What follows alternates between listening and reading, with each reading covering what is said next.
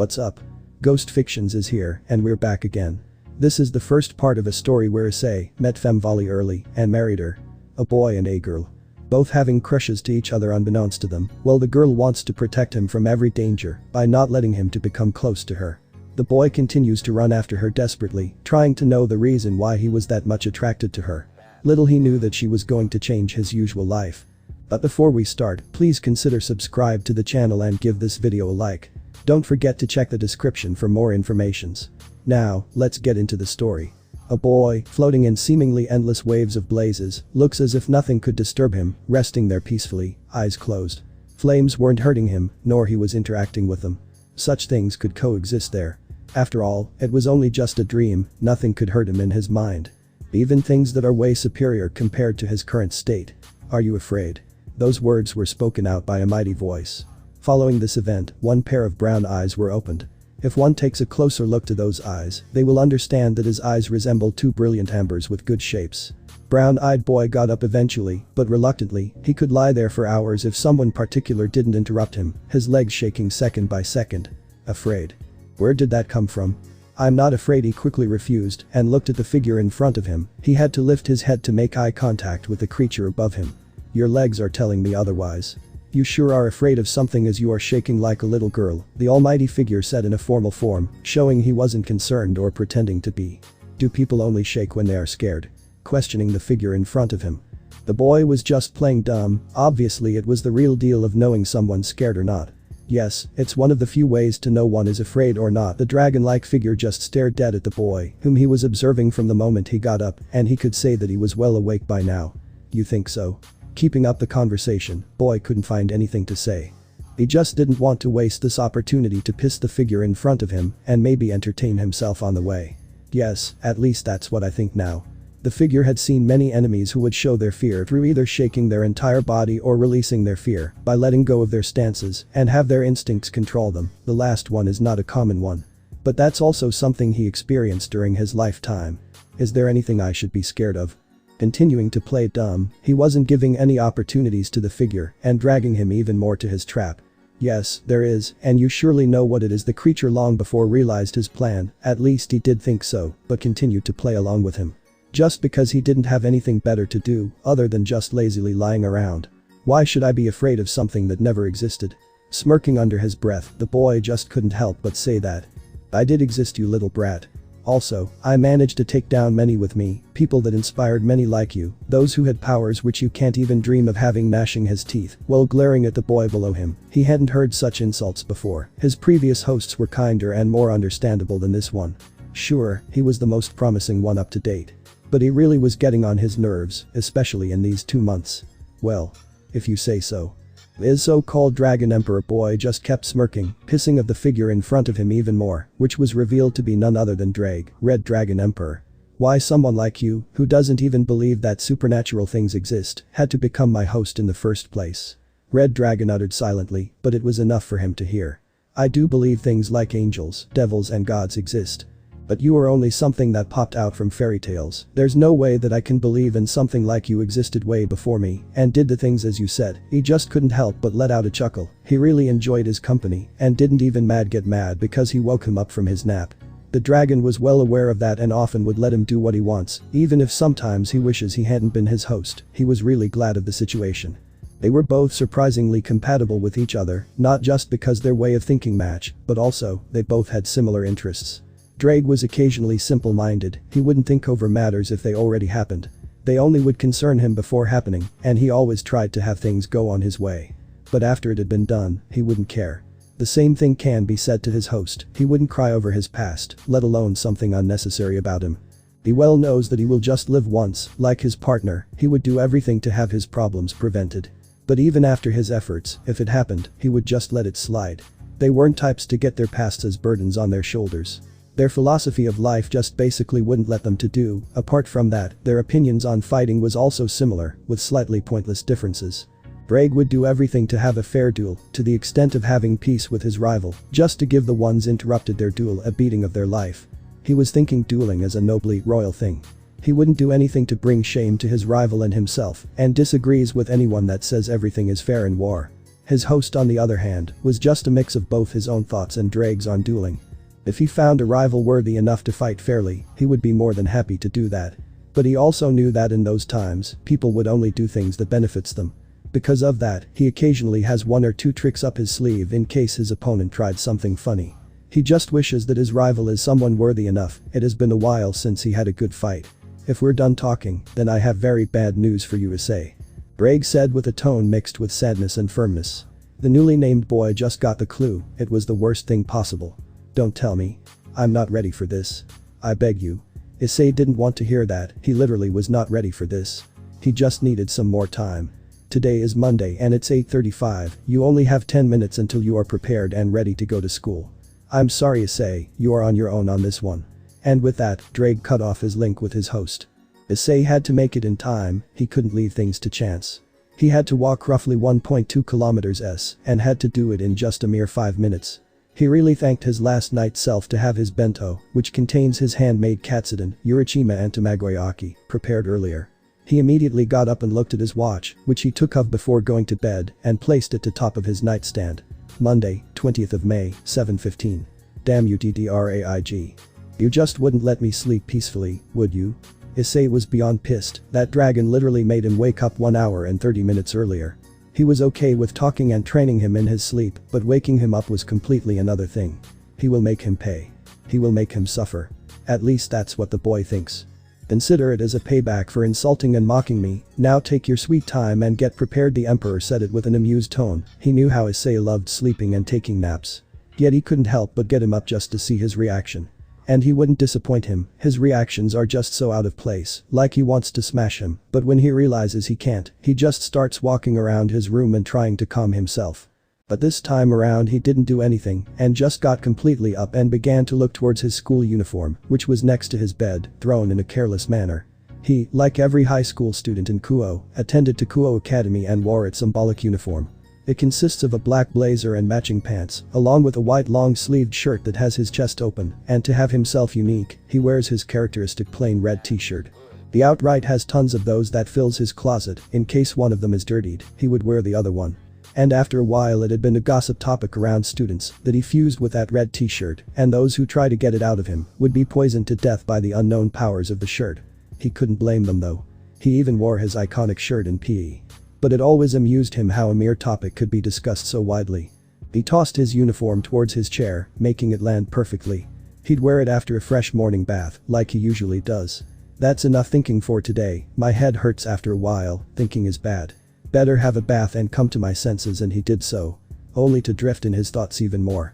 Issei would occasionally take glances around as he took a long way to go to school, watching children of the neighborhood play hide and seek together, spending time with their families. He had approximately 10 minutes of walking till he arrived to school, and even with it he was still early by 5 minutes, until the classes even started to begin. It was all because of that damn dragon. Why did he had to wake him up that early? He still wanted to jam his school bag into his right arm, which was nothing but a briefcase, to the exact point where that cursed dragon resides in. As he continued to wander through familiar streets, which he would often see on weekends, he'd see more and more families. He could say that he was a bit jealous, not because he hadn't seen his parents for 10 good years. It was because he really wished to see the day when he would have an unconditional love for someone special, and only special to him. That was his only wish that he wanted to come true before he died. You do seem to have spaced out. What happened? The dragon inside him asked with a not-so-concerned tone. He knew that his host had nothing to be worried about, other than being exposed to the supernatural as the red dragon's host. At least that was what he thought until hearing him. Nothing in particular. I was just thinking about my school life, and what I will do after I finish high school, Issei told him in a way that made the dragon wonder. What could have possibly made him think of his future and all of a sudden? His host was someone that lived the moment. As the dragon's curiosity rose up, Issei decided to open himself to his only partner. I just feel like I can't keep my facade up forever. It is going to fall somewhere I certainly won't expect. And I better be quick to make my future plans as the Red Dragon Emperor. If anything, the White One will definitely find us and bring the long-lost rivalry between you two. Whereas one part of me wants to live my life as an ordinary high school student, the other one says to dive into the supernatural and have my name carved to the supernatural as your host. I just can't decide what to do. You know me very well. I live my life as it goes on, and normally I wouldn't even be slightly concerned about this matter. But, like, it simply came to my mind, and it frustrates me because I can't do anything about it right now. He sighed as he was done with talking. He really didn't like thinking that much, hell he wouldn't even think if it wasn't necessary. Drake had nothing to say, on certain times he would be like that. In those times, it was the best to leave him to be. Emperor could do nothing but that, his words wouldn't even reach to him in times like this, that didn't mean he wasn't going to try. He always does what he can for his sake. Issei. You know. Thinking about future isn't your thing, it just makes both of us frustrated. The thing you need to do is leaving things right as you watch. Your future is important, and I know that. Thinking about Albion and his host, they can throw themselves off of a cliff for all I care. As of your current situation, I'm sure you'll completely overwhelm them even without mine and boosted gear's help. I have you and you have me, even though we both annoyed and continue to annoy each other, we still are an inseparable team. Now with your future plans, I'll just say my motto. Don't do anything that you will be sorry about. I am too sure that both of us are entertaining ourselves with the life you have. Today is known, but tomorrow is a misery. If you continue to think about tomorrow, you simply can't live your life. Do things that you won't be regretful. Believe me, it'll ease your concerns. The dragon said with an anxious tone, he really couldn't bear to see him like that. And it looked like his words had some effect on him. Just because the faint smile on his face came back and he fully opened his eyes. Thank you, partner. I don't know what I would do if you weren't here for me. You're a lifesaver, the boy said it with sincerity in his tone, making the dragon inside his head put a fatherly smile on his face. That was until he heard what he said. But that doesn't mean I'm not mad at you because of this morning, I literally had a whole freaking hour to sleep, you lizard. And you ruined it. It was clear that he's still pissed about the events of this morning. But he said it with a bright smile that replaced the old one. And that was exactly what Drake was waiting for. They both simply lightened up their moods with a small chit-chat. Well, you brat, bring it on. It's not like I can't endure your puny punches without ease. Releasing a mighty roar, that was today's challenge for him. To piss Drake as much as he can possibly do in a mere day. And boy, he clearly had tons of plans for that. The dragon thought that they would just what the duo usually did. He'd sleep in class and have harsh clashes against Drake for how much he can endure. But today was different, he had already planned what he was going to do. Oh ho boy, today wasn't going to be an easy day for the Emperor. He could already hear the helpless cries of the red dragon. Speaking of which, have you activated your artifact? What a silly question to ask, especially since we have little to no distance until I arrive to school, thought Issei. And got an irritated roar in response from his partner, stating that he just wanted to help. He outright didn't have enough guts to barge straight into his school, which really was a devil nest by the way, without concealing his presence through the help of his artifact. Extreme concealment. Like its name suggests, it literally could erase one's presence from anywhere, even in memories after using it for so long. For Issei it was his main lifesaver, just because nobody could detect him and sense his presence as the Red Dragon Emperor. He literally owed his peaceful life to this little piece of purplish black cloth, which had a dagger design and same colors in it. He generally stores in his inside pocket, where it would neither bother him nor would be found. It had saved him from many burdens. Completely concealing one's presence was a skill that Issei had yet to artifact, only had one backlash though, he couldn't use any stealth spells, otherwise the artifact's effect would be removed from him, and he would be easily sensed even by the novice level magic users. His presence was a mixed one with Drake, it would emit such a terrifying feeling upon the one that tries to read him. Thus, it was not really for having a peaceful life. Artifacts weren't like sacred gears, which were God of the Bible's gift to humanity. Instead, they were ancient relics that fallen warriors left behind. They were neither bound to their user's soul, nor had any backlash to user when they were damaged. Everyone who knows about supernatural, at least the basics, could use them, but some of them would either decide their user by putting them under some obstacles they have to overcome or just rot away in forgotten lands. About how Issei found his own, it really was just pure luck. He saw it rotting away in a collector's stand and asked whether he could buy it or not. The man just nodded and didn't even want any money from him. He was lucky back then, when he was just nothing but a child. They also had classes like sacred gears, but they weren't that simple. His one was a legendary rank, because nothing in the world could duplicate its ability, meaning its uniqueness. There were at least 5 classes, but Issei only knew about the highest 2, legendary rank and S rank, also called as world rank. World rank ones were extremely rare, because no living soul would want to keep something that is able to cleave the whole world in two. At least it was what Issei thought, but that was just the gist of it, most of them didn't have enough power to destroy the world. But at the same time, it didn't mean that they weren't dangerous nor harmless. In fact, one world rank artifact user can keep up in the fight with a Longinus user without breaking a sweat. But that's only if they completely understood the working mechanism of the said artifact. Just who do you think I am? I'm so cautious that I really do not disable it in weekdays, and I always activate it from Sunday the night. That thing simply become a part of my daily life. Issei really loved his artifact, sure it wasn't a combat type, but like he said before, it really was his lifeline. If it weren't for his beloved artifact, he wouldn't have gotten the peaceful life he wanted to live in. So, what are our plans for today?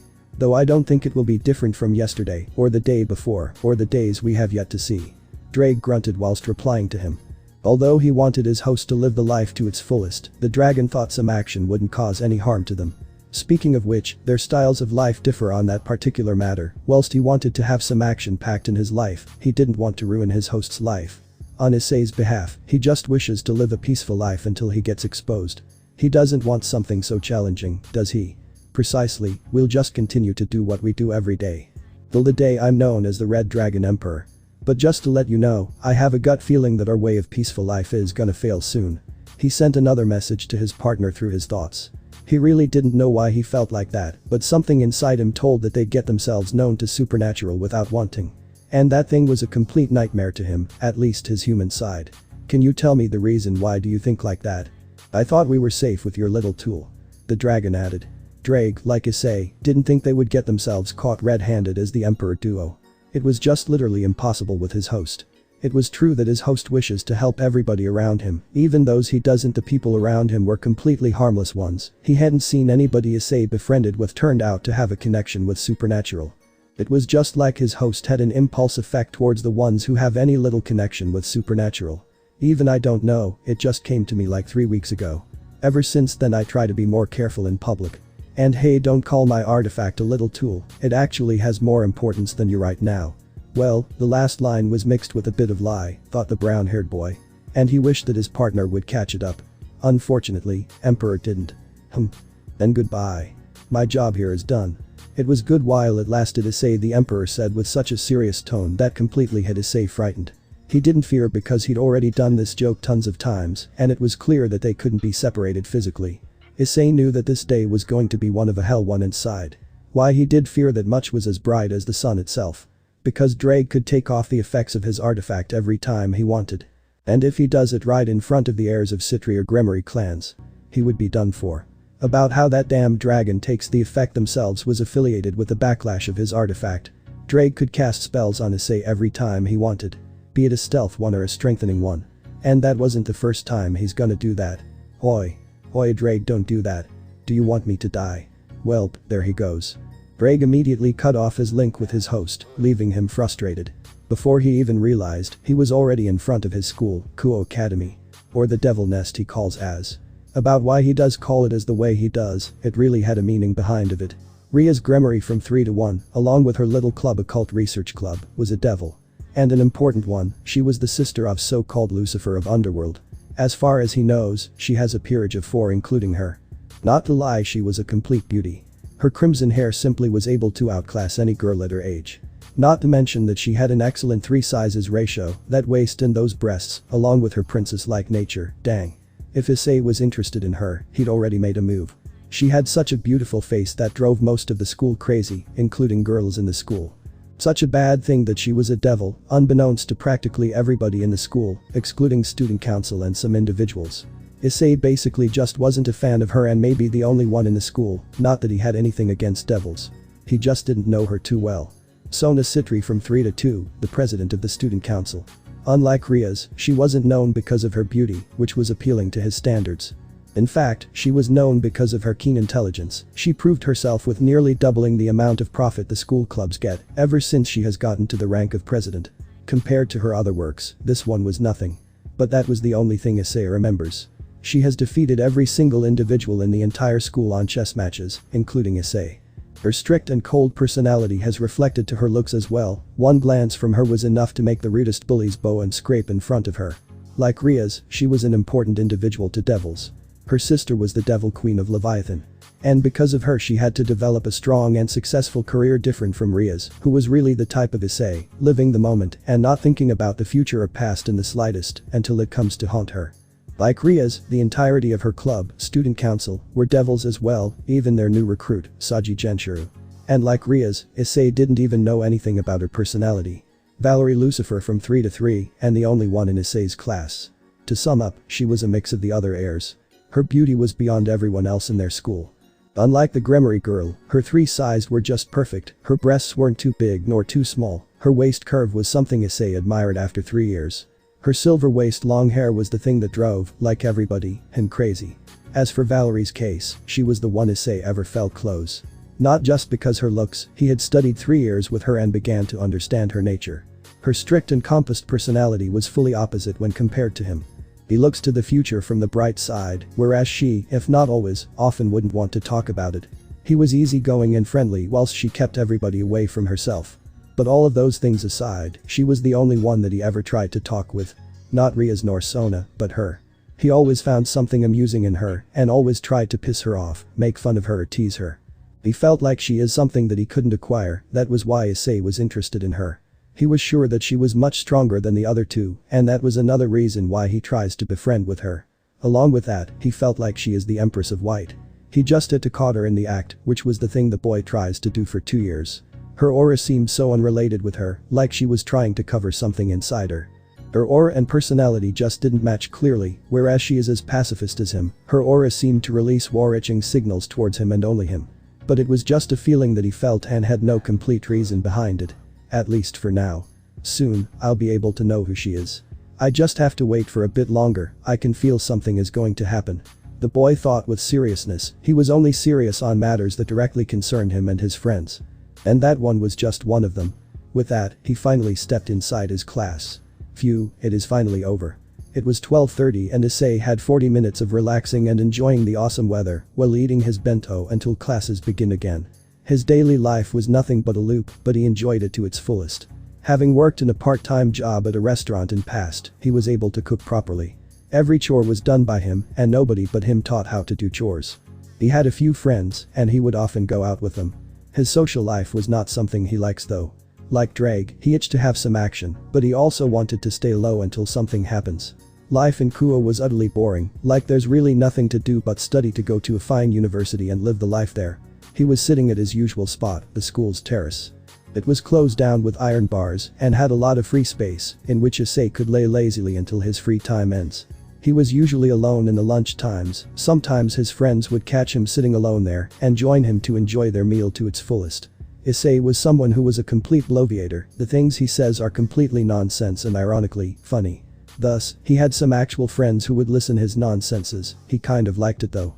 Having actual friends was something that matters to him, in those bad times, there needs to be someone whom he would cry over on his or her shoulder. But he did think that he found those friends. You do seem to be thoughtful, what happened? Yay. Everyone's favorite dragon has just come back. But Issei wasn't glad, that cursed dragon has just put him in 2 dangerous situations just in a day. First, he'd woken him up and secondly, he had deactivated the extreme concealment for exactly 15 times. Every time Issei puts it up, Drake just deactivates it with a basic level stealth spell, which irritated Issei, why he couldn't just let him do his thing until school finishes for today. If it weren't for you, I wouldn't be so anxious, Drake. I could have gotten exposed because of you. That Valerie girl just kept looking at me for the whole day. I think she realized something, what shall we do? Boy exclaimed rather worried.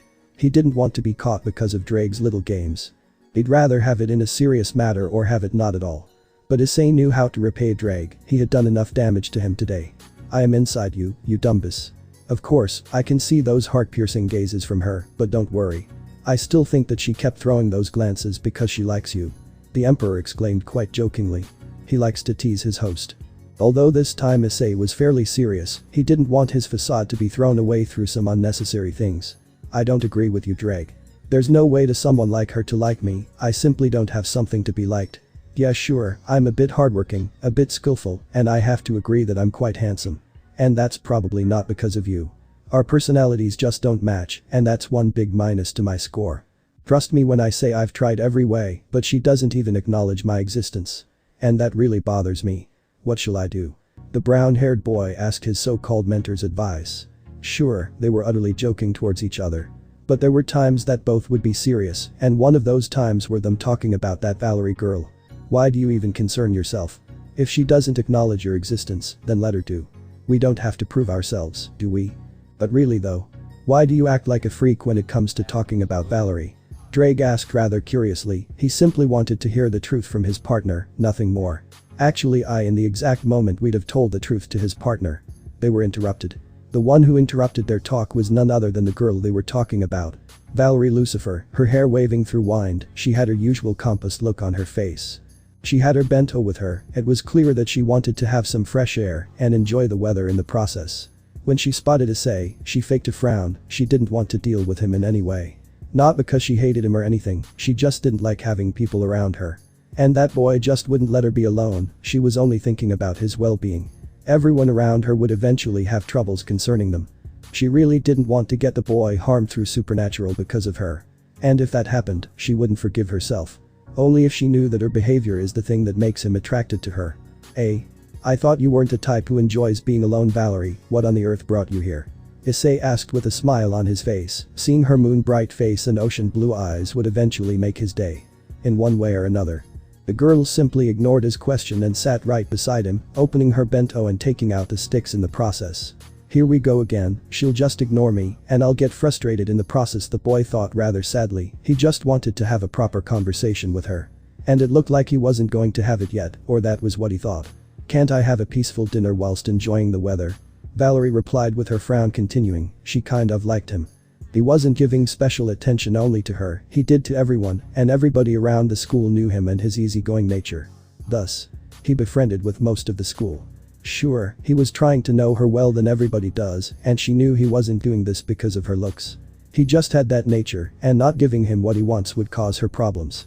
But with that way, he'd be safe from danger. She already lost a couple of her friends because of her. She was going to make sure that the boy will be completely unharmed in any way concerning her.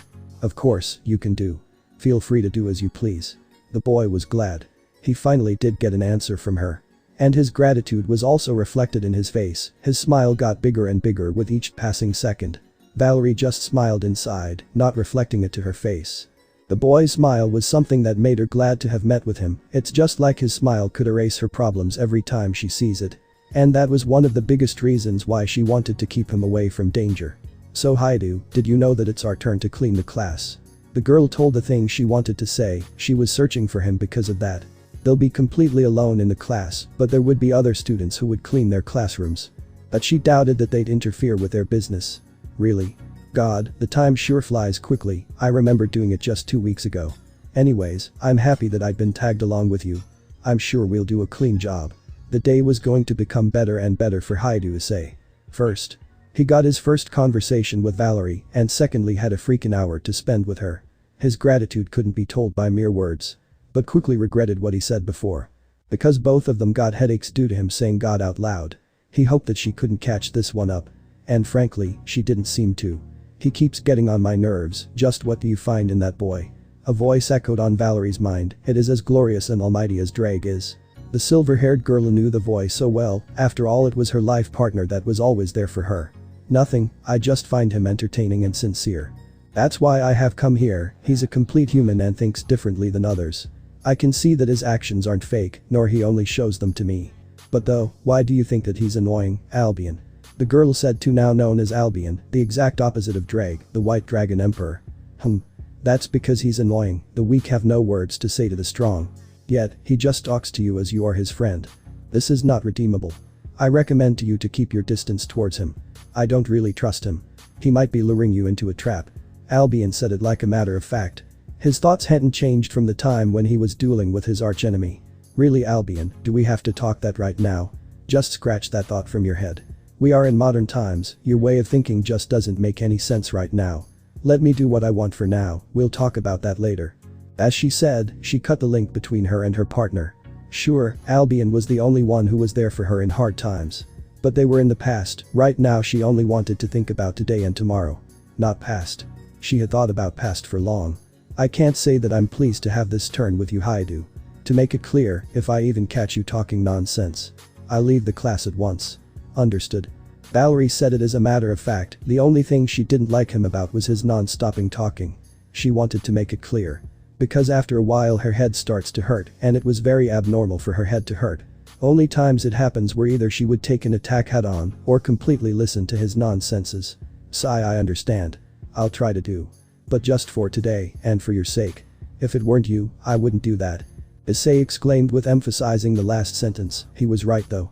He wouldn't do that for anybody else. He finally talked with the girl he liked. So. He'd try his best to do what would make her happy. Good, now you're talking. With that. They continued to enjoy their meal with silence. Issei Haidu and Valerie Lucifer. Well, I think you already know that, I'll just make a reminder. Today it's your turn to clean the class, and please don't forget to close the windows. It just becomes cold here in the first period, and thank you for your service already. Said Issei's favorite teacher, Miss Kizuno. She was the teacher who covers the history topic for 3 straight years. Thus, becoming his favorite teacher in the first place. She was kind and loving, especially towards Issei. He'd help her every time she wanted and wouldn't complain, and so did Miss Kizuno. She'd help him with other topics like geography and it. She was like a friend to him and often would lean her shoulder to him. Understood, both said at the same time, getting a smile from the said teacher. Okay class, the lesson is over for today and we still have a few minutes to spend. What shall we do? Miss Kizuno said while getting up from her chair. She got up only for leaning against her desk. And having view of all the students at once, like in every class.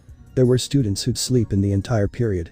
That didn't bother Miss Kizuno because she already had a few students who would listen to her. When she spotted someone raising his hand, she nodded to the boy and let him speak. What's your idea, Takami? She gave the permission and the said boy started to speak. I think we should talk about our future plans and maybe we can help each other on the way. Takami was one of the normal Japanese boys. Having his wavy long hair waving around him with his monotone brown eyes. He was neither tall or short, like said before, he was nothing but a normal Japanese boy. That's a very good idea, who would want to speak about their future? Seeing the majority raising their hands, she agreed to move on to their new subject. She glanced towards Issei, who seemed to not a fan of talking about future as he didn't raise his hand. She decided to have him to be the first one. Issei, what do you want to do in future? I'm sure someone like you has already planned his future, so why don't you share it with us? Miss Kizuno said it in a way that demanded answer. Issei only sighed and stood up in a way to show respect towards his teacher. Well, to be honest. I don't even know what I'm going to do, you know me well, Miss Kizuno. I am someone who lives the moment, nothing more. But I'd probably become a teacher, I just like teaching people a few things. And that seems like what someone like me would do. Issei said with honesty in his voice. He didn't like talking about future, but if his teacher said him to do, he could do nothing but talk. You know Issei, you could make a fine teacher. I can see the light inside you. If you have any questions about it, don't be shy and ask me away. Miss Kizuno said with her smile growing bigger and bigger on her face, her favorite student is going to follow her way. I guarantee you that I'll, Miss Kizuno. Issei replied with his own smile and sat down and sighed deeply. He was glad that he had his turn done. Okay, who's next? I'm eager to hear your plans, my dear students. Miss Kizuno was one of the closest to her students. She had already planned to become like this when she was studying in the same school. It was her dream to be appointed here and it happened in her first try. She spotted Valerie raising her hand and gave her permission to speak. Valerie was also one of her favorite students. She was beautiful, hardworking and at the same time, clever. People who are hardworking and clever were hard to find. If she had to give an example, it would be Issei's case. Issei wasn't clever, but he was really hardworking and tried to prove himself. Actually, Miss Kizuno. At the moment she was going to say, the bell rang. Miss Kizuno just threw a disappointed look towards Valerie, she really wanted to know what her student was going to say.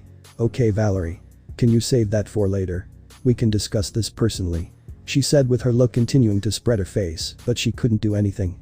They had a duty and it had to be fulfilled. After earning a nod from Valerie, Miss Kizuno turned her face towards the students. Class, don't forget to bring your books for the next period. Even if we don't have anything left to do in this term, you have to bring it for it is a matter of form. Until then, take care. With that shout, everybody but the duo started to leave the class. When Issei became sure that they were the only ones left, he started to speak.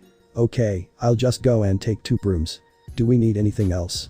The brown-haired boy said while looking directly to her eyes. After a while her reply came. No, I don't think we need anything else besides those. Just go and take them. With that, she put her head to her desk. She suddenly felt tired and the sleepiness wouldn't let her alone. A little bit of napping wouldn't hurt anyone, would it? Albion, make sure when Issei comes, wake me up. That was all that passed through her mind and she let sleep come to her. But she forgot one little thing, she had cut her link with Albion and he wasn't going to wake her up. When Issei came back 5 minutes later, he found Valerie sleeping. He kept looking to her face with a smile on his face, he wasn't going to wake her up though, he could do all the cleaning by himself. She must be tired, it's best if I don't wake her up. After all, being popular in the entire school must be tiring. With that thought, Issei began to clean the class all by himself. Issei wasn't mad that she slept, even if the person he hates the most, who doesn't exist by the way, was tired and slept. He wouldn't wake them up for something he can do alone. And doing chores was one of the best things he could do. You really go so easy on her. She might catch up something. And if that happens, your love to her will be exposed, the Red Dragon Emperor jokingly said, but Issei didn't catch the joke and began to blush faintly, with his smile continuing to spread. What? Me loving her? You must have dreamt while you were sleeping, Drake. I don't love her, at least not yet. Whilst shouting the first part, he said the last one rather quietly, but Emperor still heard it and began to laugh. Well, not yet, huh? Then spill. What made you attracted to her that much? Drake asked with an amused voice. He has found another one of his host's weaknesses. And he was going to use it for his advantage. The boy's blush began to spread on his face rapidly. Issei sighed with a smile on his face, even he didn't know what made him like that. I don't know, Drake, it's just like something I can't explain even if I wanted to. I feel like I have to devote myself to her. At first, I thought that it was just her looks. But after a while I kept being attracted to her, only for desperately searching a reason for my complicated feelings. And I'll keep searching, I don't know the reason why I feel like this. But I promise I'll find it. Issei told his partner with a tone mixed with resolve and sadness. It just kept weighing on his mind. And the thing that drove him crazy was he couldn't do anything to solve it. Just like I said before, opposites attract each other. And you too, my boy, are complete opposites when I look further into you. Not only personality-wise, but also your habits seem to differ. But hey. I'll be here even if you can't earn her heart, which I doubt. We can live like we did before, just don't let it get to you and we'll be okay. If you need any advices for capturing her heart, I'm here to help. Drake began with seriousness on his tone, but he couldn't keep it and started to laugh when he was done talking. He had never seen his host like this and wanted to make fun of him. He knew Issei wouldn't mind. We'll talk about that later, you cursed dragon. Right now, we have a duty to fulfill and I want to go home early today, don't get under my feet. Issei was embarrassed. What on the earth he thought opening himself to Drake would be a good thing. The dragon wanted nothing but embarrass him in front of people. He cut the link between him and Drake and began to focus on his job. Cleaning the class wasn't an easy task, it required concentration and having sharp eyes to see the dust even in places like under the desks. Fortunately, Issei practiced it while he was studying in Kuo Academy. He knew which places he should look, every student's behavior changes. What he meant with that is he knew whose desk would be dirty and whose wouldn't. But to be sure, he looked into everyone's desks. When he was sure where he should look, he began with opening the windows, there were 3 of them. He had approximately 1.5 hours of working, which was way longer than usual. I have a feeling that this ain't gonna be easy. Issei wiped away his sweat with his left hand. He was very tired, but at least he didn't have anything left to do, which meant that he was free for today. He remembered what Miss Mizuno said and closed all the windows before going back to his own desk. He cleared up what was left and prepared to go, but remembered he had one little thing to do, and it brought a smile to his face. He approached the sleeping girl and poked her with his right hand. Hey Valerie. Valerie. Get up, he continued to poke her bright face until she began to wake up. Valerie was a heavy sleeper. She couldn't be woken up by mere sounds. One had to poke her and say her name repeatedly, it was the most efficient way. Weave me on IJWST want to sweep. She said it with such a cute tone that Issei's smile began to widen. He began to understand why. It was because no one showed him special attention. Everybody was same, if not worse, towards him. They only used him as a toy, nor only befriended him because of his nature. But this girl, he wanted to believe she wouldn't make him sad. Valerie. It's time to go. Please wake up. The boy said with a much nicer tone than before, it was like he was singing a lullaby for her. Soon, the girl opened one of her eyes to analyze the situation she was in. She saw the boy and closed her eyes, only to open them again. She was surprised why she was sleeping in the class and they were the only ones here. She immediately made eye contact with Issei. Explain. She said it with her usual cold tone, she demanded answers. Did you forget that it's our turn to clean the class? I went to take the brooms and when I came back, I found you sleeping. I thought that you were tired and did all the cleaning by myself. I swear I didn't do anything to you besides waking you up. Issei explained calmly, he hadn't done anything to her. So. He was relieved. She took a look around the class and found it cleaned. She was embarrassed though, but didn't show it to him. I'll only say it once, Haidu, thank you. Valerie said with none of her coldness around, she even smiled to him and got up. She prepared her briefcase and left the class, leaving Issei stunned behind. I'll only say it once. Valerie told to the curious boy in front of her while standing up. He had done enough for her to get a thank you from her. When she finally prepared her briefcase and made her way to the door, she glanced towards him at the exact time she approached the door. Preparing herself and inhaling a deep breath, she put an uncharacteristic smile to her face. He deserved this one. Thank you. Valerie said it with her bright smile fully spread. With that, she got out of class, leaving the boy stunned and surprised. He clearly wasn't expecting this. What? Drake shouted with a high-pitched voice, enough for Issei to collect himself. Seeing her doing this also made the dragon inside him surprised. Maybe he had a chance after all. Are you freaking kidding me?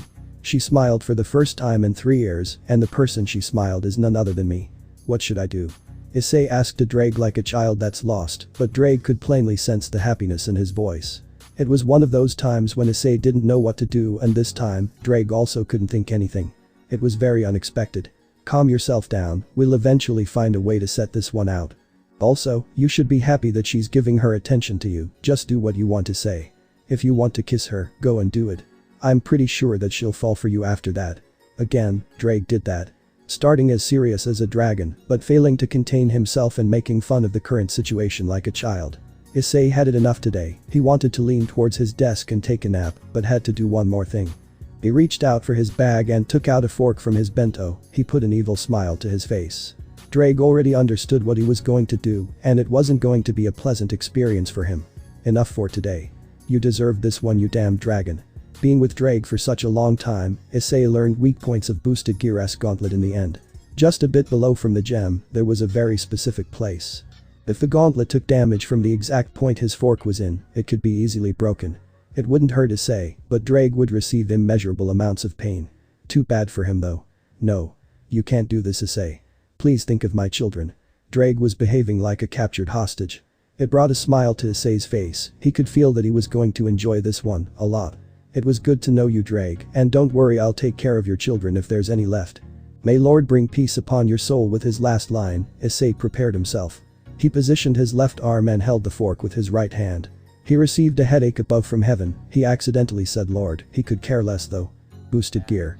He didn't even bother looking whether Vali was gone or not. Right now, only thing he cared about was the payback he was about to deal. His left arm was enveloped within a bright crimson light, and when it died down on his arm, there was a specific crimson gauntlet, or to be exact, the Longinus boosted gear. Issei originally uses boosted gear in its second liberation because of the fact that it mostly covered all of his arm to his elbow, so he could get his job done. Boosted gear's second liberation's form was more complex than first one. It had 2 jewels instead of one at his wrist side and one at around his elbow. From his wrist to his elbow, boosted gear's total of 10 spikes covered his arm. The jewel he was gonna hit was the second one. Normally it would make sense if it was the first one, but he didn't know why the gauntlet had a weakness at the exact point. Issei readied his fork while Drake continued to beg him. He jabbed the clean fork to the exact point. Then came Drake's ear-piercing response. Issei looked at the fork. It was close to be bended completely, but boosted gear was nearly broken. It had so many cracks, and Issei felt a bit guilty. Not because Drake's agonizing cry, because he nearly broke his gauntlet. Not that I can summon it again though. But I should break it. I don't like seeing my dear gauntlet like this. Issei got up and readied his fist. He approached the wall behind and punched it lightly. But the thud sound, boosted gear was completely broken, and it fell off from his arm. It quickly turned to ashes, and the wind had it flying off. It wasn't the first time Issei did that, but he had to control whether his gear was here or not. Boosted gear. Issei shouted again. His favorite gear came back and it was alive and kicking. That made him smile. If he were to compare extreme concealment and boosted gear, it wouldn't be a hard choice. Because his artifact was something Issei would toss away after being found out, but boosted gear would be here for him every time he needs. When he was going to dismiss his Longinus, he sensed a presence coming towards his classroom. Quickly dismissing his gear, he steadily approached his desk and began to pack up. When the unexpected guest arrived, Issei released the breath he was holding. It was none other than his childhood friend. Lyra Silver. Her and her family were the only ones that looked after him. She was kind, likable, appealing and mostly beautiful. Her shoulder-length golden-like hair was one of the things that made everyone but Issei go crazy. She was a bit shorter than Issei, with Issei being 5'10" and her being 5'7". When his eyes met with her brilliant green eyes, he put a smile to his face. He really liked Lyra. He felt like she was his female counterpart. They were getting along very well. Her figure was a bit lacking in breast department, but her personality closed that part. She was someone whom he could be interested in, but he didn't know why he didn't feel that way towards her. In fact, he saw her as a sister. And little did he know she felt the same way about him. She was his best friend and maybe the one he fully trusts. It's because they lived in the same neighborhood for 12 years. If he didn't trust her, then whom he was gonna? He was 1 year older than her, so he was her senior. But the age difference didn't affect their friendship in the slightest. In fact, it strengthened their friendship. When she had a trouble concerning her, he would be there to comfort her and give her some advices. After staring each other for an uncomfortable amount of time, Issei decided to start the conversation. "Hey, Lyra. Why are you here?" Issei asked with confusion apparent in his voice. He thought he was the only one in the school right now. She might have come for the tiny thud sound he made by punching the wall. But he doubted it. He was sure that it was very light and he himself couldn't hear the sound of wall being punched. Lyra had a nervous smile on her face as she started to fidget her fingers. I may or may not have slept in class and there might have been nobody to wake me up. It's just a speculation though, trust me, really nothing like that happened. I might have heard a faint thud sound by the class upside and woke up. Lyra basically summed up what was going on her behalf. The anxiety on her voice was clear. Issei just sighed and smiled. Like Vali, seeing Lyra would make him happy and have him forget his concerns for a good time. Lyra sheepishly smiled and scratched her head. Issei took another glance towards her and took his briefcase. "It's getting late, Lyra, your parents are probably worried about you. Let me accompany you, it's already late and Kuo is an uncanny place. So, will you let me accompany you, my dear lady?" With that, Issei bowed in front of her and held her left hand with both of his hands. She was blushing. Her blush was so wide that it was impossible for Issei to not see it. When he saw that she was blushing furiously, he released both of her hands and started to laugh like a mad scientist. He rolled himself around the class. He liked messing around with her. It was one of his favorite things to do, and he wouldn't get bored of it. Idiot C cut the crap, Issei. And he did it again, used his charisma and speech to make fun of her. She was near her limit. He was so unbearable at times yet so good to have himself around. She didn't mind having herself made fun like this by him. After all, if she couldn't bear to this little, then why she was his friend. Issei finally got up and wept his tears. He seems to have laughed so much from a little thing. Lyra adopted a furious look. She wanted to have him cornered. She knew she couldn't win against him. He'd be always the victorious one, and Lyra was confident to change that fact. "I'll tell you to Dad, and he'll beat the crap out of you," Lyra said with seriousness in her voice. But he didn't seem to be affected by it. Issei only looked at her and put his usual smile. "Ho ho. I'm the one at advantage, Lyra, and you're the one at fault. Should I tell Aunt Hikari that you slept in class and I had to accompany you to your home? I think they'll believe in me than you. After all, I never lied to them." Issei used his card as a senior and had her cornered. She puffed and agreed. She really didn't like losing, but against Issei, she really had no choice but submit to him. "Fine, you won. I'll let you accompany, but I have a condition. You aren't gonna say that I slept. Tell them I was just helping you to clean the class." Now that had him surprised. How did she know that he was alone and it was his turn to clean the class? Deciding it would be the best to ask, he quickly adopted a confused look. His eyes facing with hers, contacting their eyes. "How did you know that I was cleaning the class?" "Maybe I have slept nor I forgot my briefcase here and got back to get it. Also, you know, if I were cleaning the class, then I would have had someone to help me. Our teacher just won't let only one student to have the burden of cleaning the class," Issei said in his defense. On his account he had good reasons to use against her, but he forgot one little thing, and she saw the opening he accidentally left. Putting a smug smile to her face, she was so sure that he couldn't escape from this one. "Well, I didn't. I had to find an excuse, and it was the first thing that came to my mind. But when you said that, I immediately looked to the ground. It is so clear that it must have been cleaned recently. I think your job was done 10 minutes ago. I also recall seeing someone particular with silver hair. What was her name again?" "Valerie. Yes, Valerie.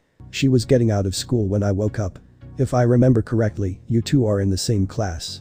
But I'm surprised that it took so much time for you two to clean the class. Maybe you are secretly dating and you had to find an excuse for yourself to not get exposed. So, when it was your turn, you delayed cleaning the class and sneakily made love to her, didn't you?" Even Lyra didn't expect she was going this far, but her last lines came to her mind and she found them funny to say. When she tried to make eye contact with him, she found him avoiding her gaze. He had a wide blush on his face. She got him good. Stop spouting nonsense, there's nothing between me and her. If there were, you'd be the first I'd tell to. It was the first time she had seen him that anxious and blushing. He wouldn't blush in front of every people, even if he did, he would try to not expose it. Seeing that it was her only chance to have him cornered, Lyra opened her mouth. "Then say, why did it take so long for you to clean the class?" You could have done it within 40 minutes. But here you are, it's already 5:35 p.m. Tell me or I'll spread the rumor that you two are dating. She dropped her last word with her smug smile continuing to spread her face. It was for the first time that she had him that much cornered. She felt like he couldn't do anything but tell the truth. Issei sighed deeply, it seems like he had no other choice. Fine. I went to take brooms for us to clean the class. But when I came back, I found her sleeping. I decided it would be best to let her sleep. And began to clean the class all by myself. Are you happy? Issei told exactly what happened. What he could possibly do other than telling the truth. Lyra didn't give him any openings to escape, so she had this one. But he also knows that revenge is a dish best served cold. Because of that, he was gonna wait until he had the chance. Really, you're one kind of a man, Issei. I mean, you're truly a gentleman. I wonder if I were in her place, would you let me sleep too? She said it while giggling. It was the first time she won, so she would be happy. Don't be an airhead, Lyra. You know that I wouldn't even keep you here for cleaning if you were in her place. I would have sent you straight to home and could have done the cleaning myself. Issei said with seriousness in his voice. Sure, he had some unknown feelings towards Valerie, but he couldn't compare her to Lyra. The golden-haired girl had a special place in his heart. He was more than willing to sacrifice his life in order to have her live. She was there for him when he didn't even know Valerie existed. After all, Lyra had people that would look after her and would be very saddened even if she cut her finger. He didn't have those people, he never did. Oh. Knowing that you care about me this much makes me happy, Issei, let's go home. She said with her childish voice back. Issei dropped out of his serious manner and led the way. The sun was starting to sink. Issei and Lyra were walking towards Lyra's home, which was neither far away from the school nor Issei's house. In fact, they could be considered neighbors as Issei's house was in 10 minutes of walking distance. They were rather silent. Issei didn't want to be the one to start the conversation, as he feared that she would pressure him about Valerie matter. So. The usual talkative boy was replaced with a silent but anxious one. When it came to talk about Valerie, he felt like he couldn't even open his mouth to protest and make Lyra shut up. Issei unwillingly admitted to himself that Valerie was his current weak spot, yet hearing people talking good after her would make him relieved and happy. Why? Even the boy himself didn't know.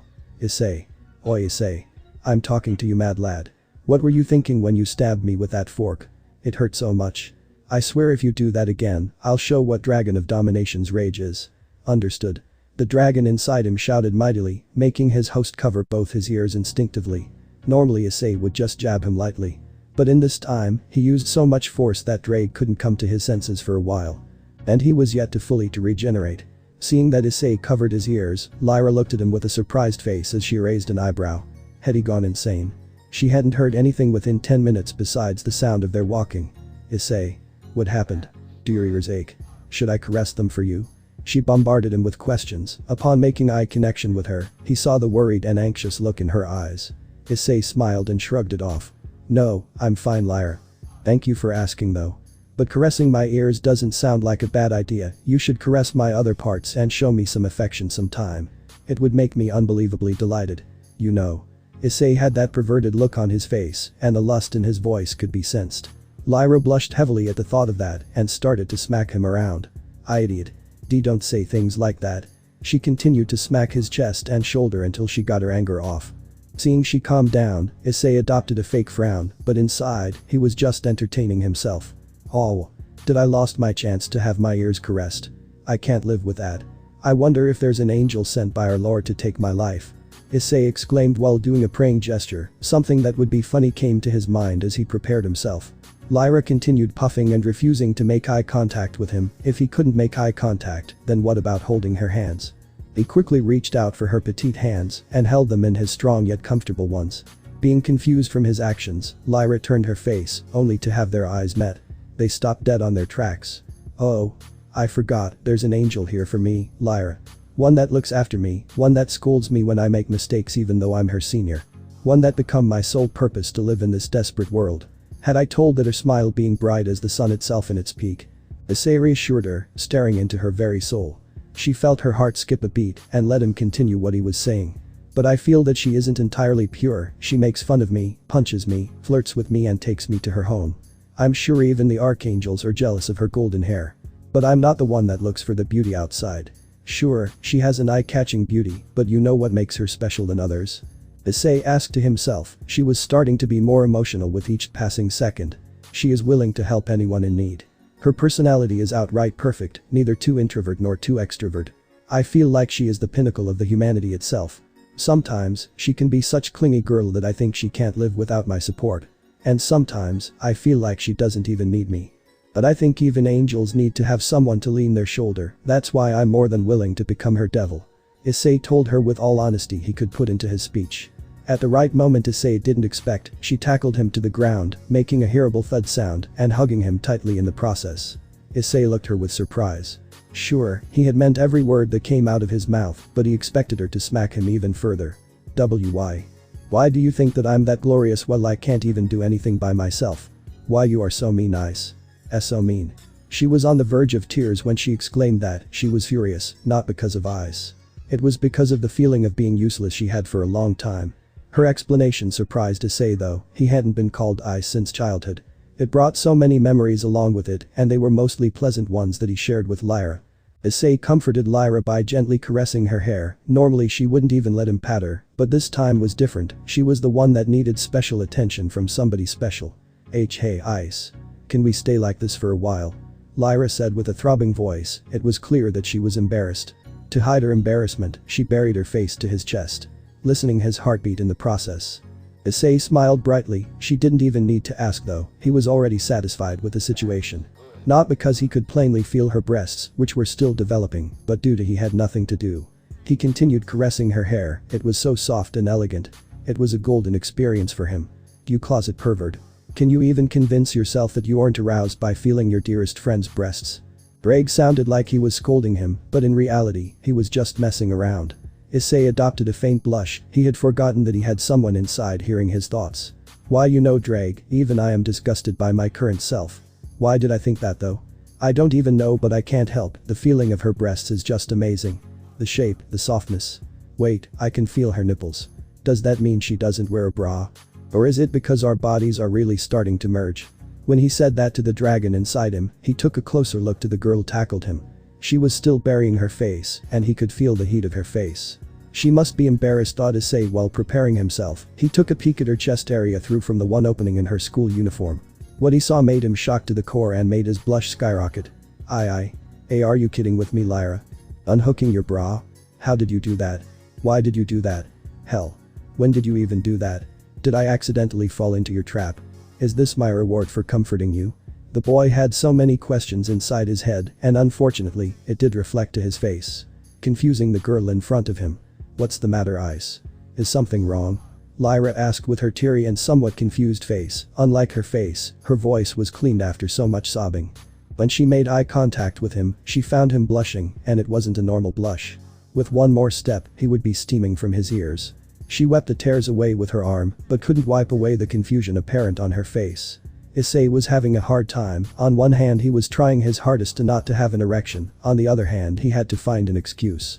But it wasn't that easy, she was directly glaring to his eyes, and her breast still pushed against his chest. He found that he had nothing to say, and instead followed the truth. Although he never wanted this feeling to end, they couldn't lie there forever. Lyra. How can I say this? He minced words. He couldn't find the strength in him to say that. He would rather die, and if he said that he would die from embarrassment. He looked straight into her chest area for her to understand. Fortunately, at the same time he looked, she turned her gaze from his face to her chest. Lyra shouted like a child, mere words couldn't describe how embarrassed she was. She literally jumped out from his chest and covered hers with her arms. She glanced at Issei with a furious, shamed and somewhat cute look. Pervert. Shameless. Idiot. Monster. Demon. She still had that cute look on her face, she didn't mean any of these words. She was only trying to hide her embarrassment. Issei laughed lightly, but he immediately adopted his serious manner and got up in an instant. Something felt off. He felt like he was trapped inside a cage, and he only felt when he was trapped in barriers. Normally, he wouldn't care whether he was in a barrier or not, but Lyra was here, and he had to guarantee her safety. Lyra wasn't away from him, he instantly closed the gap between them, he had to be quick and find the ones erected the barrier. He didn't even think about getting hurt or enjoying the battle's insanity, his first priority was Lyra's safety. He swiftly grabbed Lyra and had her in a bridal carry, surprising the girl in the process. Issei's instincts were telling him to run away, he hadn't felt like this for 3 years, and it was, pretty much, surprising. The exact time he picked her up, the spot she stood a moment ago was blasted away by an unknown force. Her eyes widened. What was happening all of a sudden? A fallen? Or an angel? Why they are here? Issei thought loudly, enough for her to hear. A fallen? What did even fallen meant? HMPH, for a brat like you to even notice my light spear. You sure have some guts, boy. A feminine voice heard, coming from above. She lifted her face, only to see someone floating in the air. But floating in the air wasn't the thing that had her surprised. The woman above them had a pair of wings that were as black as the night itself. Her feathery wings were so beautiful that she wished she had a pair as well. She was coated in a latex suit that barely covered any of her private places, only covering her arms up to her shoulders, with spikes guarding her both shoulders side. Her feet were covered by black thigh heel boots. Her long raven hair was something added beauty to her. The woman above had a bright face, her slender body, and violet eyes were another thing that had Lyra's attention. If Lyra saw her outside, she could call her a prostitute because how she looks, she was so beautiful, yet so frightening. The look on her face told Lyra that she was going to die here. But she didn't understand. How did Issei even saw her? Did he know anything about it? Shut up, fallen angel. Tell me why you are here and then I might show mercy to you. Issei stated in a cold voice that had both of the women surprised as he released his hold on Lyra, both of them staring above. Fallen angel was surprised because of the confidence he had in his voice. Lyra was surprised due to seeing him that serious after a long time. Issei had the fallen angel laughing, but it was for a different reason. She would enjoy torturing him to the point where he would break. My. Aren't you the entertaining? For you are going to die by my hands, at least I should fulfill your last wish. I, Rainer, only came here for eliminating your little girl for not waiting her to finish her lines. Issei jumped out to reach her. And he succeeded, as he was going to have a round kick aimed at her and take the advantage of having her in the ground. She reacted at the last time and narrowly avoided contact with him, barely pushing herself back. She underestimated the people in front of her because they were humans, but she wouldn't make the same mistake again.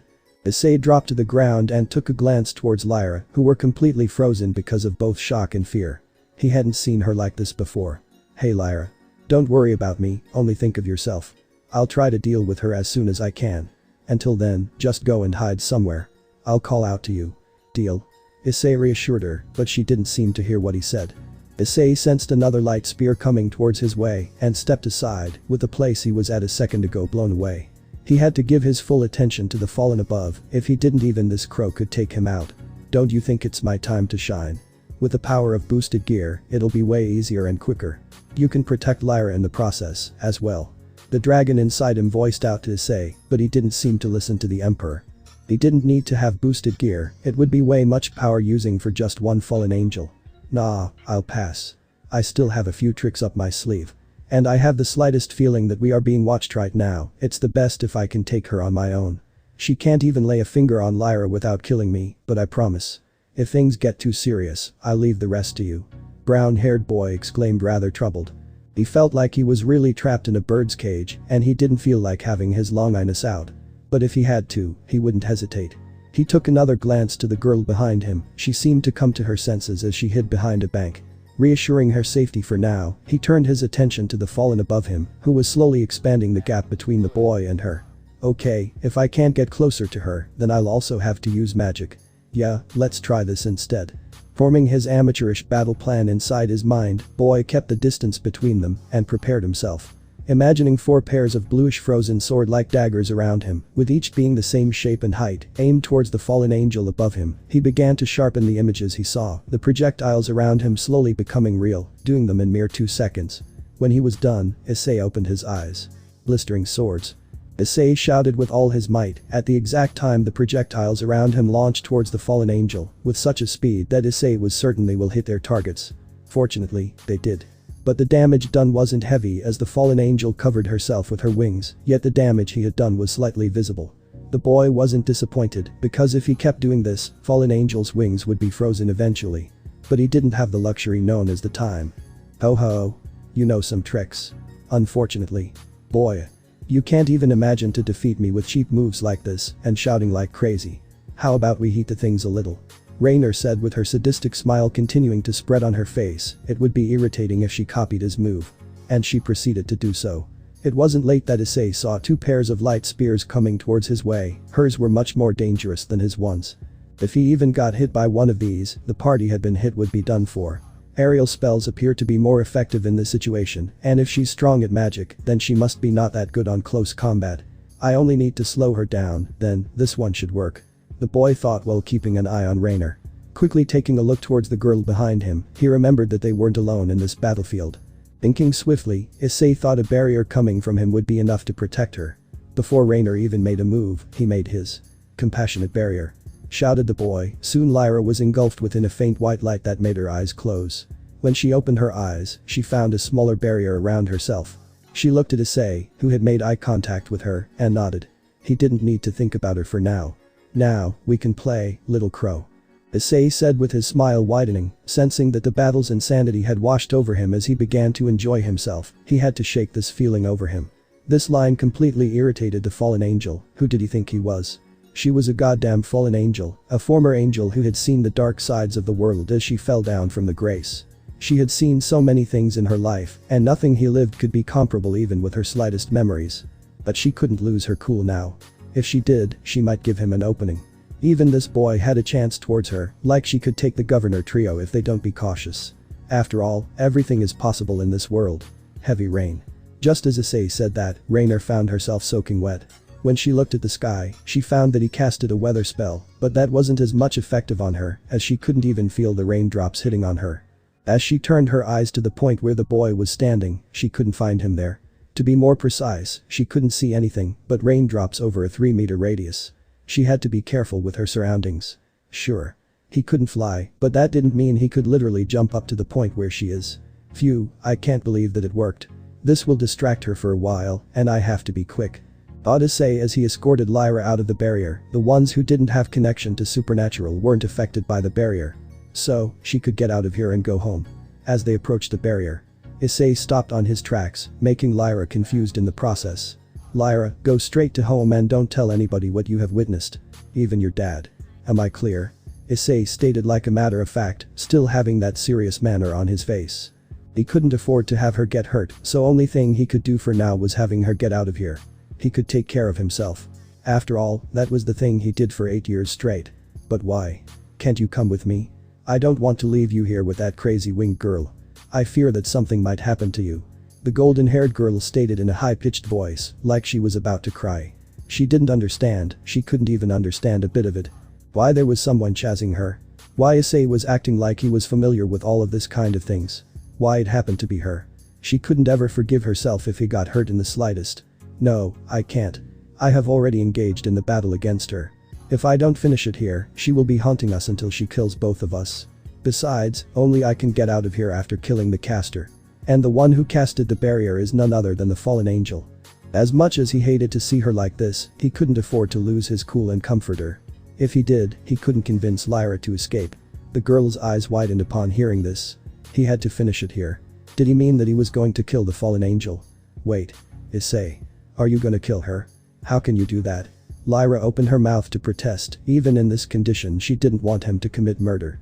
She knew that he was doing all of this for her sake, but she couldn't shake the feeling of being guilty from herself.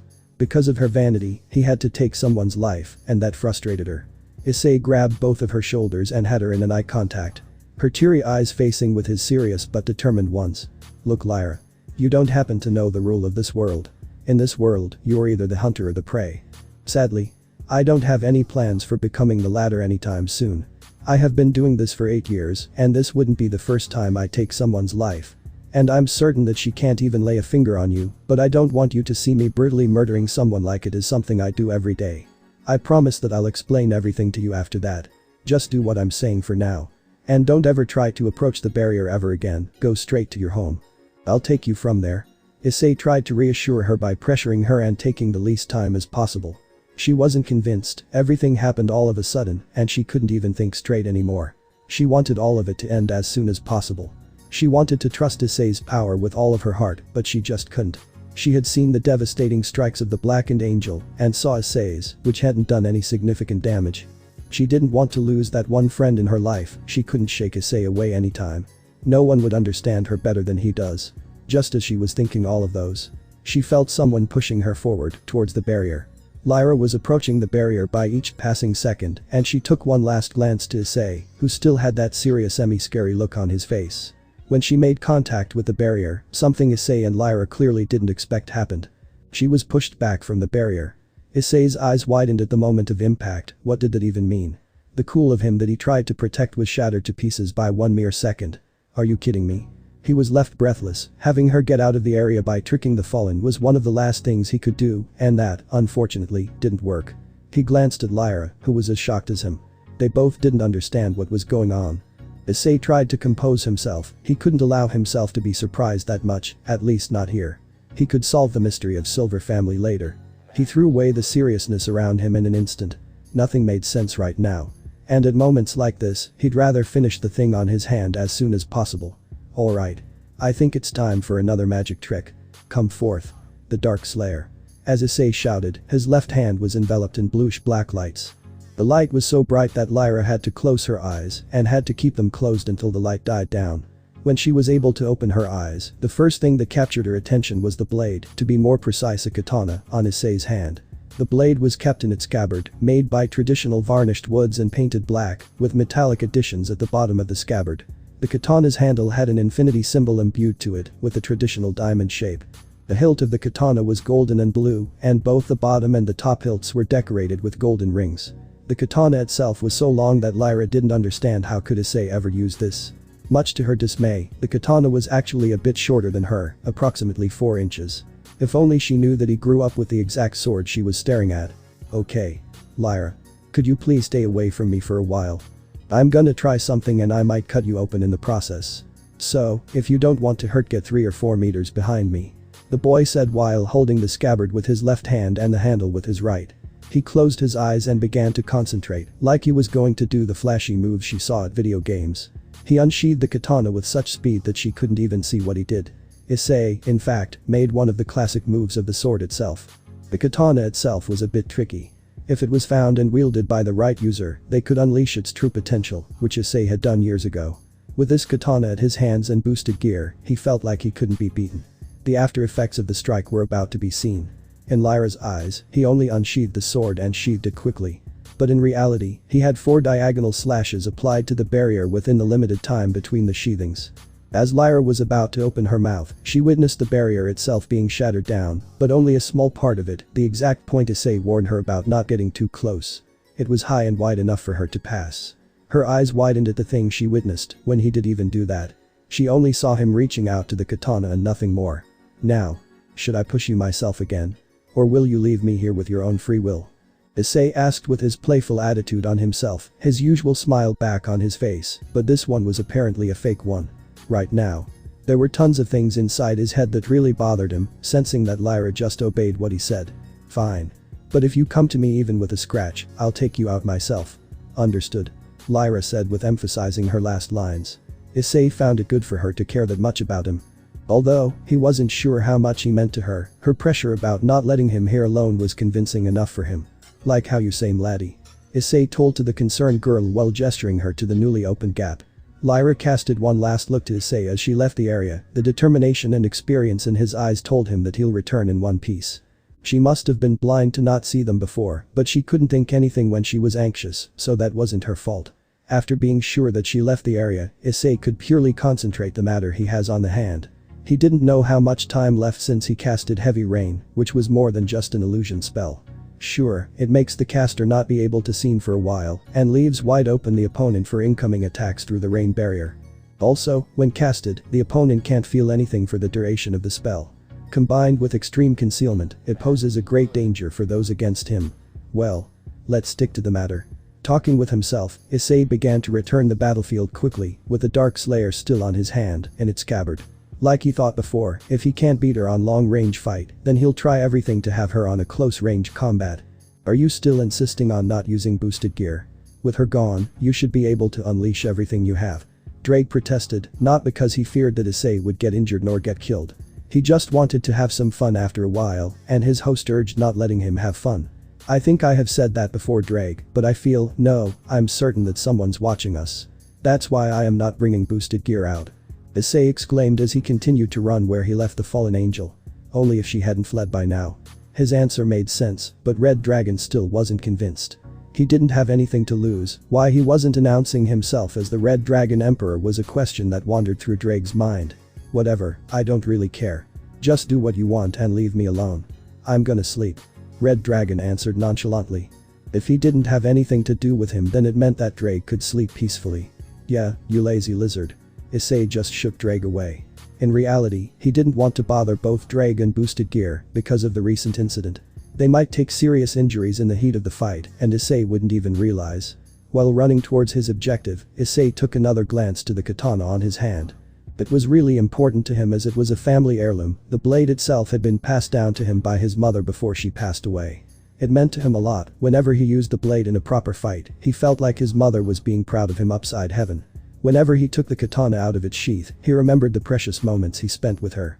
Whenever he thought about her, he felt powerless. Why he felt like that is because he couldn't prevent what happened. If he had been strong and quick enough, he could have stopped her. With those grim thoughts wandering through his head, he finally stepped forth to encounter the fallen for the last time. Damn, where the hell is this brat hiding? One could understand from her tone that she was furious. Rainer was standing the exact point she used to for 10 minutes, with the cursed rain never stopping. It blocked her view, so she closed her eyes in order to wholly focus on her senses. For the past 10 minutes, she couldn't feel or sense anything coming towards to her, but she couldn't drop her guard. He could strike any time. She understood that he was a force to be reckoned with, but that didn't mean she was powerless. She had 1,000 years of experience. A little boy like him shouldn't take her down. She also was occasionally smelling the area entirely. If he somehow hides his presence, she can track him with his smell. She didn't need to know how he smelt. She could point out the new scent with her excellent smelling. In fights like this, she could use everything on her hand, whether the opponent is strong or not. She might seem to underestimate her opponents, but in fact, it's otherwise. She would never underestimate someone. She knew the rules of war. She heard some footsteps. She immediately enhanced her stance. She readied her light spear as she opened her eyes. She wasn't entirely blind in this situation. She could see around her for a little, and that was enough. She didn't need to see every single piece now. She only needed to defend herself for a while. She turned to the point noise came out, the entrance, or the north side of the park. She had to be cautious. She knew that the boy was hiding something great, otherwise he wouldn't be so confident of himself. As she was about to throw her spear, she hesitated for a second. Realizing that footsteps were no longer hearable. She heard the sound of water splashing around and felt a presence rising behind her.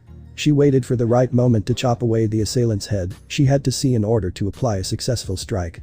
She saw an incredibly long katana swung towards her and immediately tried to defend herself with counter-striking, as she had no time to block nor avoid the strike.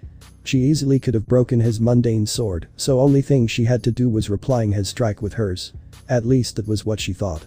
At the moment both objects collided, she felt enormously underpowered by the weight of the strike. She couldn't keep up with this. Soon, she saw her light spear being cut, starting to shatter as it fell down. Her eyes widened as she realized the katana was long enough to reach her neck. If she hadn't tilted her head at the last second, she would have ceased to exist. But her tilting her head didn't do any good as he managed to leave a deep diagonal cut that reached out from her right shoulder to her left breast. Blood immediately started to flood over from the cut as she felt her veins burning. Realizing that the sword was no ordinary one, it must have been enhanced with demonic magic, or it must have been a demonic from the very start. The rain had already stopped by the moment he broke her light spear. Starting to fall down as her wings didn't support her, it was like the life itself was ebbed away from her. She felt so weak all of a sudden. She never felt like this in her entire life. Finally. She fell down and opened a big gap to the point she crashed.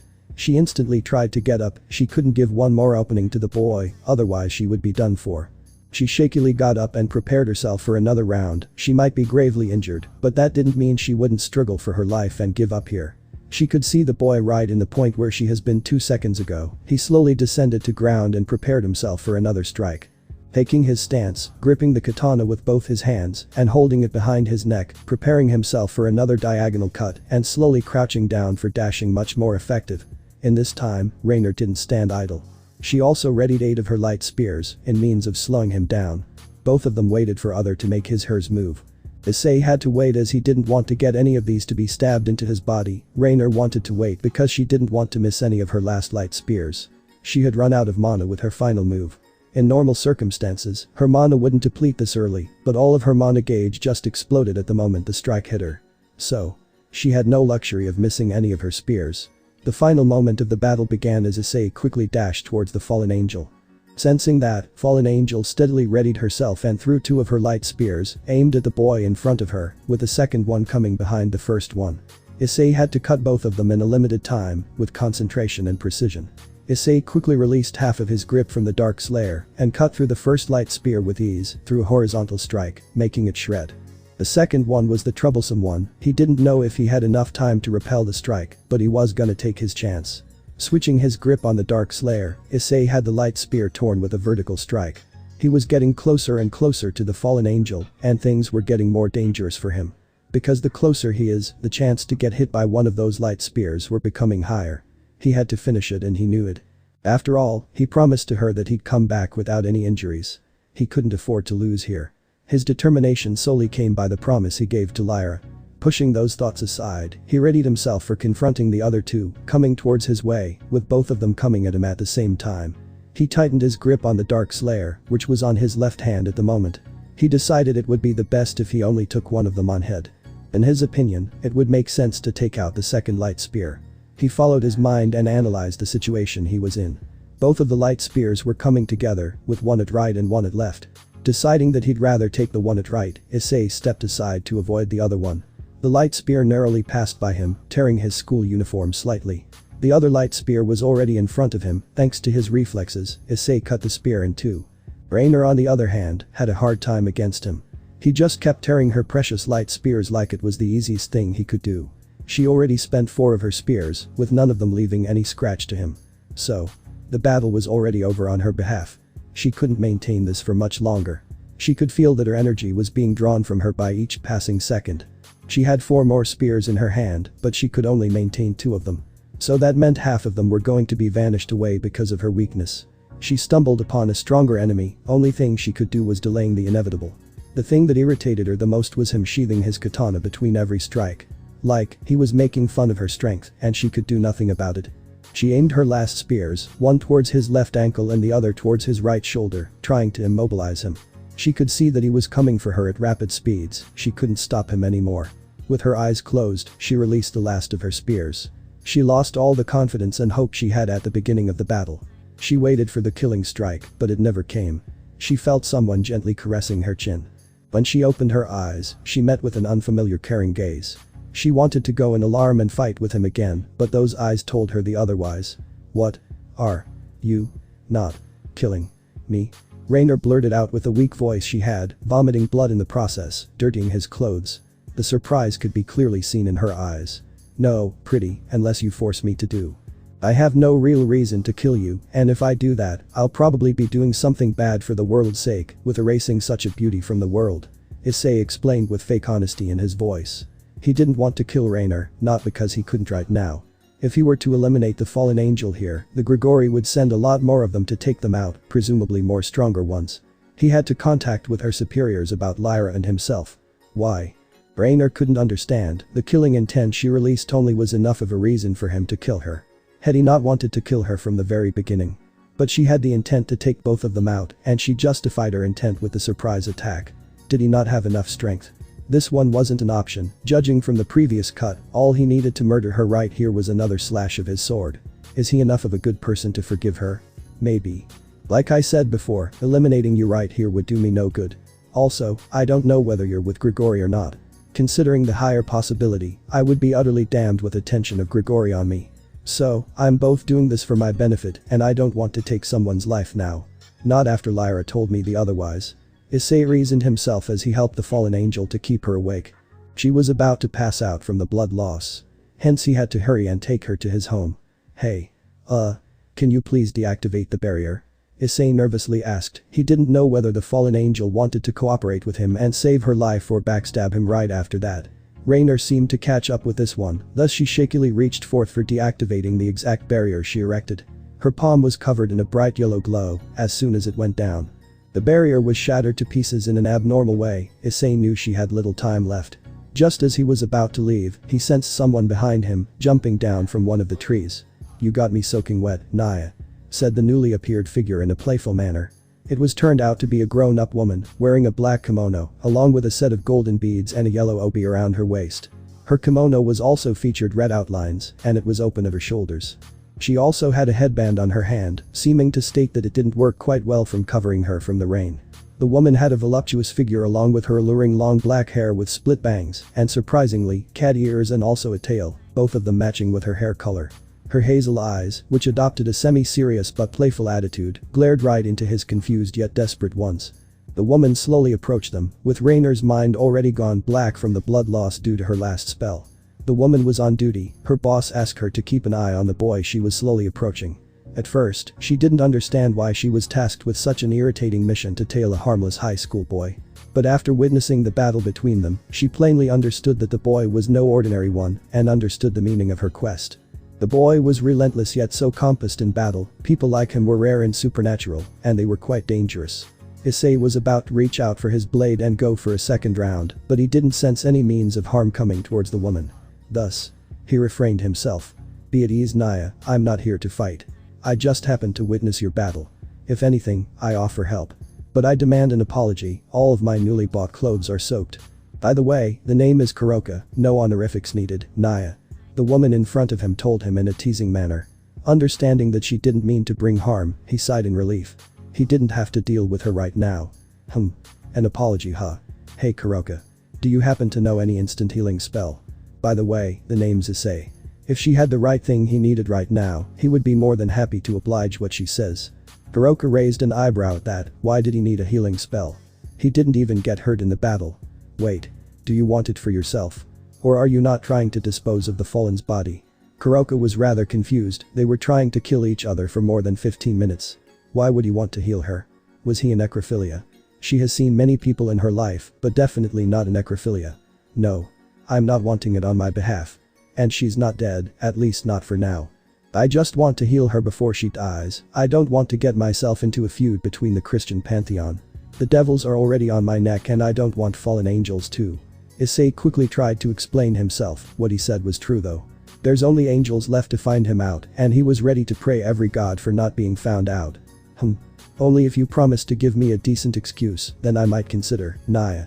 Her lively attitude being back on her meant that she understood what he was trying to do and she would help him. Because she herself went through the same stages and they weren't too well for her. Seeing that he released another sigh, she felt that she was about to entertain herself for good. A decent excuse, huh? What about a romantic dinner between us? And after then that we'll go and get another kimono for you, I'll pay. He replied with his own playful attitude, both having a mischievous smile directed to another. Kuroka faked a thinking pose, she already made her decision though. She was bored for a while, and some change on her daily life wouldn't hurt. Deal. I'm counting on you, Issei, Naya. With her last line, she approached the dying fallen angel. Kuroka spotted the big slit on her chest and actually felt a bit sorry for her. It must have hurt.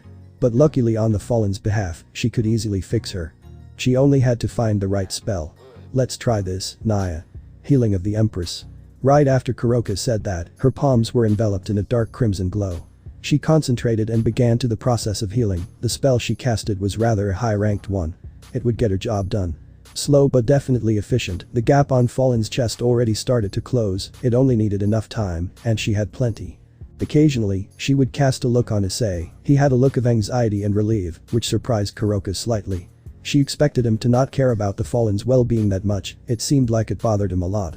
Say Issei, Naya, where did you learn to battle this well? She was curious about his capabilities, and they had some time for chit-chat.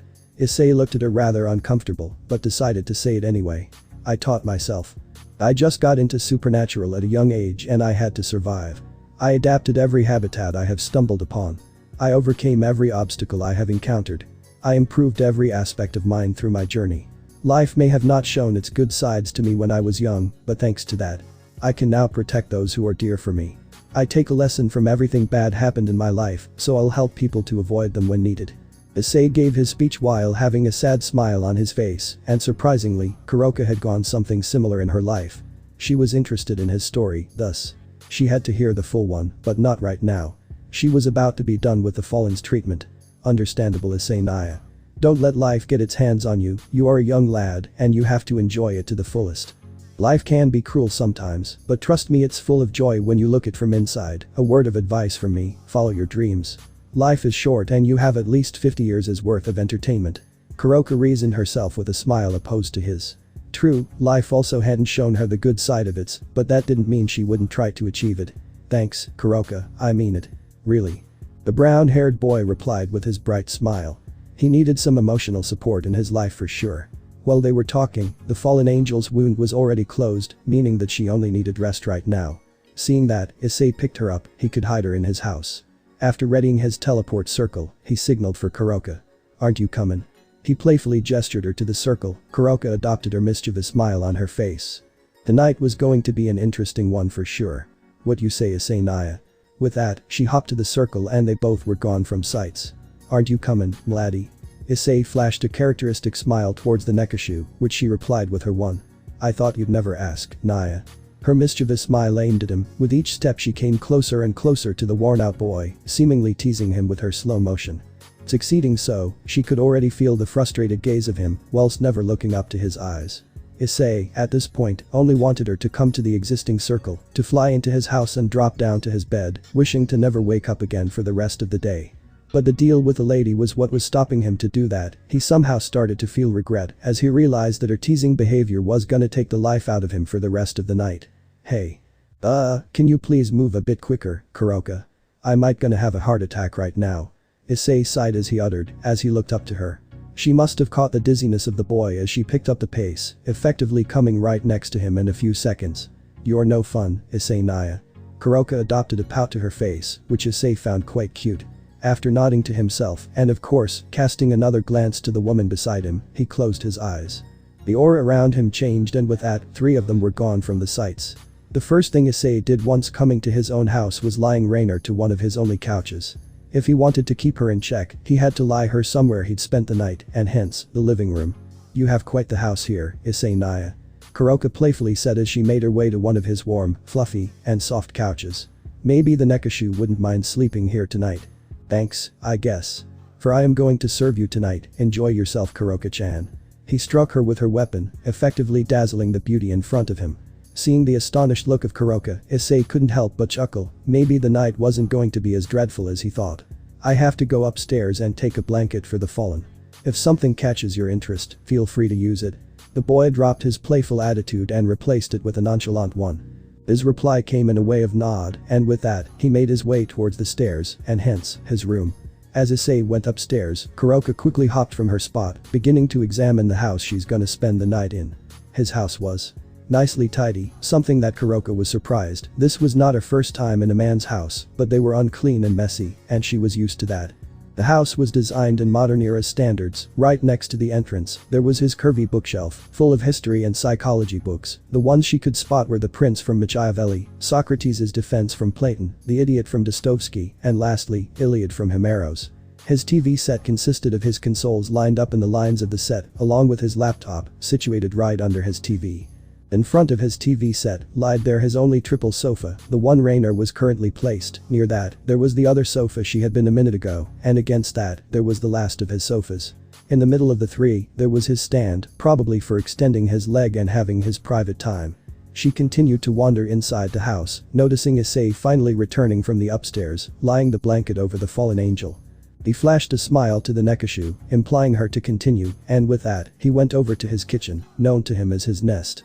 Under the stairs, there located Issei's kitchen. Kuroka decided not to go there, she wanted him to concentrate and prepare the best supper for her. She'd inspect there another time if there was gonna be. But from the looks of it, she could imagine that his kitchen was the part he cared about the most. Behind his sofas, with some understandable distance, there lied his dinner table, surrounded by 6 chairs. Unlike the rest of the house, the table was rather old. From the looks, it must have had a lot of memories buried into it, so he'd have a reason to keep the table. Right behind the table, there was a medium-sized commode. Like the table, it was also old, being tarnished due to time. Both the table and commode were pitched brown, whereas the rest of the furniture was either white or gray. But none of the furniture interested her. What spiked her interest was the pictures and memorials on and over the commode. There were a few enframed pictures of him and his family. Portraits of each member of his family, each enframed separately and put upon the commode. Now the Nekashu understood why he kept those, they must have been left to him by his family. She began to wonder as she kept looking at the portraits. What in the world could have happened to this happy family? From those upon the commode, she could have a guess who they were. Beginning from the far right, she spotted a fairly handsome man. His portrait was a little bit damaged, but she could see most of it. His face was clean, creaseless, calm, and composed, his eyes shone brightly. A faint smile on lips, his amber eyes gazing directly into the camera. His fairly long silver hair tied into brides, falling from his neck. Overall, the man was such a lady killer from the looks. This man must have been his father. Right next to his portrait, Kuroka spotted another one, quite a beautiful lady with alluring looks. Long white hair let loose, a skin that is fairer than porcelain, blue eyes that radiate peacefulness, round face, deprived of any sign of old age. Even the Nekashu herself was attracted by the beauty that is Issei's mother. Now she thinks of it, this woman was nearly the same as her boss, and to say she was surprised wasn't an exaggeration. For the upcoming one, she had a fairly good guess. This girl she was looking to was a complete copy of her mother, the same hair let loose, the same eye color, nearly everything was the same, except for the age difference. This one was nothing but a child, roughly 4 or 5 years old.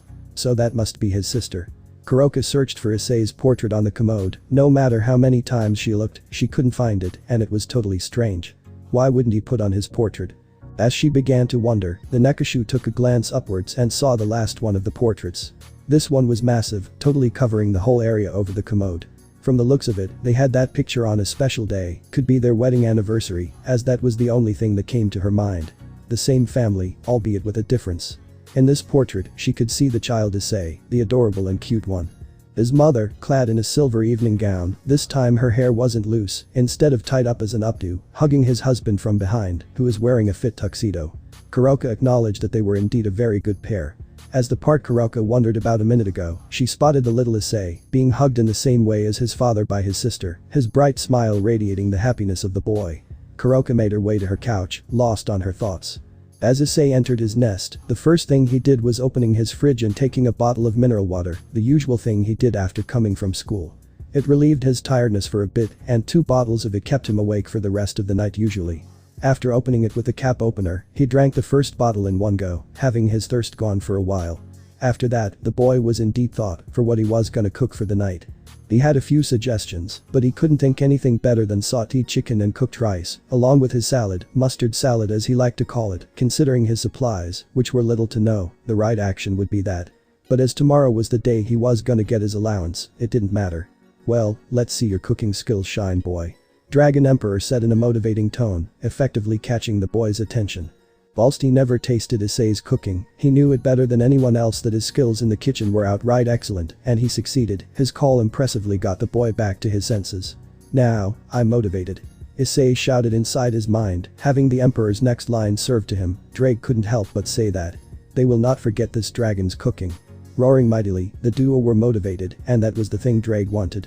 Issei quickly took a glance at his guest, Kuroka. He found her wandering around the house and he was okay with that for now. He reached out for the freezer. Once he got a hold, he quickly searched for his last tablet of sirloin. Thankfully he found it. For the sauté, he needed to have the sirloin unfrozen. From his experience, it wouldn't take too long. In the meantime, he could get the rice prepared. He put the tablet on the kitchen's top. Again, reaching forth, opening one of the drawers, the search for the rice began. Luckily, his rice stock was at its full, which made Issei delighted. He could use his stock for another 10 days, and that was a bonus to his economy. Quickly getting a large bowl to pour the rice into, Issei wanted to water wash the rice and wait for it to become smoother. With that way, it would be a lot easier to cook and eat. After filling the bowl with water, Issei sat again. He could enjoy the peaceful and quiet surroundings of his kitchen. He loved his house more than anything else in the world. So, what are we gonna do afterward? I'm sure that Kuroka wasn't following you because she wanted to. Dragon Emperor said with curiosity in his voice. He wanted to know his thoughts about the fateful encounter of the two, and at the same time, he didn't want to hear about his host's dreadful opinions. I don't know. I never thought about it until you said now. I should try to ask her about it, but I think you're right. She must have a reason to follow me, and of course, that would be the case if someone hadn't ordered her to tail me. Brown-haired boy voiced his thoughts, rather concerned. Just to make a reminder.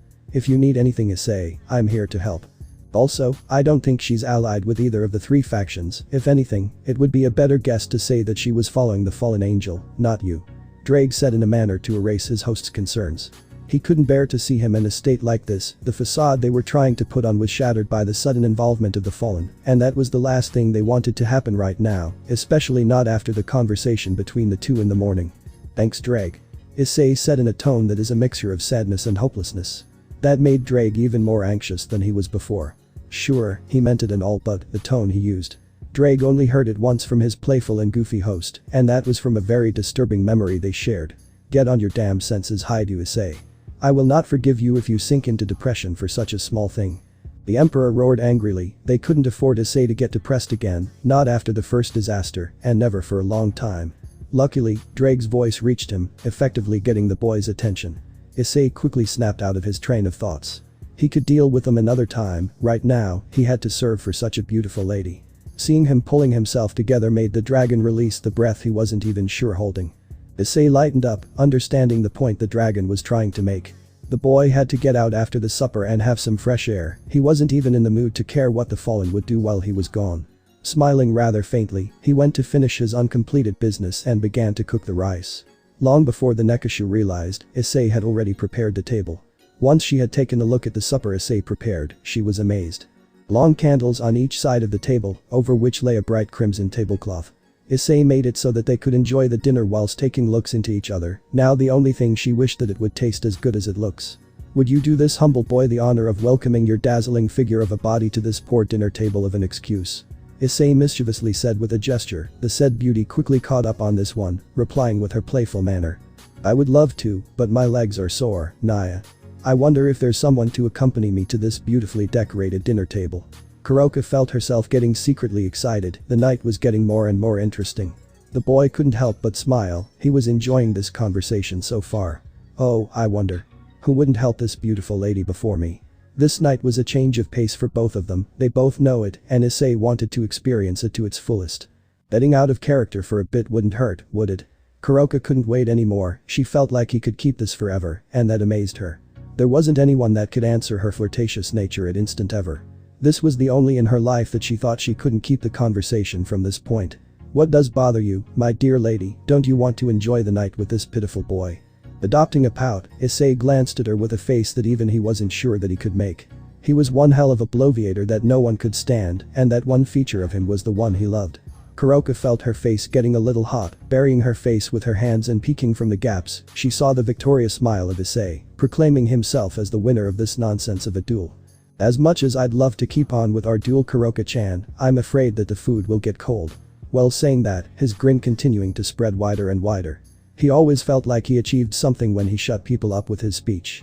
Kuroka finally admitted her defeat, albeit unwillingly.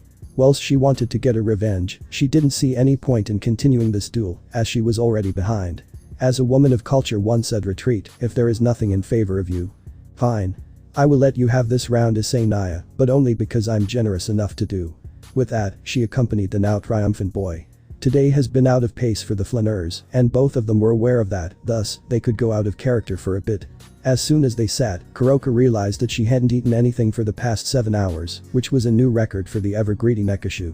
She has used quite an energy to tail him all day, sure she had some snacks with her, but they could only manage to sustain her for a while. With her enhanced senses, she smelled the delicious-looking supper Issei made. As lazy as she is, when it comes to important subjects like food, she wouldn't joke around. She would judge the food in advance with its flavor, but that was only because she had a code. If it smells good, then it also tastes good. Much to her surprise and joy, its scent was already screaming, asking her to be eaten. This was one of the most awaited sections of the day for her, after all, if you want a woman to work well, feed her first. After exchanging a glance with Issei, who was waiting for her approval to begin, she opened her mouth. Bon appetit. She said as Issei went along with her. Speaking of the devil, Issei was, at least, relieved.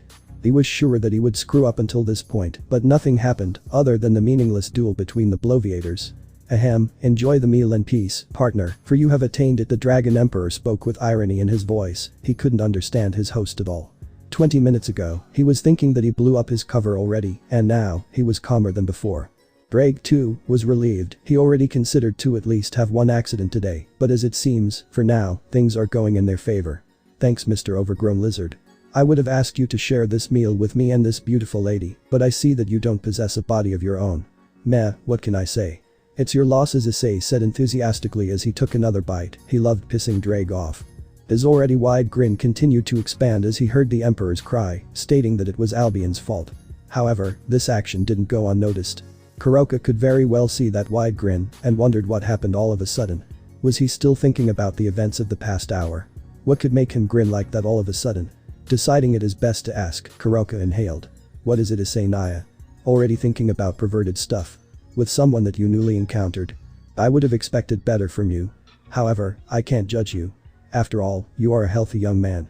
Sounding a bit disappointed, Kuroka exclaimed. Adopting the classic lustful gaze of her, she shot a glance towards Issei, who had already switched his attention from his meal to her. I've seen enough doujinshi to know where this is going. The young lad thought, his face continuing to burn every single second he thought about the lady in front of him. For the first time during their time, she saw his cheeks redden, albeit faintly, she could see the tint. She closed her eyes and opened them again, pinched her cheek, and looked around to clarify that this wasn't an illusion. Indeed, Issei Haidu was one hell of a pervert in the disguise of a handsome lad. Deciding to use the advance she had over him, she crossed her arms under her bosom, giving him a closer look at her developed upper half, testing him to see if he dared to pass the thin line between the pervert and opportunist. Luckily for him, he averted his gaze at the right moment. Sure, he captured a great look, but he stopped right after the 3-second limit. You're sure an entertaining lad, Issei Naya. I'll at least give you that. Kuroka hummed as she continued her feast, gaining an irritated but somewhat cute look from the said boy, who continued his feast. Overall, he was worth her time, as long as he resumed to be entertaining. The Nekashu wouldn't mind him taking her to a few more dates. Kuroka. Can you please, at least, stop teasing me while I'm eating? As much as he liked to keep up with a lady, feasting was a whole different experience that he could very much love to have in silence. Every dinner and breakfast was a unique experience for him, the taste of the food differed each time, the mood and process of thought he had, they played a huge role. It was no secret, he admired foods and snacks, he loved them, he just couldn't keep his mouth and belly empty. You're no fun, Issei Naya. But I will fulfill your wish. The lady obliged sadly, as a result, Issei adopted his usual smile. As much as he loved food, Kuroka loved teasing people to no end. It was her nature, it was written deep in her code. Her mischief nature and looks contributed to that fact, she was made for this only thing, and she knew that. Issei was able to read the saddened look on her face, but he couldn't do anything about it right now. It was his home and they were to play with his rules. As time passed, the look on the lady's face became more and more disappointed, to the point where he felt a little bit guilty. I'm sure going to regret this, but here it goes. The boy thought as he readied himself, she was his guest, so he had to show some hospitality. Alrighty, alrighty. We shall continue our duel after we finish our meals, and I question our guest, there is no need to be saddened over this little thing, Kuroka-chan. I'm the host, ain't I? I have to keep my guest entertained and comfortable. I was raised to show kindness, not hostility. Issei exclaimed with a sigh, he sure wasn't in the mood to have another war of words. But things weren't in his favor, for now, of course. Kuroka's face lightened as soon as she heard that, she couldn't ask for more. She finally gained her freedom back, but she wasn't going to use it yet, despite her inner protests. He was already bearing her nonsenses, she didn't want to give him more trouble. Thanks, Issei Naya. I mean it. Showing one's kindness wasn't always through their actions, they could do that very well with impactful words and gestures. Sometimes, even those weren't that effective, compared to the gaze full of honesty and reliability. To say that Issei was happy would be an exaggeration, he was, rather, relieved. He honestly thought that this night was going to fail miserably on his behalf. For now, everything seemed to be in order as the duo came into an agreement, while keeping both sides benefit. At that exact moment, Issei remembered the importance and goal of their meeting. He had to ask her something very important for his future actions, albeit the plans were already made. If he hadn't taken any action, sooner or later, he was going to regret it. Glancing at the beauty in front of him, checking if she was finished or not. Issei decided to wait for a little bit longer, as he didn't want to hurry this important conversation that was about to begin. After all, manners were the priority over matters. As he was sure that she was done, he opened his mouth, rather unwillingly. Kuroka, I'm about to ask you something very crucial for me. But before this, I want you to be completely honest with me, as I don't have any choice but to trust you. Issei explained, rather serious and worried. The aforementioned lady was surprised, nonetheless, she agreed, unless it was something concerning the identity of her boss, she was ready to answer his questions. She nodded, affirming him to continue. Thank you. First of all, was there anything that made you tail me in the first place? Did someone order you to do it? Is all of this a fateful coincidence? Issei crossed his hands, placing his chin atop, eagerly waiting for her answers. Meanwhile, she could answer them, she was doubting herself. Would she be selling her boss out if she replied honestly?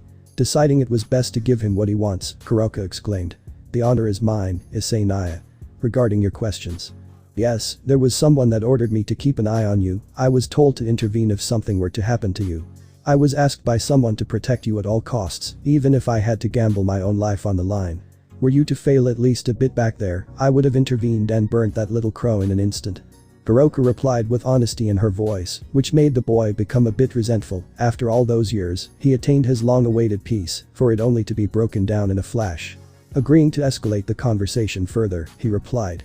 I see. Thanks for answering, Kuroka-chan. I will not question who that person is, but I'll ask you one more thing. Are you going to make my presence known? His disappointment could be read from his eyes. It seems that he prioritizes his freedom more than anything, and if she were to give an honest report, her boss would be concerned about the boy even more and would ask her not to tail him next time. I mean, I could do you a favor, but I do have some questions. If you answer them sincerely as I did, I'll sort something out. Again, her curiosity got the better of her. She didn't like that side of her sometimes. Nonetheless, she would be lying if she said that she didn't pity the fair boy in front of her, especially after hearing her reply. His mood was demolished in a flash. You have my gratitude, Kuroka-chan. I'll try to answer as much as I can. Hearing the daring lady's reply made him feel better, but it was certain for a fact that they might have already found him, and he was afraid that he wasn't ready. But, first of all, Issei Naya. Who exactly are you? She exclaimed, curious. She wanted to know more about him, and if possible, have him join their ranks under her boss. She was sure that he'd make a great addition to their team. You know my name already, I'm Issei, 3rd year at Kuo Academy, class 3-3. I've been raised by a loving mother and father, along with my baby sister. My father and mother are away at the moment. Meanwhile, regarding my sister, I haven't heard about her in years. She had been, how can I say this, taken away from us when we were children. I swear, I searched everywhere. There isn't a single place that I haven't gone in the past 7 years in this world, looking for her. I wasn't able to find even a trace of her, of Anna. Issei replied, rather depressed. Looks like he was the emotional one when it came to his own family. Now, Kuroka understood. She felt a bit guilty in her chest, wishing that she hadn't asked this question. But I'm sure, you didn't mean that when you asked me who I am. My father was a devil, pure-blooded one at that. Meanwhile, my mother, I don't know. She was mostly human. The only thing about her was that she kept an extremely powerful family heirloom that was passed down by my grandfather, that is the katana I used earlier. When Issei was finished, Kuroka was at a loss of words. Here, he stood, a prideful devil, yet she wasn't able to feel even a bit of his presence or power. Kuroka herself wasn't an amateur when it comes to reading people and their aura, yet, when looking at him, there wasn't even a trace of power, screaming that he was fully human. The lady herself was disappointed in her abilities, but decided to not push forward this conversation. I'm sorry was all she had been able to muster. She wasn't expecting this kind of situation. Maybe he was abandoned, but not this kind of thing. Don't be. I've already been over this matter a long time ago. The only thing I want for now is my freedom and solitude. Those can be achieved with your cooperation, though. The said boy explained, already setting the previous topic aside. His characteristic smile back on his face, fully bright. Kuroka blinked before switching her attention to Issei, who was waiting for her answer. Okay, we have a deal, Issei. Just on one condition. Can you fulfill it? Kuroka spoke formally, seeing the boy nod, she continued. Tell me, Issei Naya. How in the world are you able to conceal your aura and presence? From the looks of it, you inherited devil blood from your father. You don't give that kind of feeling, it is as if you are completely human. Kuroka told as she looked deep in his eyes, waiting for his answer. Realizing that she will not give up on this one, Issei exclaimed. Regarding your precious question, Kuroka-chan. I have a little bit of help from one of my artifacts. Here, try to read me once again. Deactivating his artifact, he let the suppressed power loose. The deadly aura of a devil and the dominating one of a dragon's, she felt as if he was going to devour her. That kind of power, she only felt once or twice during her lifetime. Her instincts were screaming, she should already be running for her life. Oh okay, Issei Naya. Take it easy, I've seen enough. If Kuroka hadn't said that, she would have been devoured alive by the sheer aura around him. To say that she was amazed would be an understatement. She was blown away by the power he contained and understood the importance of her mission. I'm not that good at controlling my power honestly, sorry for that. Issei sheepishly answered as she scratched his head. What he said was true, he wasn't accustomed to letting that much power outside for a while. You are making this hard for me, Issei Naya. You will definitely attach some people with that kind of power. If I'm found out, then I will blame you. Kuroka jokingly said as she got up, gaining the boy's attention in an instant. He still had some questions to ask, but it seems that he has to delay them a bit. Already leaving? I'd like to keep accompanied by you for a while, Kuroka-chan. The night is still young. Issei teasingly said as he stood up as well. As the homeowner, it was his responsibility to at least see her out, much to the said lady's protest to not mind her at all. I still have a report to hand in, you know, Issei Naya. I have to think out something to not sell you out accidentally. Also, I have to take a shower, you know, I'm still soaked from head to toe, I wonder who's at fault. Kuroka exclaimed mischievously as she kept on, earning herself a light but sweet chuckle from the guilty boy. Anyways, thanks for the night, Issei Naya. I will treasure this memory, Kuroka spoke out as she was exiting, not waiting at all, Issei replied. It's my pleasure, Kuroka-chan. Give me a call whenever you want, I will be waiting. Issei told as he saw her out. They exchanged numbers to keep in contact, after all, who wouldn't want to have the number of a woman like her? Finally left alone, Issei could do nothing but sit down and think about the eventful day. It started very well if he would say so. He managed to get a thank you from Valerie, that alone made his day, then the conversation with Lyra and the Fallen's attack. In the end, Kuroka's approach in the supper, it could be very well said that this day was worth living with minor dissatisfactions. Deciding it would be best to not overthink, he got up and went to his room. Located in the second story, Issei's room was nothing out of ordinary. There stood his only work table and his school supplies, the mandatory textbooks given by the school itself. Next to it was his bed and commode, usually used for placing his alarm and phone atop. He concluded that it would be best for him to go out and get some fresh air. Rainer wasn't going to wake up soon anyway. Maybe stop by the Silvers and check up on Lyra. He immediately reached for his phone, hoping that he wasn't late. Unfortunately, luck wasn't high to Issei's best stat. 12 missed calls, all from the one and only childhood friend. Oh my lord. Save me. He completely forgot about the promise he made, adding it to the fact that he just got a headache from above, stating that he was all alone on this one. Good luck, Haidu Issei. You will need it. Drake knew firsthand to not invoke a woman's wrath. He had tasted that thing in his own life, he wasn't going to have another incident ever again. He pitied his host, he was going to experience something deadly. Quickly getting changed, Issei prepared himself to rush out of the house. He still had his signature red shirt. In addition to it, he chose jet black jeans that embraced his legs and got a jacket over himself, in case it's cold. After finishing himself, taking his keys and phone. Issei cast one last look on Rainer, after nodding to himself, he got out in an instant. Surely, this day could be considered eventful for the Silver household. Firstly, their baby daughter came home with an unseen expression on her face since her childhood. Their little daughter went to her room without even greeting them, much to their surprise. Even in her most vulnerable state, she would at least express her gratitude and love towards them. But today was different, she didn't even come downstairs for dinner, something that greatly upset her father. He knew that she loved her mama's cooking more than anything else. When he decided to consort and ask her what happened, he found her room locked, the loud sobs and cries could be heard from the other side. To say that he was upset would be an understatement for the time being, if anything, he felt that he was useless and sank into his thoughts. Dear. Don't get discouraged.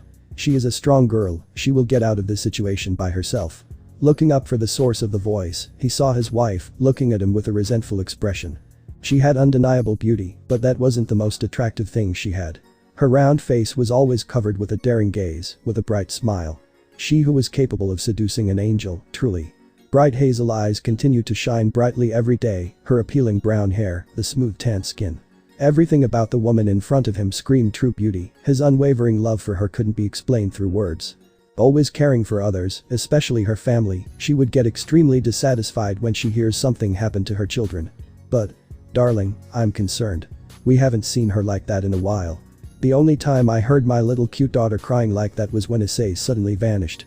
That I can't do anything about it just sulks my mood down. Exclaiming stressfully, the man lost himself in thought. He didn't like that at all, even if he had power over heavens, he still couldn't do anything about her daughter's condition. At the exact moment, an idea struck his mind. He immediately rose from his seat, becoming the center of the attention in the process. Searching and searching for his phone, taking a quick look at the TV set, as it would be there often, forgotten by its user. He located his phone, after hesitating a bit, he picked it up. If there had to be someone that knew his daughter more than him, which he originally doubted, it would be none other than their old neighbor's child, Issei. The duo spent their childhood days together and managed to be respected by Renault. Dear, call him. Meanwhile, I will call Gabriel and Kyle. If it turns out to be something as important as you think, they need to be here for their sister. Reassured by his wife, Renault had no reason to falter anymore. He dialed Issei's number, hoping to get a response. If he doesn't, he will personally go and look for him, he had no excuses for making his daughter cry. I'm calling him Hikari, tell them to be here soon. I can wait for Gabriel, but Kyle has no reason to be late. The golden-haired man exclaimed sternly, his emerald eyes lost their shine for a moment. His tone was enough for her to understand. Meanwhile, he may not say in front of their children he adored Lyra more, but that did not mean that he didn't adore the other two. It was just that Lyra was a bit more special and pure in his eyes. Finally, he got his response. After a minute, he waited for the other side to speak first, but it seems that he was panting. At least that was what Renault could point out from the ragged breathing. Realizing that he was running for the time being, Renault decided to speak first. Issei. Boy, where are you? We have a little emergency here, can you please drop by? He didn't waste any time and got straight to the point, just as he liked to do. He waited for his answer, but it seemed like he didn't hear him. Just as Renault was about to speak, the bell rang. Hikari just went over to open the door, and the guest was none other than the boy himself. Panting heavily, he flashed a smile towards the duo, whilst showing his phone to them, still in the call. Ha. I've arrived, uncle. Issei exclaimed as he got inside. From the looks of it, he had been running towards here for quite a while. Wiping his brow, Issei went to the kitchen to get himself a glass of cold water. He had known those people since his childhood, so he wasn't shy. Amazed by his precognition, Renault was pleased because he did not need to explain the situation, rather. He was curious about his perspective. When Issei came back from the kitchen, he was greeted by a sight that he was sure to expect. On one hand, Auntie Hikari glanced at him worrisomely, on the other, Renault glared at him with a light smile. Well, it was his fault to not call her afterward, so he couldn't pass the blame to anyone. Just as he was about to get himself comfortable and explain the situation, the whole room was covered in yellowish-white light. Just as Issei predicted before, the Silver family had a great mystery. Hikari's eyes widened, not surprised by the ray, rather, she was worried because the lady thought that Issei was simply a human and hadn't interacted with supernatural beings before. Issei, on the other hand, only sighed. Surely, this day was probably the most troublesome one he had in a while. Stepping out of the godray was two beautiful ladies, clad in nun's habit, albeit without the veil. Meanwhile, Issei knew one of them, he couldn't recall seeing the other. The blonde just smiled at Issei. Meanwhile, the chestnut-haired lady was acting like she was trying to reach for something invisible, continuing to glare at him. Sister Gabriel, who is this intruder? I thought we just only came to see auntie and uncle. She was trying her hardest to not smite the devil in front of her. If the mighty seraph did not, then who was she to harm him? That sentence had Issei's attention. It seems like she did not know him either. But it was clear that she was someone that as much mattered to them like him. Irina, if you ever try to harm him, know that Lyra will smite you in an instant. He's as welcomed here as you are. Oh, by the way, Issei, here's Irina, my disciple. Gabriel calmly said to Issei and Irina, shocking the latter. She couldn't understand the reason. There he stood, a prideful devil, yet the sister-like figure she hadn't doubted before was welcoming him. But sister, he's a devil. Can't you see? He carries that poisonous blood, his existence should be removed as soon as possible. That sentence hurt Issei a bit, not that he was ashamed of his blood and heritage. But they made things really hard for him throughout his life. Capturing his saddened gaze, just as Gabriel was about to intervene, Issei beat her to it. Yeah, I carry the precious blood of a devil, with pride. What should I do? Should I end my life? Does my being as a descendant of a devil make me a bad person from the start? Issei regretted not activating his artifact before coming here. She was not in the plan he made. Irina felt a bit of sympathy, but she was still in the belief that he shouldn't be here. You wouldn't understand, devil. Irina shot coldly, she doesn't have any business with the heretics. Neither would you, follower of God. Issei sarcastically said as he began to go upstairs. Although both Renault and Gabriel wanted to intervene, they were stopped by Hikari. To her, both of these children were important, so siding with one wouldn't be their way. She wanted to have their way as well, that is the other reason why she didn't want to stop them. The woman of the house was still processing the information she acquired. She knew that Issei's mother and father weren't normal people, but she did not expect them to be devils. Where are you going? I'm not finished. And if you really think that I will let you see Lyra, you are just delusional. Irina exclaimed as she watched him, making him stop on his track. No matter who sided with him, she would not let her precious friend be influenced by a devil. Meantime, her actions and statements determined what Lyra meant to her. Issei could care less, as it was starting to be annoying. Irina, or whoever you are. If you value her well-being, let me. If you are really suicidal, try to stop me. Issei harshly said as the duo locked eyes, to see each other's determination.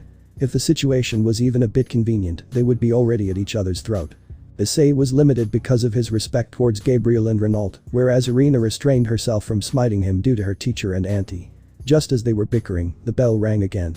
This time, positively, it was Kyle, the freshest of three siblings, just a year younger than Lyra, roughly 3 years younger than Gabriel. His hazel eyes fixed at the situation in front of him, Irina and Issei, waiting for an opportunity to strike each other down. "Did I come at the wrong time?" was all he could say at the minute. Kyle admired Issei a lot, stating that Issei was his role model wouldn't be an exaggeration. The golden-haired boy wouldn't hesitate to get into a fight against Irina and his sister, Gabriel, if it meant to be useful to him. "No, Kyle. You've arrived at the right moment. Can you please fend off this banshee? She is getting on my nerves and I don't think I can hold off her arrogance anymore." Issei exclaimed, rather annoyed. Kyle was his last resort to get rid of her. A coincidence that is, Irina also thought the same thing, as she was sure that Kyle would be on her side. "Yeah, Kyle, help me smite this devil. Together, we can overcome his evil and guarantee Lyra's safety." Irina's face flushed as she saw that the newcomer was no one other than Kyle. But to her horror, Kyle just shrugged her idea, instead, sided with Issei. Seeing her siblings' action, Gabriel just moved to Irina's side. The thing about the two siblings was, Kyle originally despised Gabriel's teachings and actions, whereas Gabriel loathed his callousness as an angel. They tried to get along in front of their parents, but that was all. The only thing they ever agreed to is that they have to protect Lyra at all costs. "Father, mother. Why don't we come into an agreement with the good old way?" Kyle said as he started to grin. As someone that had been training since he was little, Kyle was quite the powerhouse, on par if not even stronger than the oldest sibling. The fact that he was quite the battle maniac did not help at all. Gabriel also knew that one of the reasons why she had been avoiding him outside the house was that he would try everything to get her into a fight. "I'm with you on this, Kyle. After all, I would bring shame to my family's name if I didn't deliver my promise."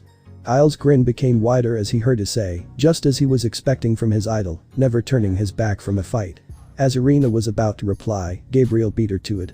"About the time we settled this, little brother. After all, it seems that I still have to teach you how to behave against your superiors." Gabriel exclaimed, clearly showing her intentions. This turn of events did not surprise Issei, as he already knew about things from Kyle's perspective. "Ahem. Who did even allow you to clash against each other?" Renault made his forgotten presence remembered. As long as he was here, they weren't allowed. Even if he was a loving and caring father, Kyle and Gabriel were utterly scared of him because of the power he wielded, especially Gabriel, as Kyle was a bit reckless and relentless. Even someone powerful like Issei was shocked to the core because of the holy aura around him. Looks like he was still too powerful for his base form. "Right. Sorry, Dad, sorry." Father siblings quickly apologized, as they were forbidden to show their true intentions about each other in front of their mom. Their father knew about their displeasure against each other and told them to solve it on their own. "Now, Issei, go upstairs, looks like Lyra needs you." His tone left no room for argument, much to Irina's dissatisfaction. Issei, on the other hand, felt triumphant and complied with the request. As Renault was sure that Issei went upstairs, he was ready to scold them, but before that, he still had to send Hikari to the kitchen, as she didn't need to hear this. "Dear. Why don't you go to the kitchen and prepare some tea? As Issei and Gabriel are here, it would be a waste to let them leave without actually tasting my wife's cooking abilities once again." It was clear that they were going to discuss something pretty important, so Hikari caught up to that and left to brew some tea. "Now you two, how many times do I need to tell you to solve it on your own? Do you want me to discriminate against my children? Kyle, as much as I love you, son. You are making this hard for both of us. I can understand your point, you are a freelancer like me, you don't want to comply with anyone. However, you shouldn't put a damper on your sister's ideas in future. You may not believe in them, may not follow them, but you have to respect them." Renault expressed as he fixed his gaze on his son, who was still glaring at the oldest sibling. "Tell that to her, Dad. I have personally no problem with her, but she's not playing nice. As a result, I won't continue to play fair as well." Fixing his school uniform sides, with his hazel eyes still locked at the Goldie, who started to fidget around. Capturing her nervous look, Renault raised his brow. There was something he did not know, and he had to hear it. "What does that exactly mean, my sweet daughter? Is there something I should have known?" He may sound and look calm, but inside, he was a bit enraged. One of the things he disliked was not hearing important things concerning his family.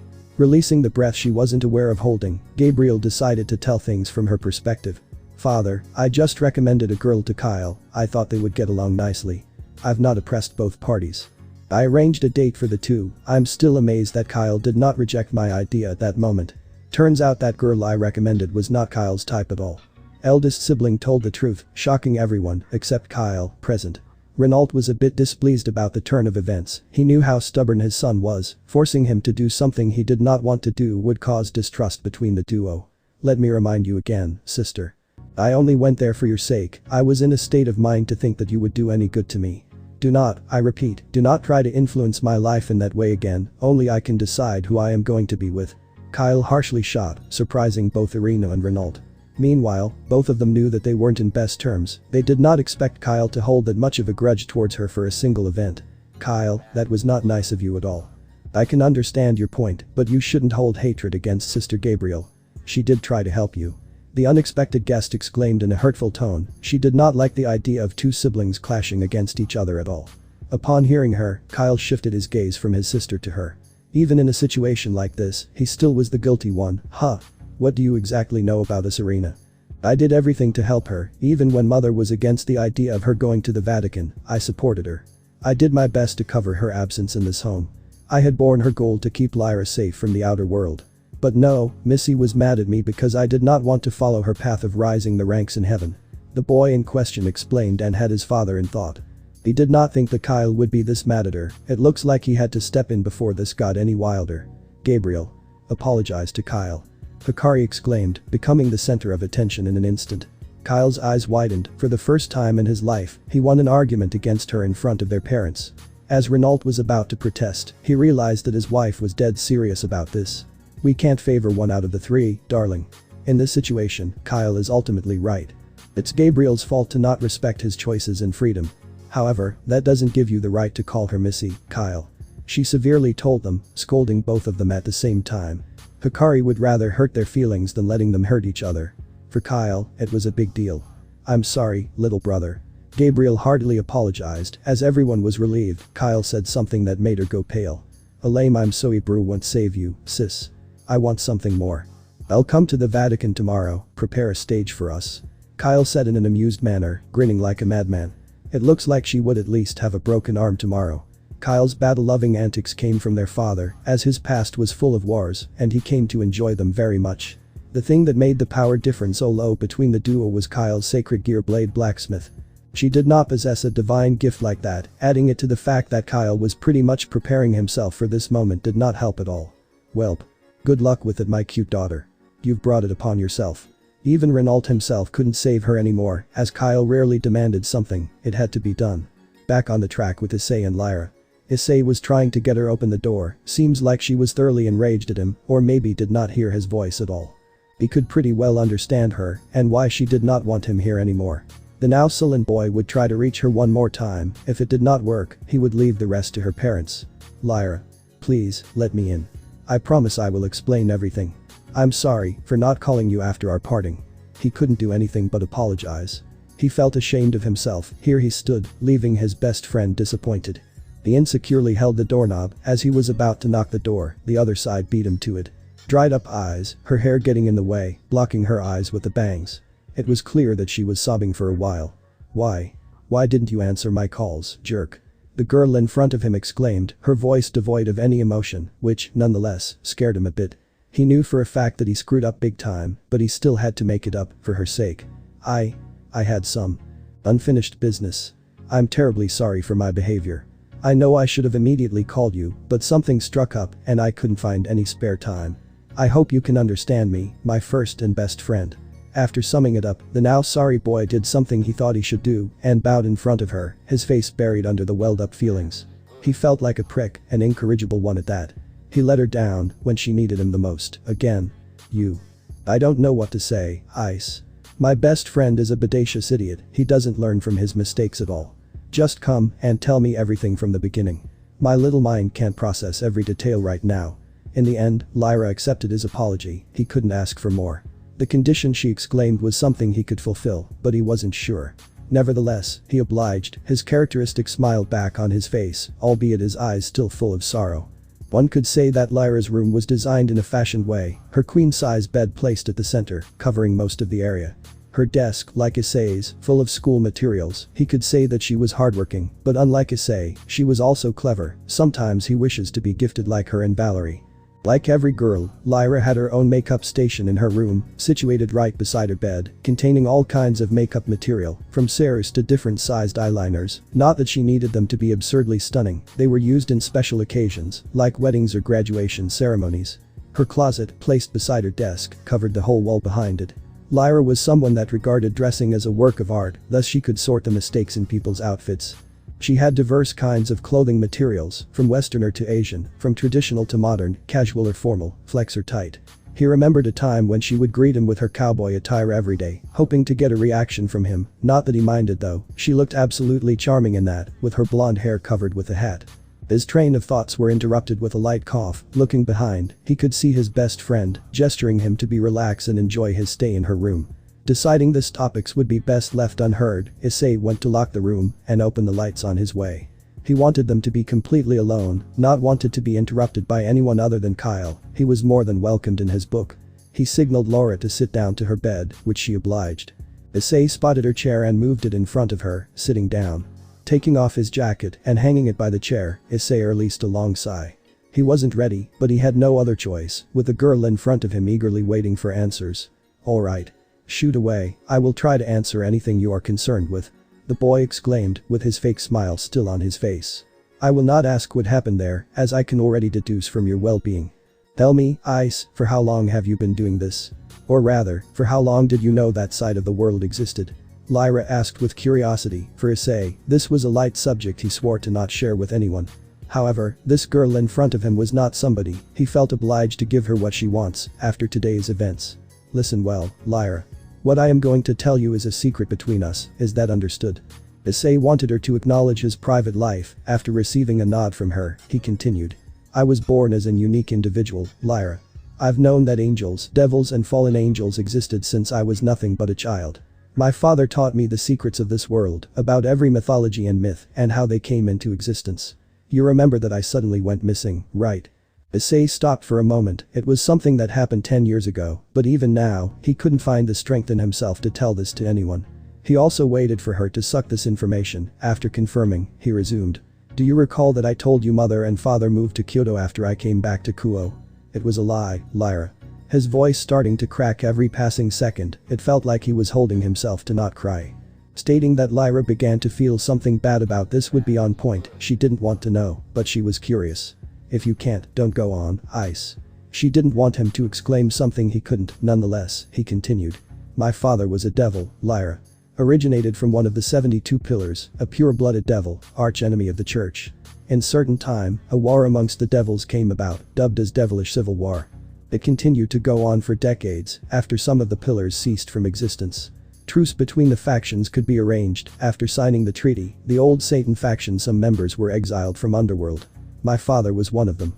Deciding to take a breath, he cast a glance to her, to see whether she was disgusted or not. Surprisingly, she adopted a face of sympathy. After my father was casted away, he stumbled upon my mother. They were acquaintances from before the great war among the three factions. Angels, devils and fallen angels once waged a huge war amongst each other, with intent on eliminating the other. They continued to fight. This war spread worldwide. Every faction took part in this war, be it Mayan, be it Hindu, through sending allied troops and supplies. The Great War resulted in a shaky truce between the factions, with each of them suffering heavy casualties. On Devil's side they lost their leaders, the original Satans, along with the heads of many pillars. On Fallen's, they lost their manpower so much that they weren't able to continue, with some of their governor-generals. Angels lost their most important seraphs and a great number of their followers. However, angels are the superior force because they still have their leader intact, the god of Bible. My mother was a part of the voluntary crew from one of the humanities factions. Cow's Brigade once stood for the humanities goals and ambitions, now the most wanted terrorist organization around. An actual shame. Mama and Papa knew each other from the Great War. However, meanwhile Papa was exiled from the underworld. Mama left her faction on her own due to the fact that her goals did not meet with theirs.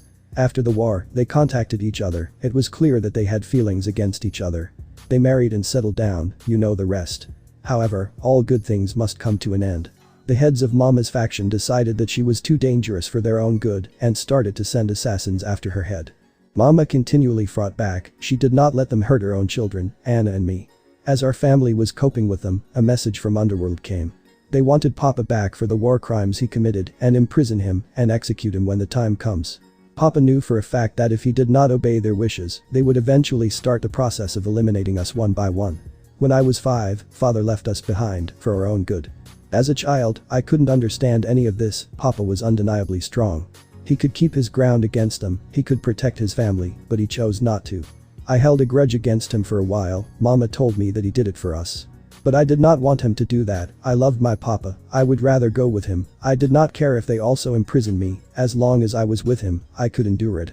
2 years later, Mama's old friends came to visit us and tell her the dangers to come. Apparently, they somehow knew that Mama was married and had a daughter. They knew about Anna. Mama's anger reached its peak and decided to end it for good.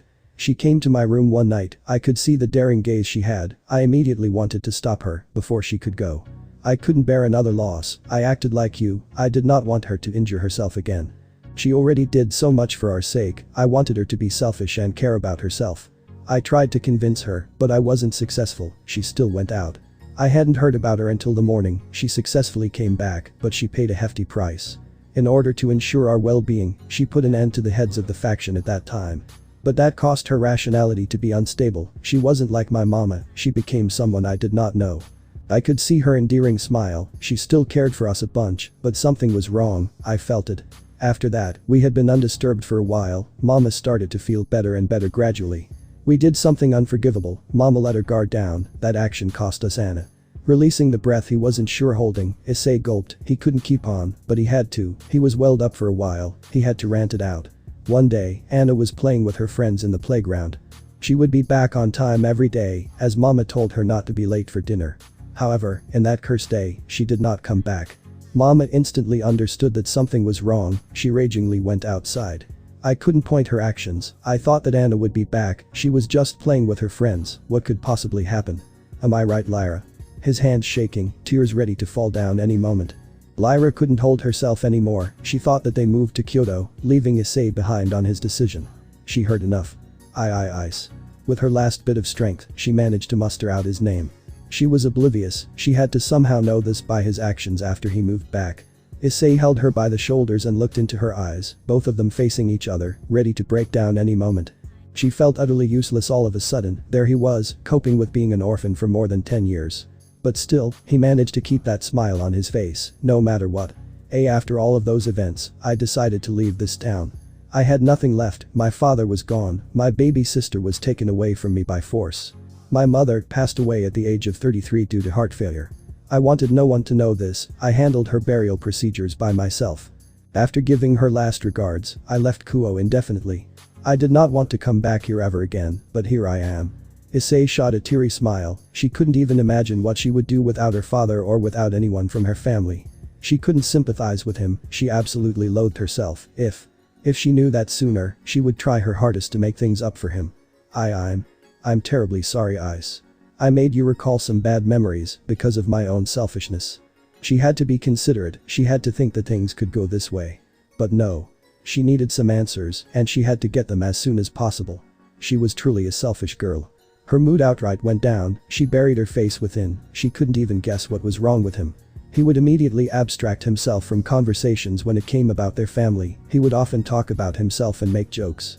Ice would manipulate the conversation so they wouldn't involve family members. She had so many clues and hints, but she was dummy. She was totally an idiot.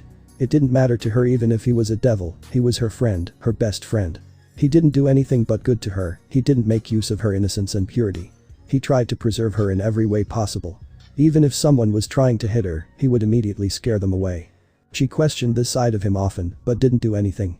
She guessed that he wanted to take her for himself, but she could plainly see that he wasn't into her. Her process of thought was interrupted by the boy in front of her, patting her head lightly, feeling her soft hair, gaining her attention on the way. If you don't mind, I will continue patting you until I feel okayish. Issei said as he chuckled. Even in a situation like this, he could keep that smile. Lyra got a hold of herself. She felt absolute delicacy. She had no right to deny his wish right now. Ooh. It feels nice. Drowned in this guilty pleasure, Lyra couldn't protest. They continued until it was finally the time to explain what happened to other members of Silver family. Renault was stressed, not by his children's untold feud. It was already solved in Kyle's favor. Rather, he deduced that Issei couldn't break through Lyra, and that bothered him a lot. If Issei can't, even he couldn't do anything regarding this unexpected event. He needed to do something quickly, or he would let himself down. If he didn't, anybody in this house. Uncle, should I go and take a look? Chestnut-haired girl spoke out of nowhere. Her suggestion made sense, but he couldn't afford those two to get into a fight. However experienced and strong Irina is, she can't hold a candle to Issei at the moment, even with a fragment of Excalibur. There is no need, Irina. I'm sure Issei will succeed. Well, that was a bit of a lie. Although he had utmost belief in Issei, he had to succeed, after all, he was Lyra's best friend, along with the girl in front of Renault. How can you trust him, uncle? You know very well that he is a devil, enemy of the church. I'm just curious. Irina explained, she didn't mean to get inside their family business, rather, as she stated, she wanted to know the reason. Irina was one hell of a believer, close to being a fanatic. She tries her utmost to not stray from the path of God, he liked that side of her, but she needed to know that inside every good, there is a part of bad, and the otherwise.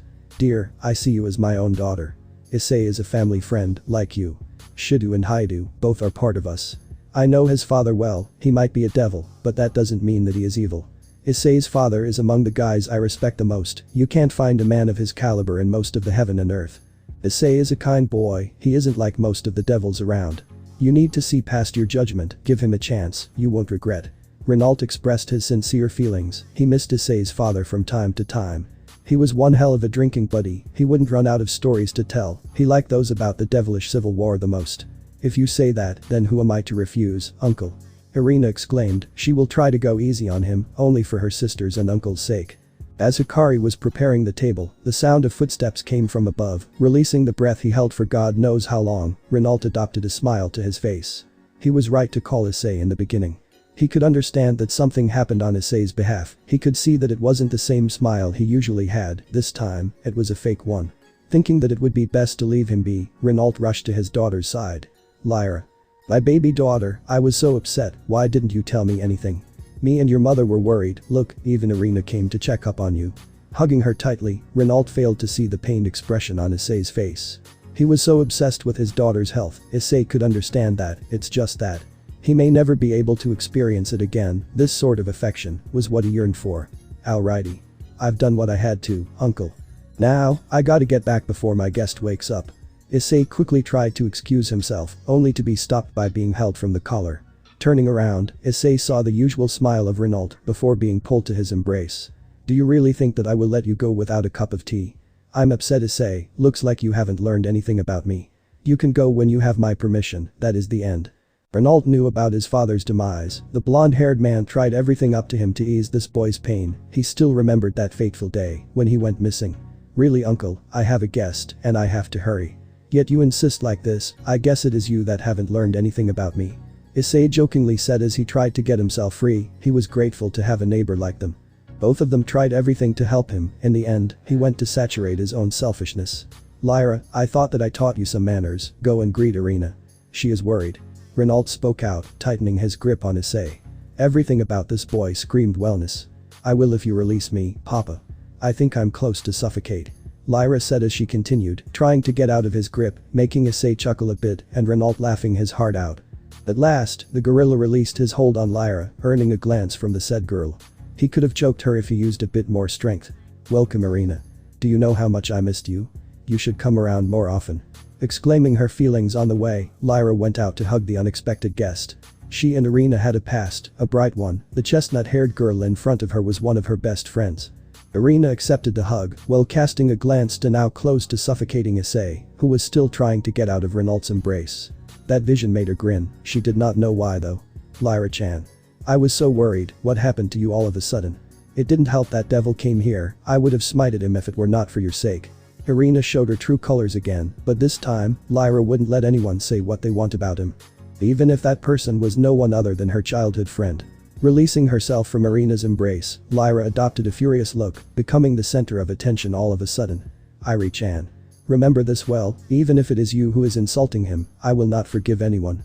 You know how much you matter to me, Ice is my best friend, along with you. Nonetheless, you cannot hurt him even if you try, I know how persistent he can become in first hand. Lyra spoke out loud with an unseen tone before. After tonight's events, she wouldn't let anyone get him. Whoa, chill ladies. I think everyone present knows that Issei is a force to be reckoned with, you should not argue for his well-being. Family's younger child said, effectively gathering all the attention on himself. Kyle's plan to calm them down did not seem that effective on the surface, however, it did the work, so he could not complain. What he said is true, Irina, Lyra. Even if you two try to harm yourselves, Kyle has my permission to intervene and stop them in an instant. However, I am sure that they will not try to choke each other in front of me, am I wrong Issei, Irina? Their uncle figure warned the duo in a cold voice. Yet, they did not fear him that much. What made them stop was that Kyle would go after them. Both of the guests knew that even if they could overpower him, stopping the blonde boy was nigh impossible without permanently disabling him. "I understand, Uncle," the guest duo exclaimed, whilst continuing to hold their gaze of hatred against each other. It was clear as daylight that those two weren't going to like each other anytime soon, which concerned the residents of Silver household. Like Hikari said, they can't favor one over the other, they both are as much welcomed as their own children. The silence is then broken by the man of the house. Taking a cough and becoming the center of attention in an instant, the blondie began to bombard questions on his guest. "Alright son. Would you care to explain what happened between you two? From the looks of it, it's not related to some issue between you two, but rather the well-being of the other." Renault explained, expressing his concern over his daughter while doing so. Issei, now there's no need to hide the truth anymore, decided to explain. Not even skipping a detail, take out the one that he brought the fallen angel to his house to interrogate, he exclaimed that their lives were indeed in danger for a while. Stating his only intentions were just protecting the sister-like figure beside him, all while remaining calm, composed and supportive. This trait of him always relieved the concerned father, knowing that he could rely on Issei when the need arises. "Thank you so much Issei, I knew I could entrust my dear Lyra to you. You have yet to disappoint me." Blonde-haired man said heartfully, sincerity running down on his tone. It really is a relief to have him around. He wasn't done questioning him, but he did know that they owe him an explanation, so he handed his turn to the boy, who was still in doubt after observing the situation around him. "I really am curious, first I wasn't able to push my dearest friend from the so-called no supernatural barrier. Then I came here and was greeted by a god ray, from which two powerful exorcists pop out, one of whom is someone I knew since my childhood. So uncle, care to explain what is the secret of this family?" Brunette deadpanned, this whole day was a fiasco, but at least he was able to attain some serious information on what is going on. Renault chuckled, cause there was nothing to hide, they weren't covering up anything, they had no family secrets or whatsoever. He's just forgotten something that was as clear as daylight, the brunette didn't feel any need to read them, due to the trust he put on them. "You already know son, there's no such secret. From your childhood to adultery, we kept our way of treating you, and you didn't suspect anything until now. Now, you've seen it firsthand, you demand answers, which, as my way of gratitude, I will explain." The man told in a genuine tone, which made Issei wonder. What he said was true though, he felt no need to read them, he had utmost trust in the family. The more he thought about this, the more it made sense. He didn't even think about it until now, but he could sense that they meant no harm to him in any way. Gesturing to the blondie in front of him, he was ready to listen. "Okay Issei, before I explain anything. I just want an answer to a specific and personal question, but that is after our talk. I won't force you to get an answer, you can tell me anything you see fit, as long as it's the truth." Flashing an easing smile to the boy in front of him, Renault waited for his answer, which he got in the form of a shaky nod. Deciding it would be for the best, he would have their talk in private. Then he began. "I will try to clear everything in your mind boy, if you have any questions, shoot away." After this, he continued to explain. "So as you can see, our family is made of angels, with exception of your auntie, she is just a human, whom I fell deeply in love with." As his proof, Renault got up and released his wings. To say that they were the holiest things Issei had ever seen in his life wouldn't be an exaggeration, he could even feel the light and softness of the wings. He had 6 pairs, that meant he was at the throne with the other seraphs. He could see that his wings were different than the usual, not bright white, but adorned as silver, with little gray spots. Add it the fact that I'm no normal angel would help you to understand the situation better. As for my origination, I'm one of the firstborns, the seraphim, Renault. As you already know, the firstborns have unique abilities as part of their creation. Samuel was the Lightbringer before he fell down from the grace, Uriel is the wisest among the angels, Michael is the ruler, Raziel is the salvation, Gabriel is the messenger, Azrael is the angel of death, and lastly the divine punishment, or the scourge of God, whose name is Renault. Renault finished his speech with pride, which Issei understood, hence if he were in the same position, he would be proud as hell. The young lad still had doubts, how come he never realized that his childhood friend was indeed an angel? Deciding it would be best to ask the man in front of him, Issei spoke. "I still have some questions uncle, whilst I sincerely believe that you're telling the truth, I think there are some serious spots that are in need of covering. First of all, I think everybody here knows that firstborns have unique abilities, such as Michael's control over weather or Raziel's power of salvation and grace. I wonder, what kind of specialty do you have?" The brunette finished with curiosity in his tone, talking about supernatural things were his favorite thing, he really wanted to know more and more, adding to the fact that they were the closest to something he could call a family wouldn't help. "The scourge, huh? I must admit that he has changed a lot since then. Renault I know back then was not the type to settle down, look how the balance shifted since my absence. The heaven gave up on their trump card, it really is surprising heavenly dragon connected to his host telepathically, who was shocked to know that his uncle figure and his partner were acquaintances from before. Do you know him, partner? Sending his message directly to the dragon, which, in return, was replied by a grunt. Braig was feeling nostalgic, he still remembers the times he stepped between the heavenly dragon's feud. Long story short, he had a huge hand in mine and Albion's imprisonment to the Longinus. The Scourge is a formidable foe, or was at least in my time. Seeing him in a state like this just surprises me. Braig exclaimed, which startled the brunette. He never knew that his uncle figure was this important in the world of supernatural. I see, but one thing boggles my mind. Why didn't you tell me back then? Issei was curious, his partner states that they knew each other from before, but he hadn't told him anything about this. To answer your question, partner, his aura has changed a lot. Add the fact that I never knew his human form, it just makes sense now. I didn't even think about this outcome, he had utmost loyalty to the God of the Bible. If I have to guess, he's just retired. His presence in heaven was important, but his brothers weren't as fond of him as their father was.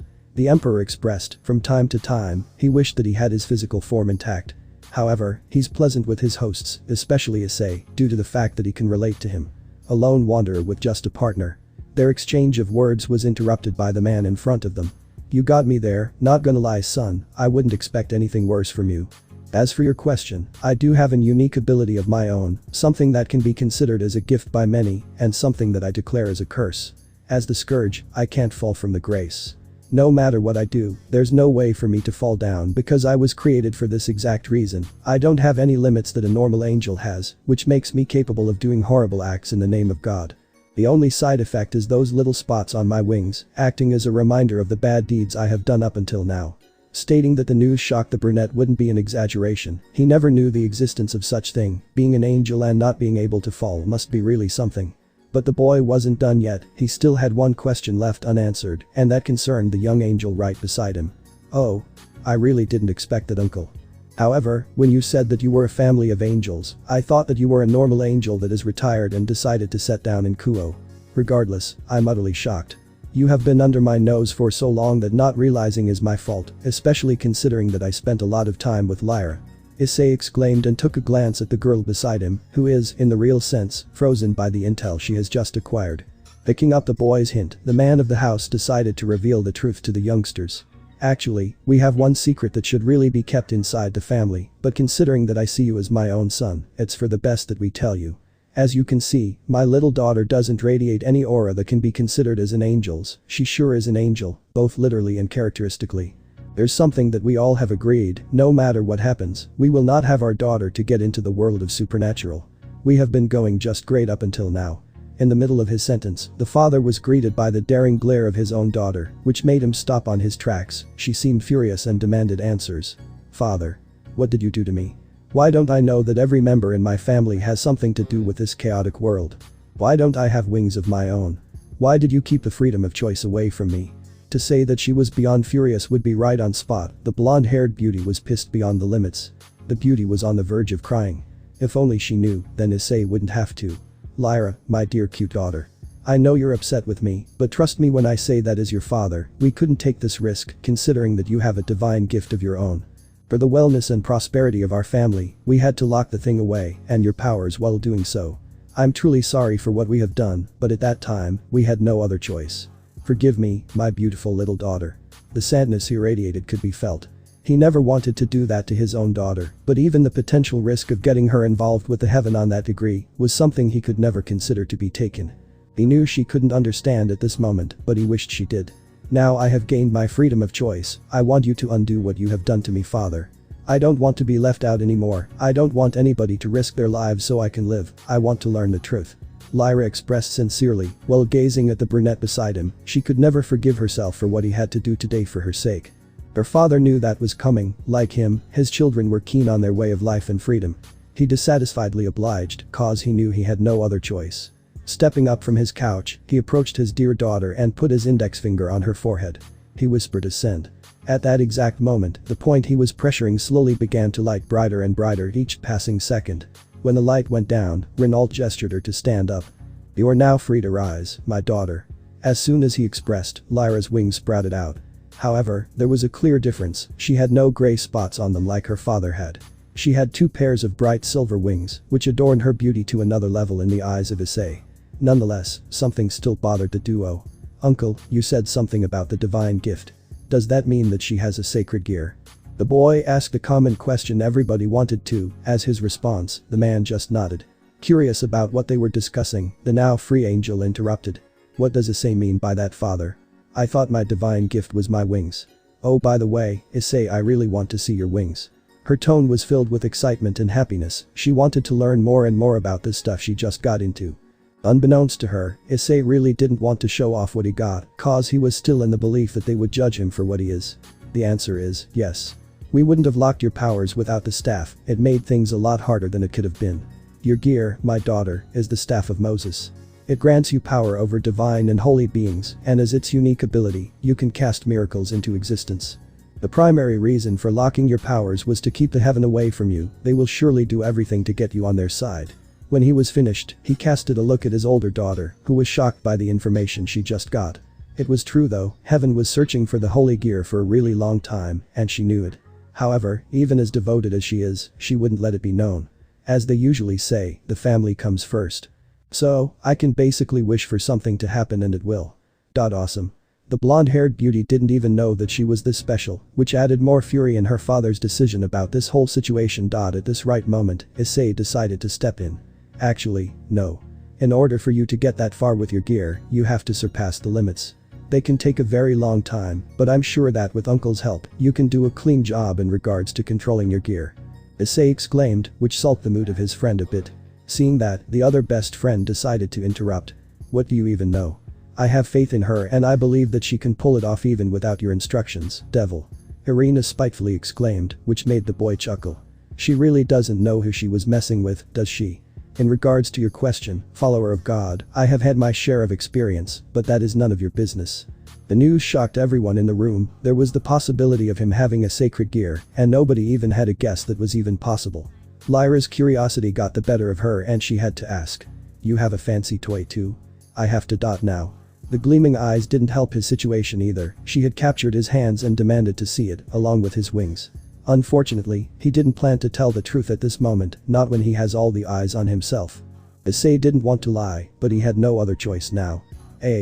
I may have worded it wrongly, sure I know things about sacred gears, but I don't possess one of my own. I've encountered people and worked with sacred gear users, that's where my experience comes from." The boy spoke with honesty, what he said was true though.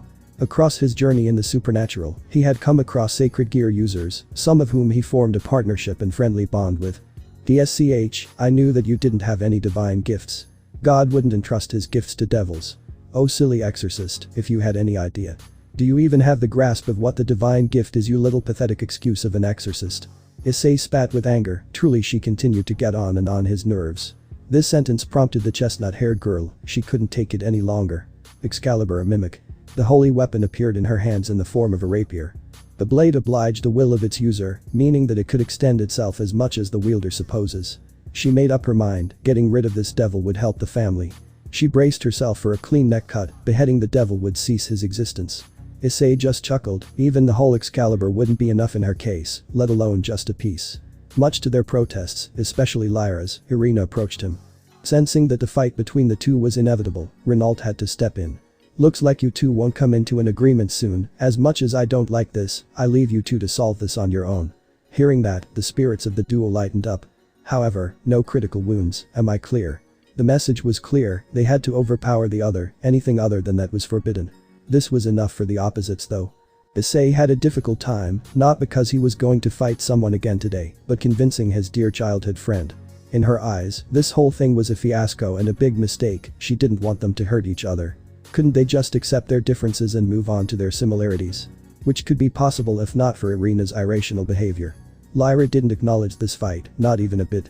Realizing that she can't convince them, she had to get help from someone that was clearly stronger than her. Thus, she approached her father. Father, please. Please make them stop, they don't have to do this. They can't even do this without your approval, you can stop this, father, please. I will do whatever you want, please call this off." The girl pleaded desperately, as much as he hated to see his daughter like this, he knew that this wasn't something he was in control of. "My cute baby, I promise nothing will happen to them. They just have to show each other that they have to be respected. I'll make sure that they will come unscathed. Renault's words did make an effect on her, albeit unwillingly, she had to let them decide on their own. She had utmost trust on her father, he was a man of his word.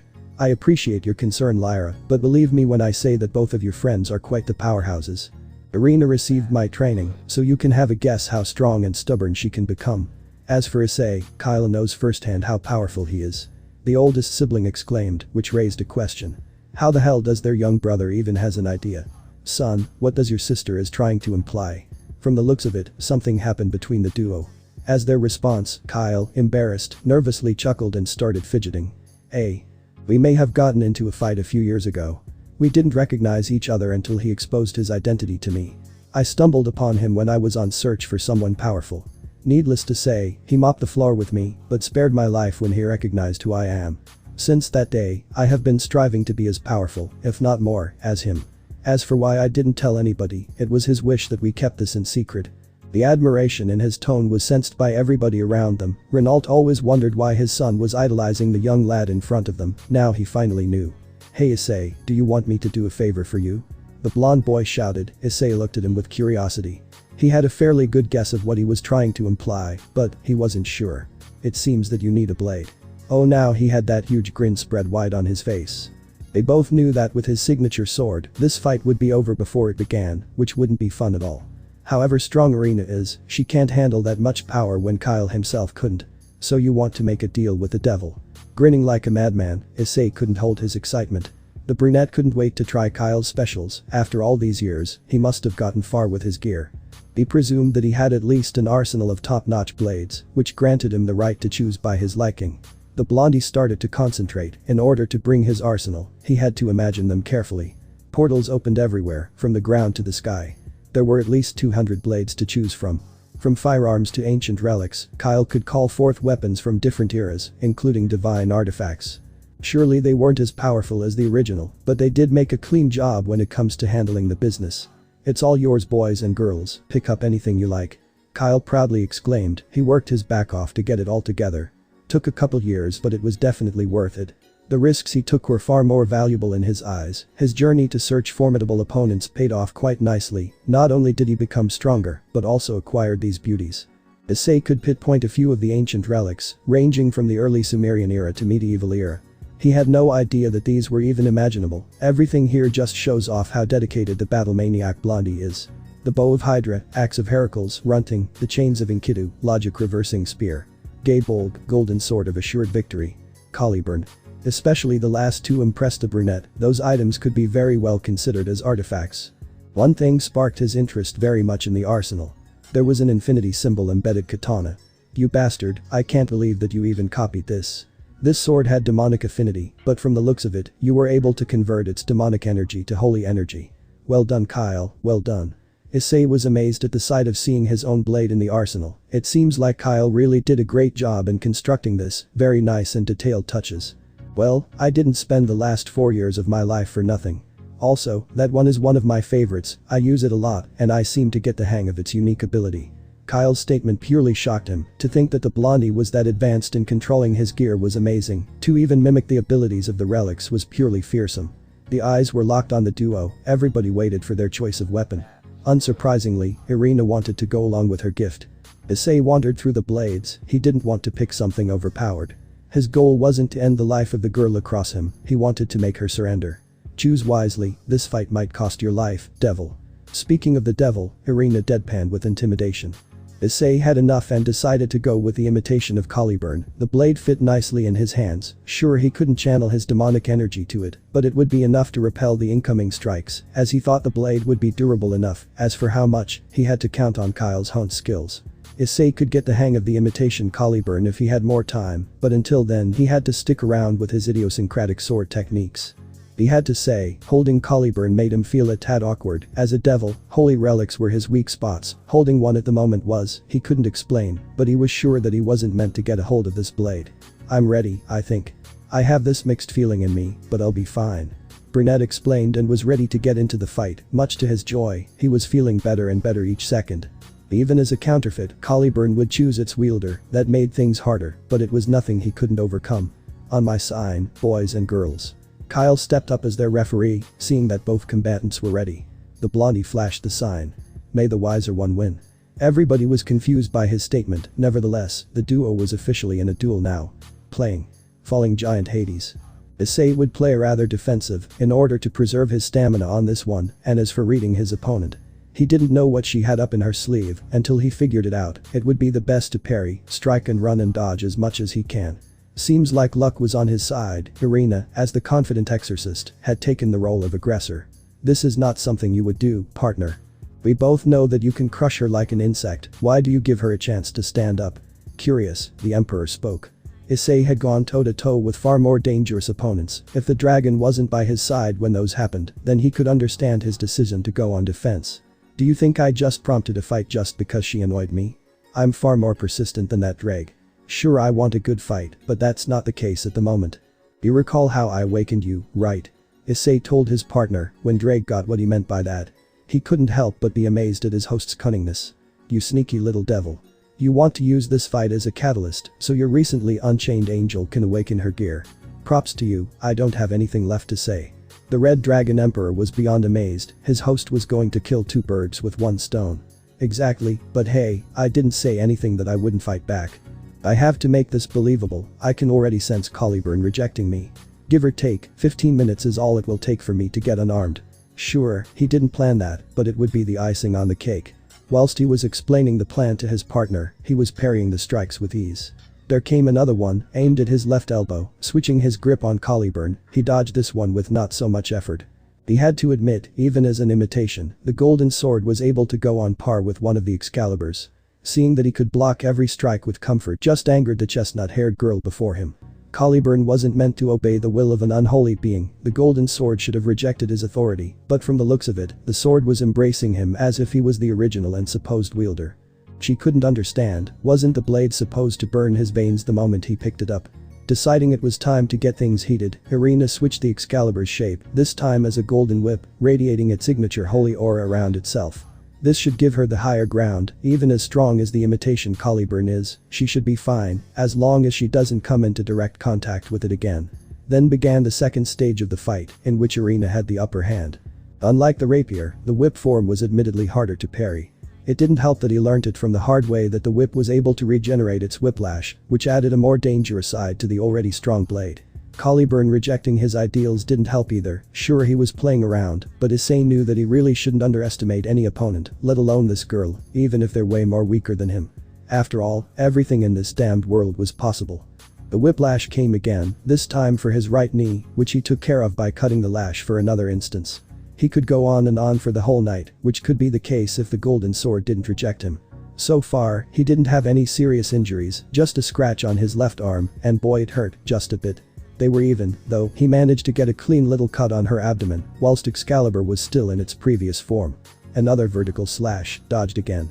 His grip on Caliburn was steady enough for now, but he was losing control of the blade slowly.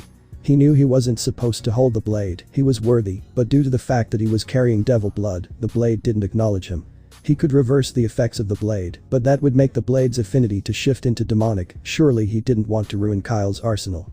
Irina, on the other hand, was getting tired. Controlling the holy weapon had always been hard.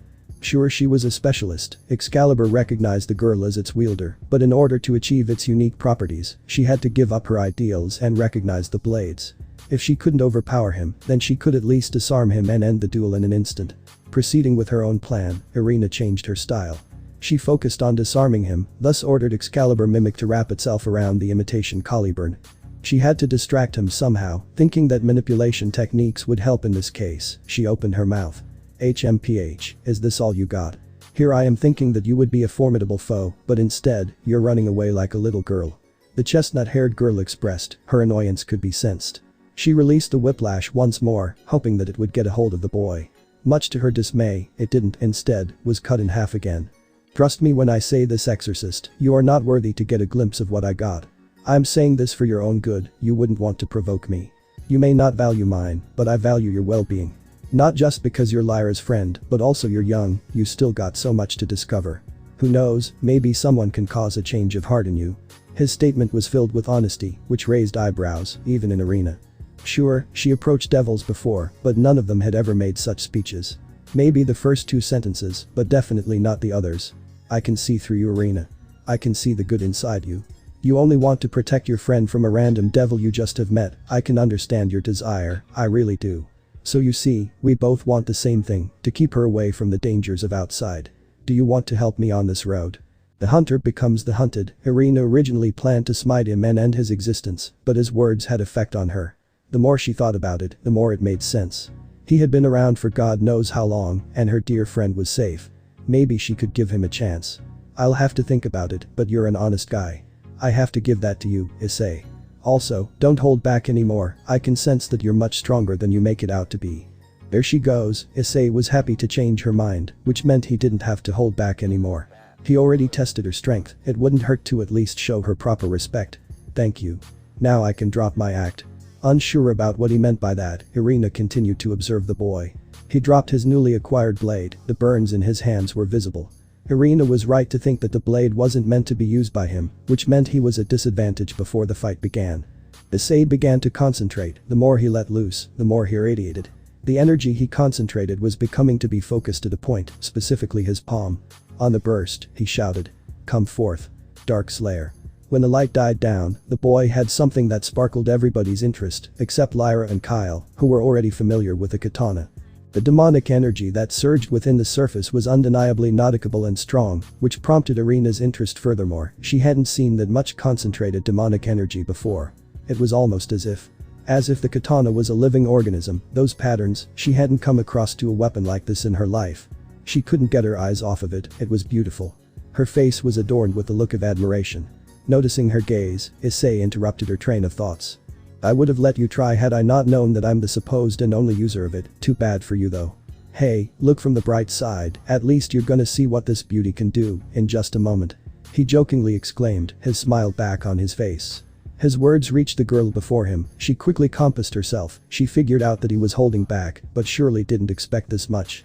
Lyra wanted to protest, she knew what Issei was capable of when he used that katana, he tore down a god-forsaken barrier with it, a concept of reality.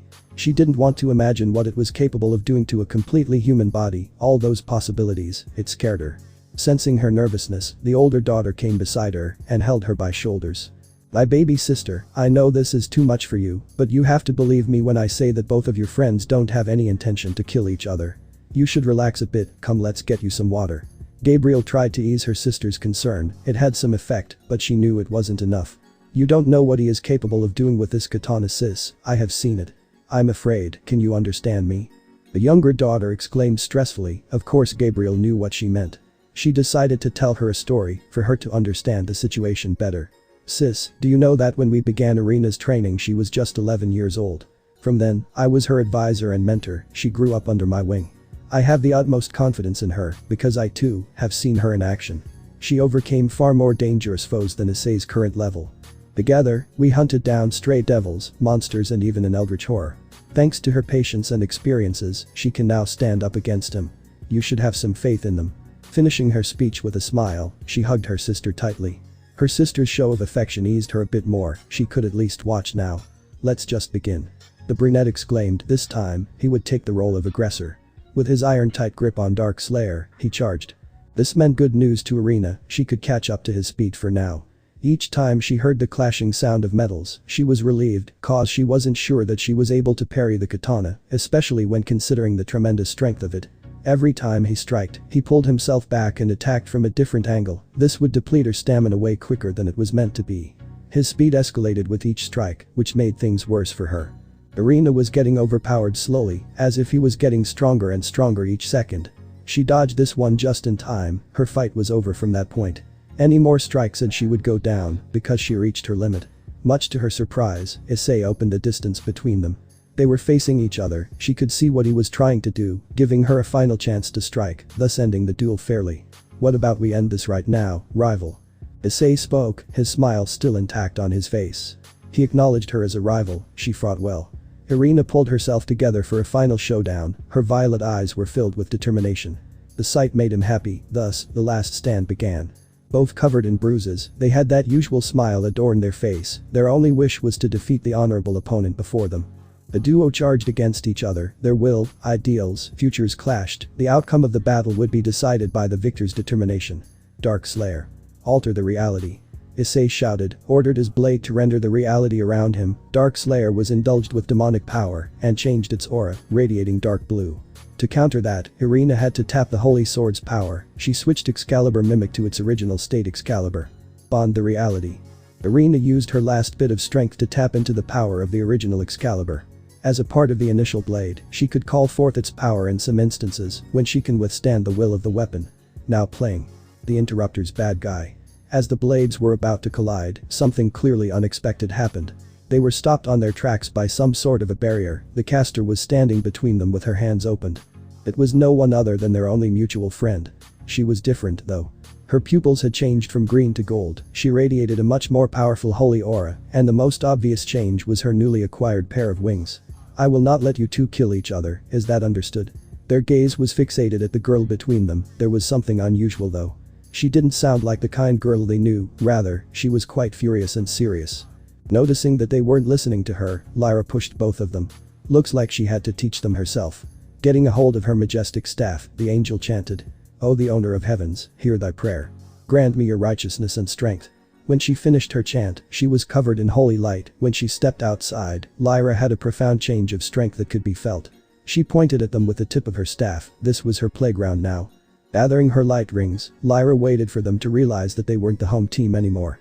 Amazed by the sight, Issei could do nothing but chuckle. After all, his plan was efficient enough. Now he had to deal with her, which was the harder part. Something was strange, he could feel it. It was as if Lyra was still in control. He could see her gaze still belonging to the kind girl. Like she was planning something. She ordered her light rings to strike them. Both combatants braced themselves for countering it. Like Issei presumed, this whole thing was a big joke. Just before her attack collided with their blades, she ordered the rings to be no more light, but instead water. They were fine but were soaked wet from head to toe. The girl before them laughed hysterically. This had been way more fun than she thought it would be. You got pranked. Oh my god, the look on your faces, this was definitely worth it. She couldn't suppress her laughter, like she was new to this stuff, but seeing the look of confusion and anxiety on their faces, it was priceless. Issei wasn't pissed, but happy to see that she could embrace her new life with laughs and jokes. Irina on the other hand, felt deceived. Ladies and gentlemen. We've been tricked, we've been backstabbed and we've been quite possibly bamboozled. The brunette sighed in defeat and dismissed his weapon. He didn't have anything left to say, instead, walked towards his opponent, who was still processing what happened, and offered her a hand. Irina was not sure, this was either the beginning of a great friendship or the end of a marvelous rivalry, both of which were equally amazing. Looking into his eyes, she searched for a brief of uncertainty. She was glad that she couldn't find what she was looking for. The brunette was the cause of her change of mind. She wanted to believe that not all of them were the same. Now she got a chance to prove her point. Albeit shakily, she took his help and got up, their hands still intact, which eventually turned into a handshake. It has been a pleasure to clash against you, Irina. Thank you for the opportunity. I'll try my hardest to prove our point. Issei expressed sincerely. He enjoyed their duel. She was a formidable and dangerous opponent.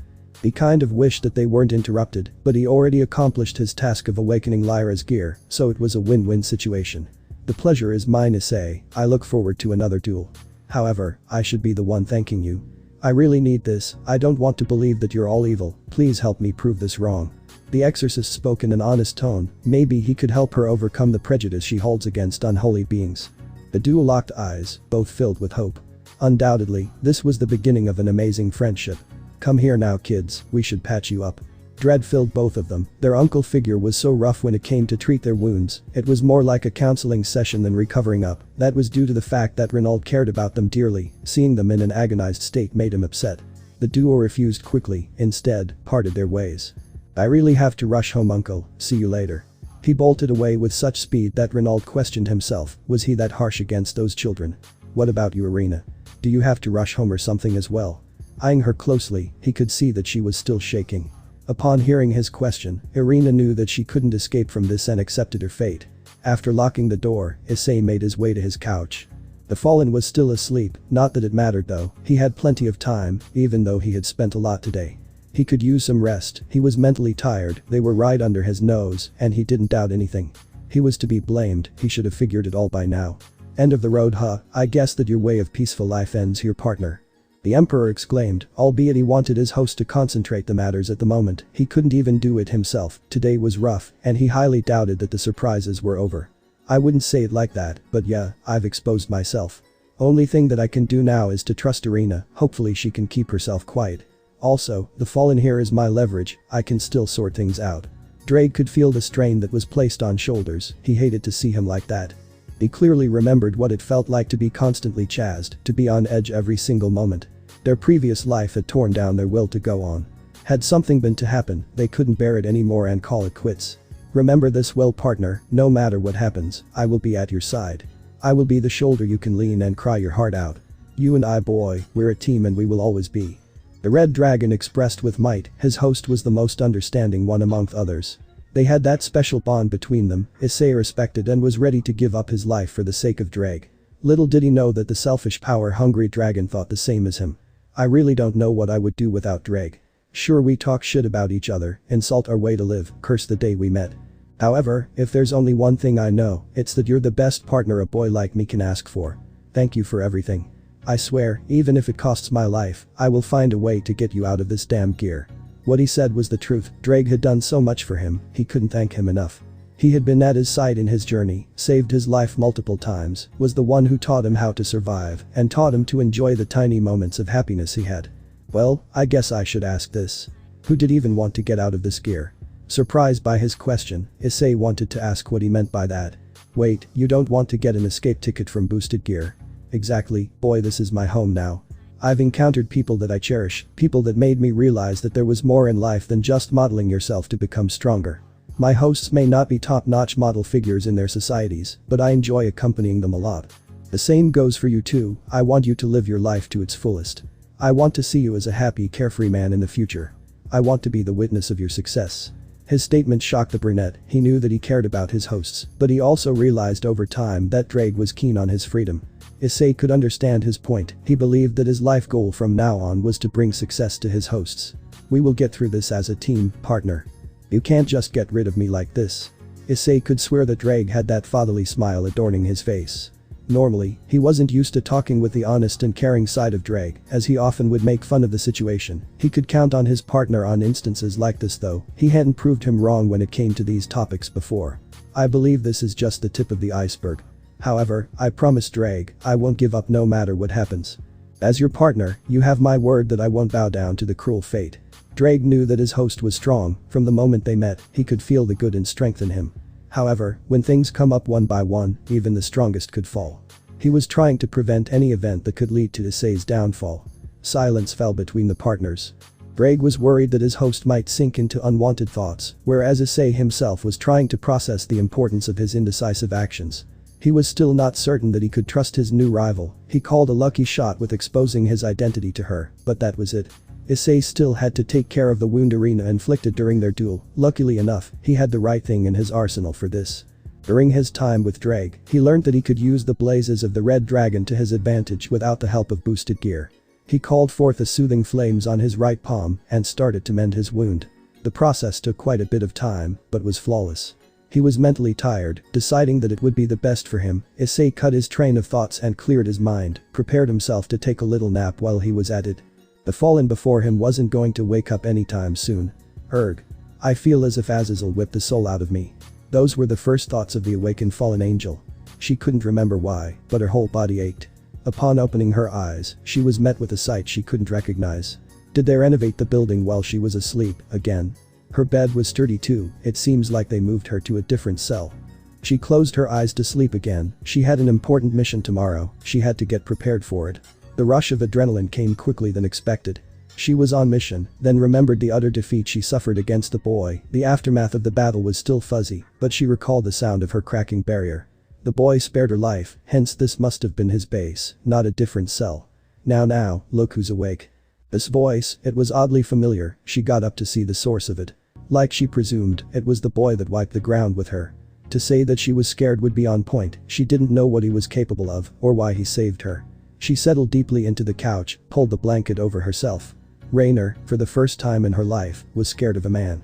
She felt the burning sensation that twirled her veins, she never felt anything close to that in her life, it was hard to get over it.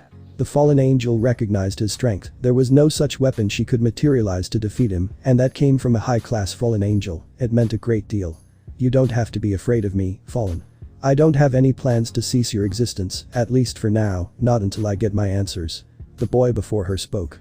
It eased her concerns a bit, but unfortunately, she didn't have the answers he was looking for. Seeing that she was still frightened, Issei pulled up the blanket. I only want to know why you targeted me and my friend. If you are just following the orders, then arrange a meeting with your boss, Azazel I presume.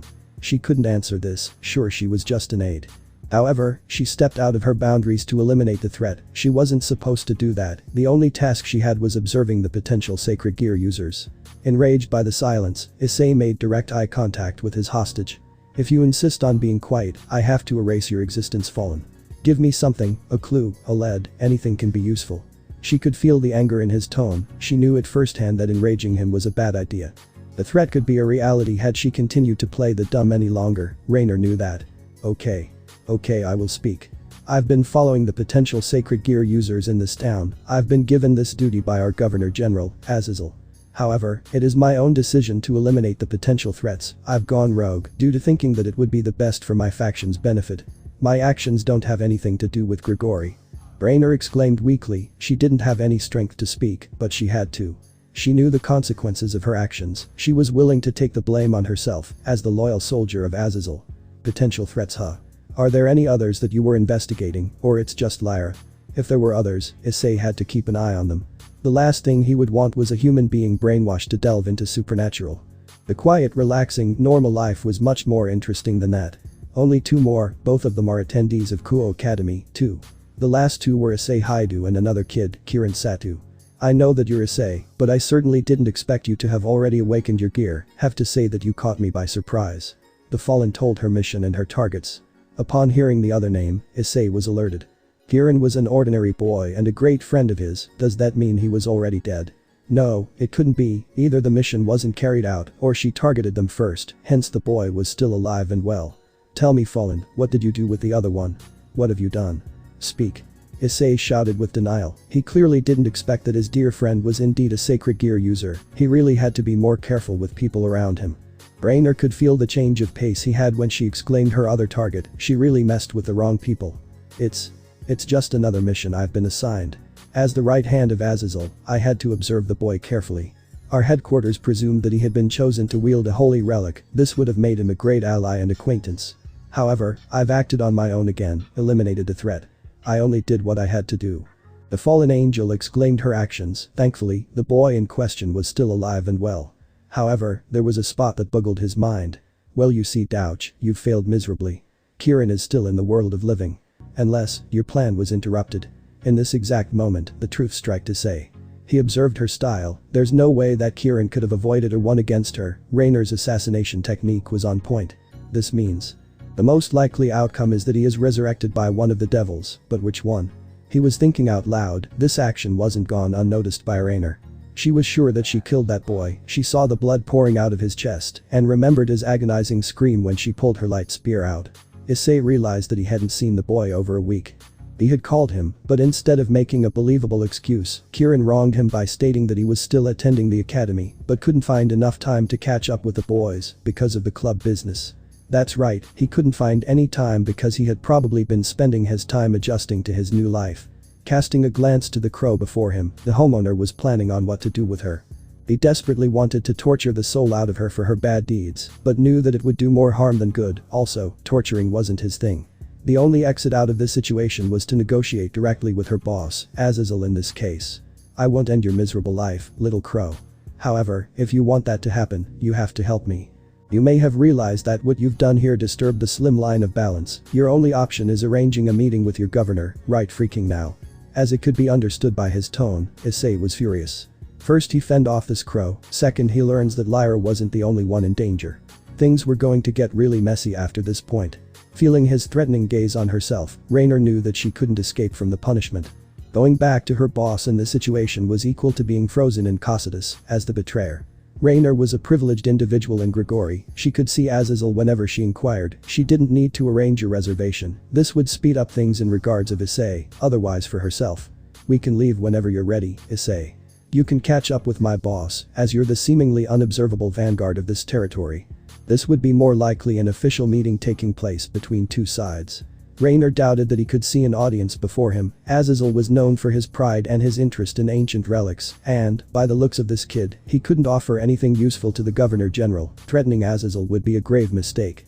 Upon finishing the preparations, Raynor cleaved a portal in space-time. This was their ticket to Grigori. Without losing any second, they traveled through. Things never get interesting in these times, do they? The man exclaimed as he was surfing through dozens of papers, all related to the political stand of Grigori against their moves on humanity. Sure, they didn't want his faction to mess around the world of humans, but Azazel himself knew that he only tasks scout missions when it's regarding the overworld, maybe recruiting possible sacred gear users, but that was all. He didn't allow his colleagues and brethren to make a move on their targets, especially not when they're unfamiliar with the supernatural. All of those papers were only warnings. This wouldn't be enough for him to stop his research on artificial sacred gears. He managed to have one to come into existence, although it was still in the alpha state. The situation was promising. The only thing he needed was another good research example, that being a powerful sacred gear, or even a Longinus. With that he could finish his research and start mass producing. Shot up from his seat, the fallen angel grabbed himself a drink. He was frustrated cause his spies couldn't bring anyone to Grigori. He could really use those sweet gears to his advantage, not because he would use them as a leverage against other factions, but strengthening his own. His usual cheeky smile made its way to his face. The more he thought about it, the more he got excited. Truly, the governor was like a kid. Screw him, I know I can do this and find a way to not disturb the balance. Just wait, you sneaky bastards, Azazel is coming for you. Making his way to his couch, Azazel started his search to exploit the loopholes in the documents. He knew that they couldn't fill every single detail, so as long as it's not written, he could find a way to continue his experiments. The governor is a man of politics, and everyone knew that. He was really hard to win against in the political ground. As they're not in a war, he would come atop on every meeting and agreement. Just as Azazel was about to fill the documents in his favor, he was interrupted. He recognized the patterns of this portal, quite similar to his own. He came into relief once he saw who was the intruder, none other than his loyal subordinate, Raynor. From the looks of it, she had a guess. Something felt wrong, as if the boy near her was the actual and real intruder. He could feel the anxiety and fear she radiated. He could also feel the suppressed power the boy contained. It was so obvious that he had a hard time with that. "So, what brings you here, my dear angel?" her boss nonchalantly asked. He was far more busy to actually receive threats. Not that it would come into reality though. Azazel himself was quite proud of the power he wielded. Her cheeks lightened upon hearing his flirtatious answer. Like every female in Grigori, she too had a crush on Azazel. The pinnacle of sexual desires if you know the real reason why he fell. I'm here to introduce you to him. She managed to spurt the words, albeit weakly. It was quite evident that his angel had been defeated at the hands of this boy, so she decided to bring him here, in case he had any special features. Upon examining him further, indeed there was something strange with the boy, his signature. Azazel hadn't seen something like that in a while, two opposite forces, clashing with each other for domination. "Ah, I see, you brought me a gift. Kudos to you, Raynor, you'll be nicely rewarded for this."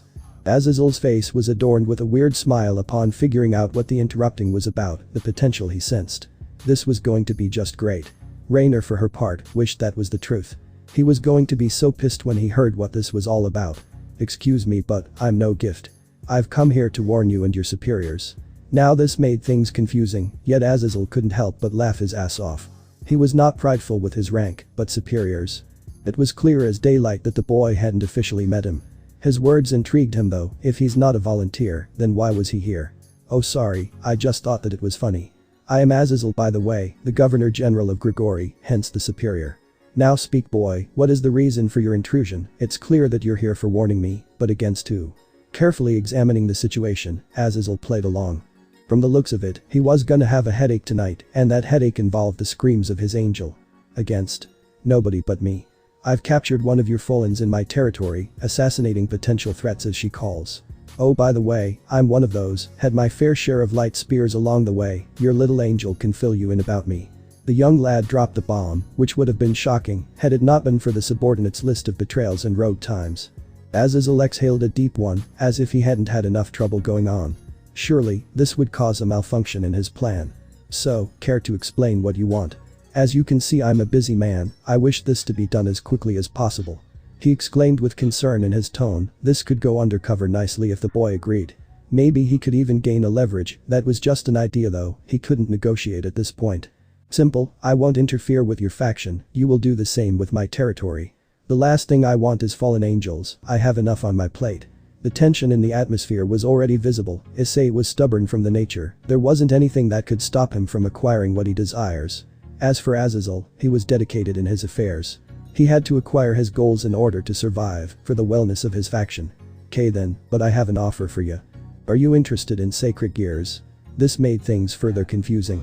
Nevertheless, Issei was actually interested, thanks to being an owner of a longinus himself. "I don't really think you're in place to negotiate, but whatever, I'm all ears." A deal would be complete if both sides had gains from it. He sometimes cursed this nature of him, fair and according to his honor. "You see boy, I've been searching for potential users, but I can assure you that it's not for my own gain. I want to examine them and prepare them for their destinies. However, I've stumbled upon a dead end on my research on artificial sacred gears. So you help me, I help you on whatever you need. Do we have a deal?" He must have been crazy to think that he can actually perceive the working process of sacred gears, however, he heard of him before. This man knew no boundaries when it came to divine gifts. Issei could use some help in realizing his destiny, but not the one against White Dragon Emperor. "You know what, count me in. I have something that you can use, but in order to do that, I need to get a promise from the one and only governor. Do you promise me that you will tell every single detail about what I have?" He made his point, he was gonna hit two birds with one fallen. Seeing him agree to his deal, Azazel was filled with ecstasy. He was a word of his man, it was not like he would leave him hanging. A deal is a deal, the Dark Slayer. Rainer felt it again, the concentrated demonic energy that burned her veins. The blonde-haired man was experiencing something he never thought he would again. He knew this signature, it belonged to a certain demon knight. During the Great War, literally every faction had sent their reinforcements to their respective sides. For devils, Hell sent their greatest warrior to the underworld, legendary Dark Knight, in order to preserve the war from spreading to their territory. Rest assured, the demon caused a catastrophe that resulted in great casualties on the Angel Coalition. The collective force of Supernatural were trying their hardest to bury his name from the world. After all, he had caused some unforgivable acts. PFFT. Hahaha. So the prophecy unfolds, yet again. But disbelief radiating in his tone, the fallen governor exclaimed. It was happening all over again, another champion of the Dark Knight, this time clueless, yet seeking his advice. Should he inform him about his destiny? Or leave him hanging and resulting in another catastrophe? No, the world has suffered enough from their behest actions, this time he will take things under his supervision. Noticing the confused gaze of youngsters before him, Azazel knew that he had to make an explanation. "Boy, believe it or not but, you're a real exception of creation. I have everything you need about that unholy blade. However, I want to study it. This will surely help my progression to be much quicker than before, thus not needing any more sacred gear users. If you don't mind, I want to keep it for just this one night. You can come back and retrieve it tomorrow, or better, I can bring it to you if you can't afford to come to Grigori again. Just write down your address here and I'll grab your needs in the meantime." The gleam in his eyes didn't help, it was obvious that the governor was beyond curious about the boy. Much to his pleasure, Issei agreed with Azazel's deal. He had enough firepower even without his family heirloom, besides, this deal would help him to calm down the tensions in his territory. Seeing him writing down, Azazel reached for his bookshelf. If there was only one thing he wanted in his office, that would be the shelf behind his desk. He had every, according to himself, valuable information stored in his works and theses. It was the boy's lucky day, because he had the right books and essays about the knight on his bookshelf. The mythical blades, legendary Dark Knight, champion of the demon realm, Heller Underworld. The Unholy War, a quick guide on understanding the demons. Here, everything you need about the blade and your destiny is here. These books are written throughout history by reliable sources. I've had my hands on them for a while, I don't actually need them anymore, you can keep them, they'll do more good to you than me. Azazel tossed the books to the curious boy in front of him, only he knew how dangerous his existence is. He had every right to desire peace, it would be impossible had he been exposed, thus understood his decision to not interfere with his place. I appreciate it, Azazel. I have only one wish left though. Can you keep quiet about this visit? I really don't want to deal with any more trouble, especially not the ones from the underworld. I'd really like it if you respect my privacy and decision. He was visibly concerned, something that the governor could relate to. He had his experience with going undercover for such a long time, has subordinates that wished the same. However, sometimes you can't simply acquire peace throughout your actions. This fact didn't mean that he wouldn't help him though. Agreed. We have a deal, Issei Haidu. Azazel reached for a handshake, albeit unwillingly, Issei agreed, and with that, their deal had gone into action. He had to admit, even this was a risky shot. However, when considering his options, negotiating with the fallen leader was the outstanding one, especially the least violent option. Kaboom, that's it I guess. No more utterly boring negotiation and some free space for me. Today's been tough and tiring, and my head still aches. Gotta get some fresh air after arriving home. The first thing he did was releasing himself to the soft and cold couch. He had to use some rest but didn't feel like it. His mind was filled with dread and anxiety. He left his dear family heirloom without a second thought. The spiritual value of that blade surpassed everything he had. Still, he had a gut feeling that Azazel would keep on his promise. Rest assured boy, Azazel is a man of his word. I had my fair share of deals with him, I don't think he will take his word back. Yet, you can always bombard the Grigori and retrieve it if something like that happens. Greg tried to ease his host's concern, again. What he said was the truth though, Azazel wouldn't do something like that, and even if it happened, they could get it back by force. Yeah I know, but still I don't want to incite a war on Fallens. You know what I want and I won't stop until I acquire it.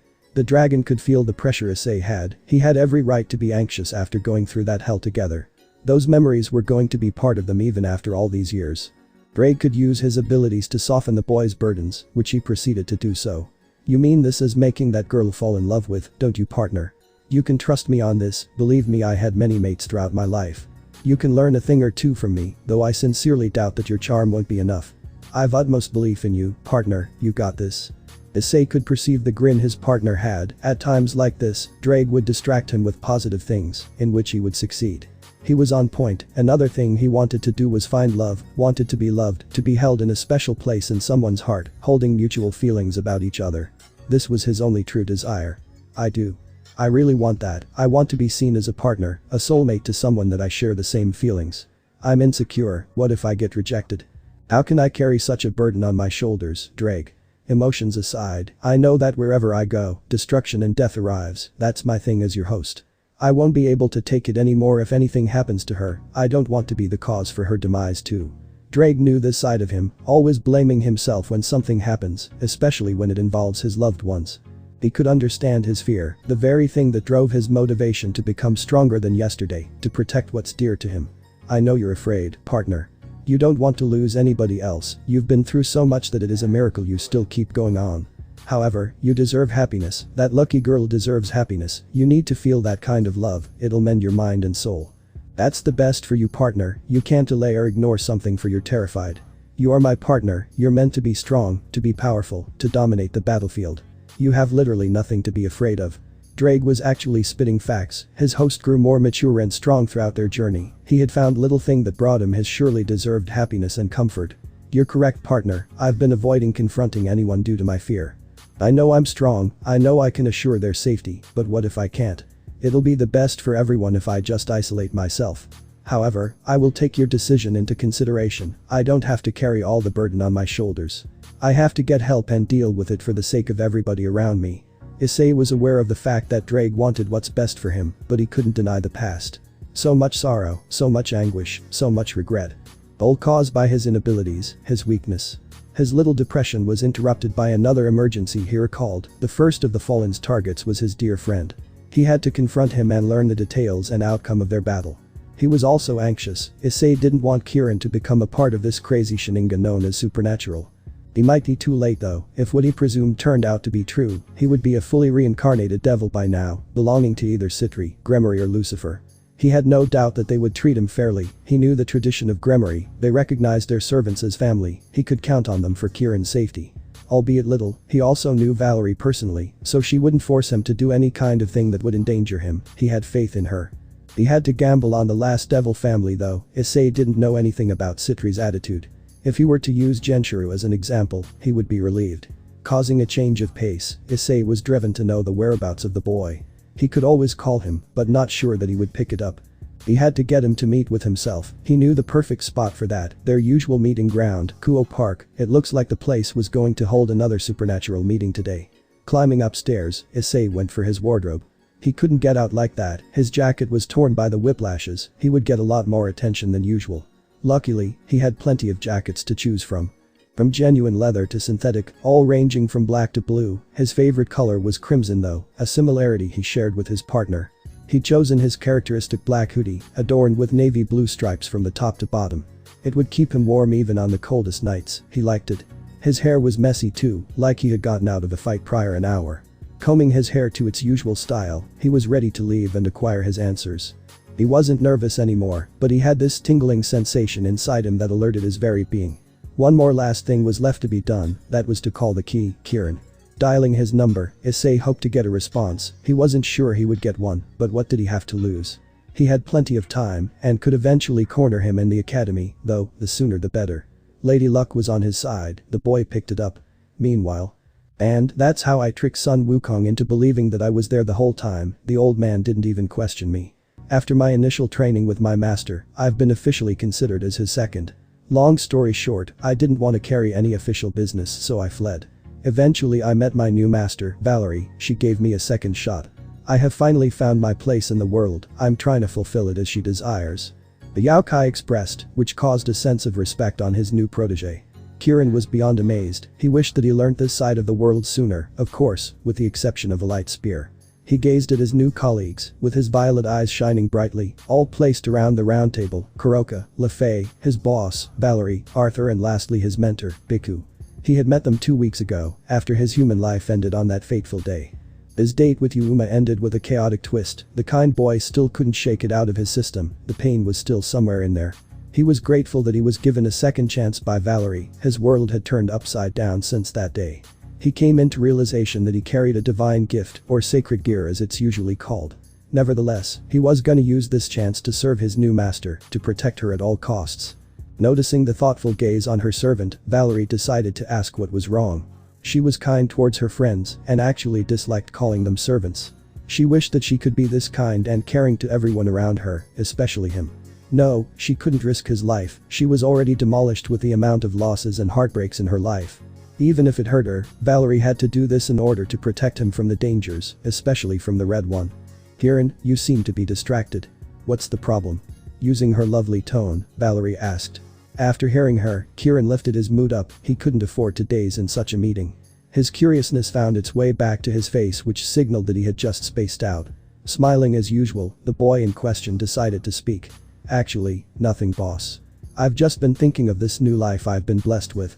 After that day my life went more and more interesting. I've met with y'all. I can't pay my debt to you, but I think eternal servitude should be just enough. His statement was met with smiles from his brothers and sisters. They were like a family, and he felt sincerely happy to be with them. The peerage acknowledged him for who he is, felt concerned about his well-being, helped him to overcome his fears. They cared about him. I don't desire eternal servitude from you, Kieran. I want you to live your life to its fullest. That incident was also our fault. We couldn't notice the fallen wandering in our territory. However, there's one thing I desire from you. You already know that. I want you to become stronger and cherish our name and pride in the underworld. The king exclaimed. It wasn't shocking. The next thing they did after he completed his transformation to become a full-fledged devil was arranging a training session with Arthur, which was, in the real sense, truly hellish. He understood her point though. She didn't want to lose her dear pawn. Just as Kieran was about to reveal his desire to live up to her name, his phone rang, becoming the center of attention once more. He should have put the phone on silent, reaching for his pocket. His violet eyes widened when he saw who's calling. No one other than his proclaimed brother, Issei. He grimaced at the thought of meeting with him, not that he disliked him after turning into a devil, but as what his master said, he shouldn't interact with them for their safety, as they could be targeted to be used against them. Who's it, boy? Ain't you gonna answer? Biku exclaimed with a curious tone. Over time they've become friends and told their life stories. He knew that he's been avoiding his friends as much as he hated it. The Yaokai knew that this was for their best interest, as Kieran was indeed a power magnet, would attract so many dangerous opponents due to his long-eyedness. Incinerate anthem. Albeit reluctantly, he picked it up. Hello, it's Kieran. What do I owe this pleasure, Issei? He was trying to act natural. He couldn't outright say that he was in a meeting with his peerage. As the audience heard the name, they immediately recalled him talking about Issei. They knew that these two were great friends, to an extent that they considered each other as brothers. Another thing they knew was that he could be a potential target for fallen angels. That's why Kuroka was tasked with a mission to tail him and guarantee his safety. You and me, right now. Meet me at our usual spot. I have to discuss something with you, which concerns your lately unusual behavior. Oh, so you want to meet me? Can we postpone this to tomorrow if it's not important? Now he wanted to meet with him. Valerie averted her eyes, completely focusing her attention to the conversation. Issei was indeed up to something, nor he wasn't. Wanting Kieran to meet him was completely normal as he hadn't seen him over a while. The silver-haired lady was indulged with the conversation. She wanted to know more and more about Issei, and do this without interacting with him. It is important, idiot. Does the name Reina ring a bell? I see. I'll be right there. Thank you for informing me, Issei. He put an end to the call, the look on his face, albeit difficult to understand, was fearful, that name. Thankfully though, he was able to put a facade before anyone could read him. Curious with the importance of the meeting, the youngest member exclaimed the thing that boggled everyone's mind. What's it, Kirin-sama? Why do you need to leave? Her blue eyes were shining. Her kind face was adorned with a stunning smile, which was something that nobody could resist against. It wouldn't be an exaggeration to say that curiousness is her middle name. The blonde-haired cutie would often wander around the world to please her curiosity, like a little cat. Issei was indeed the purest member of the family. Ah. I have to meet him, it's about our next plan with the boys, and usually we two decide what we are gonna do on Tuesdays. That way I can explain myself that I won't be attending for a while. So yeah, it's kind of mandatory at this point. He was able to convince them, as they didn't think that he would lie to them. Kirin was an open book, he had nothing to hide and nothing to lie about, except this one. Would you want I and Biku to escort you, Kirin? In case that something happens, we can cover backup for you. Speaking gently, Arthur involved himself in the conversation. He could say that he was a tad overprotective on the boy, but it was normal as he still hadn't been able to defend himself properly. Instead, the holy sword wielder was met with a shake. It's not necessary, Arthur, really. Issei's a completely normal boy, and I don't think that I can't overcome this on my own. However, I promise that I'll let you know if something happens. Sincere as he always is, politely declining the offer. Kirin casted a glance to his master, who already agreed with his decision. Valerie, as expected, was concerned. Yet, she knew that she had to let him act on his own on instances. She couldn't get involved in his private life. I'm truly sorry for this intrusion, boss. I'll be back in a while. Kirin was met with concerned looks, he was relieved to know that they were worried about him. He could count on them. He slowly made his way to the exit. Rainer. How does he know that? In the night, we forget our will. An endless wave of bloom and flowers, waving through. The peaceful mind is, not disturbed by the dangers and concerns of the world, purely cleansed. In the dream realm, no such thing could bother you, not a war, not even your struggle to keep going. You're only haunted by your memories, the people that you let down, their trust you demolished, the daunting look on their face. Over and over, it tears you apart. Clearly, this wasn't the case in this instance. This realm was blessed with purity, the reign of peace was established. The world you brought up, from the time of your birth to the exact second. Every single memory you cherished, every feeling that destroyed you, every moment of happiness you had. All in one place, it is your own struggle to guard the flame of serenity in your little world. Your actions, your desires, the feelings you put away on the surface. You have to face them in order to achieve unity inside. One simply couldn't delay everything, one way or another, you have to be comfortable in your skin. Because, one's strength comes from the inside. The faith you have within, the belief you hold, your will to succeed, all of those matter. Honor the chivalrous, respect the sage, become indulged with your potential. Against the world, crawl deep with your nails. Echoed through the realm, whispers of the lady. Underestimate a breeze you shall not, it evolves into a tornado via your lack of interest. Came her response, from the shadows of the trees. Bold, clear and truthful. What is the wind, if not for the eager claps of the butterflies? Composed and calm was the lady's answer. Her silver hair, now flown away slightly by the zephyr's effect. Truth of the world, has now turned against its creator. Simpler things bring the happiness you desire. The voice, paralleled against the lady's. The realm has become the place of physiology, a ground for their ideals to clash against. The only truth, one that all desire, is locked within. The original potential, all beings share. The strength I desire, has already been embedded within my noble blood. The flashing holy light, embracing its summoner. The true potential of Samuel, original ruler of the underworld, carried by his lineage. Only the purest state of your mind can achieve the hidden strength you have. Summon them, descendant of the initial Lightbringer. Ordering, demanding, pushing towards the objective they shared. Truth of the Samuel, the only one already buried deep within the history. The realm of the devils, never meant to be ruled by their inhabitants. The only suitable ruler is Lucifer, not by the name, but by the blood. The holy light continued to shine brightly, each passing second. Lady, not affected a bit, concentrated on their speech. The desire to rule, to uncover the unholy realization of the world. Prepare to brace, to unite. Your destiny awaits. Unfolding the potential, sensing the greatness ahead of themselves, the holiness of the wicked continues. My destiny shall be realized by none. I call forth the legacy of Samuel. The mission I have been given shall be enacted. Unyielding, unfathomable the will. The world obeys its master, realizes their desire. The white cherry blossoms, shaken from the core. The world crumbles, by the order of the creator. The atmosphere, now changed from devilish sweetness to holy truth. The rebellion has started, the ideals clashing against. The shift of axis, the first fallen angel, has become the original cursed. The unholy redeems itself, becomes the first sparking light once again. The origin reverts back to its initial stage. The wielder acts as the angel once more. Cleansed from the sickness, the mind has become stable. The purity spreads, the owner's wings have started to devolve. The burning sensation clarifies the wickedness of the lady. I shall become the lightbringer of the underworld anew. Against the lady, the supremacy stood. The revelation has stated, against the supremacy, she shall become the domination. Against the evil, she shall bring the light. To overcome oneself, dramatic change is required. Clear the truth is, as much as the holy. Revitalizing the supreme holiness she has within. Her inner rebellion, against the clashing forces of the lightbringer and prince of lies. Unfolding the destiny, the reason Samuel fell. Imitating the circumstances, refreshing the beginning, living the moment again. Dragon Emperor of Supremacy, Albion. Will you be the witness? My rebellion has started, light will be brought back to the underworld by none other than me. I will become Samuel's champion. Affirming, confronting the unholy residing within her soul. To cleanse, to unleash the ancient mystery, she will endure the sickness of the evil. Greatness, success, the concentrated will, subconsciously controlling the body. The lady has to prove the world that she will overcome her greatest enemy on her way to righteous glory. Holy pure as the evil, light sparks within once again. The process slowly taking effect. Clearing the origin, rewriting with the initial goal. Her destiny resides ahead. Descendant of Lucifer, I will be the witness. Release the truth, surpass the limits of your devildom. Rise from the ashes of your ancestor, bury the darkness. Rise anew, Samuel's champion.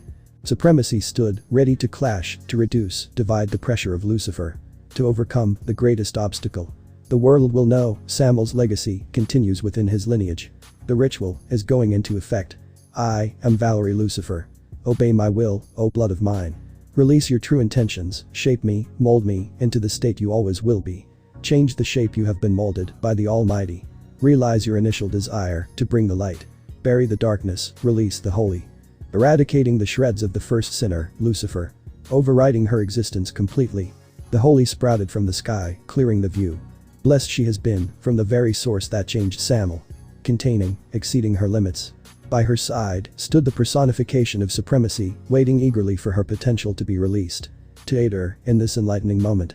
She has awoken the dreamer, becoming aware of the truth that now surrounds her. Her origin started to mold back into what it used to be. Angel Samuel, the lightbringer of biblical God, his finest creation, found his way on the surface of earth once more. In these dark times, she will be the candle of hope. To finish what her ancestor wanted to fulfill. To unite every single being under the light of God. However, the world is not ready for that. Mother Earth would not embrace the initial source rising anew. Samuel was not welcomed, his light has been his curse, modified by Gaia. He was not allowed to step feet on her grounds. Lightbringer was not complete without his signature, the earth denied the wish. The lady's aura shifted back to devilish, the curse had been established. The holy light has gone away in the blink of an eye. Her origin became the Lucifer once more. The world did not acknowledge Samuel, he was not to be back, neither did his legacy. The dreamer pulled the strings to his hand again. The realm, as peaceful as always, had undergone no changes. Damn it. I don't understand. What do we do wrong, Albion? I have completely understood the prophecy, I know that I'm the chosen. I have you on my side, the Emperor of Supremacy. I don't get it, why can't I summon the holiness residing in me? Frustrated, which could be explained due to the fact that lady was performing the ritual for the 15th time. At first, Valerie thought that it was her own weakness that caused the malfunction. However, as the time passed by, she knew that this wasn't the case. A key element was missing, and she had no clue what was that. Hey, look from the bright side, partner. We had a breakthrough, this time your origin was about to revert itself. That was until Gaia spotted your existence, she must have rewritten your origin again. I do think though, you may be able to use holy relics for a limited time, considering that you still have the holiness from the ritual. The mighty dragon stated, which made sense, she could still feel the light inside her. Much to their dismay, Valerie wasn't the type to rely on mundane blades to engage in a battle. She liked to use her spells, her prowess in martial arts was another reason too. If you count divine dividing into account, she didn't have a reason to use them in the first place. I do look from that side, Albion, otherwise I'd have given up on performing the ritual on the 7th instance. That one almost got me, not going to lie, it was pretty dangerous. Still, I believe that we can pull this off successfully. There needs to be another requirement that we haven't thought about yet. Maybe a catalyst that Samuel left behind. Actually, her partner was considering just that. It wasn't a lie when she told her partner that they tried everything, including her devilish powers reduced to ashes by Albion, being impaled by a holy blade. To give context, it was the 7th attempt, and summoning previous users of divine dividing and asking them about Samuel. Literally, they didn't have anything left to do, there had to be a catalyst for her to complete the ritual. I am on the same page, Valerie. You're his great-granddaughter, do you happen to know about any artifacts, relics or anything he left behind before he, well you know, got smashed right into the ground by Drake and eradicated from existence by my poison? Well, not exactly the right entrance, but Albion was right. If there's only one thing the dragon had utmost pride in, that would be the time he and Drake chased down the whole Christianity and gave them a lesson of lifetime. He missed the action, the thrill that kept his blood pumping, yet, he was fine with being the witness. Geez, thanks for reminding me that you're the one who pulled him out of this miserable world. Either way, I don't know. The only one I can ask at this moment is Grandpa, and I really don't know how he would handle it. Last I heard that he's extremely busy with the council, but I think it wouldn't hurt to visit him. I miss that boomer. Rizivum live in Lucifer, the first descendant of Lilith and Lucifer, a true prodigy. Successor to the original Lucifer, both in power and royalty. Always kind and a bit overprotective of his family, it wouldn't be an exaggeration to say that Valerie was by far his most loved grandchildren. Well, he did spend most of his time taking care of her in her early years, threatening the council if one dares to lay an eye on her. Splendid idea. What would be better than to ask his own son? If there's anything, he would know it. Also, you should check up on him, partner. We both know that only you can reach him, due to both his work in the Devil Society and the fact that he only opens himself when you're around. After all, he is your grandfather. Albion's words resonated with her, the silver-haired beauty too knew that Rizivum would only speak with her about his issues. So much for being a nearly omnipotent being, nevertheless, she loved him dearly. She owed this life to him. If it weren't for her grandpa, she would have been looked down upon by the mere reason that she is a half-breed. Nobody would dare to make a move on her, courtesy of having an overprotective grandpa. Yup, we should definitely pay a visit. I can both check up on his condition and ask him those, which I don't doubt that he has an answer for. By the way, do I need to get up? What's the time? I don't want to miss school today, I'm energetic. Although Albion hated to be used like a clock, he obliged to her wish. It was still early, 7:30 am, but due to Valerie's tendencies, she had to get up around those times. Like Drake, Albion too was a tease freak, those lovely reactions would never disappoint him. Energetic to see the love of your life, Valerie. I have to admit, seeing you act like a high school girl as you should be makes me happy. Who knows though, he may have feelings for you. I doubt that lucky bastard would even have the thought of rejecting you. Albion struck from an angle that she didn't expect, she too knew whom he was talking about. Her classmate, Issei, the pure smile he has, the positive energy he radiates, everything about the boy screamed wellness. The more she thought about him, the more she yearned to interact with him, become the source of his happiness. The faint red lines on her cheeks indicated that she had indeed feelings for him. And nonsense. I would never.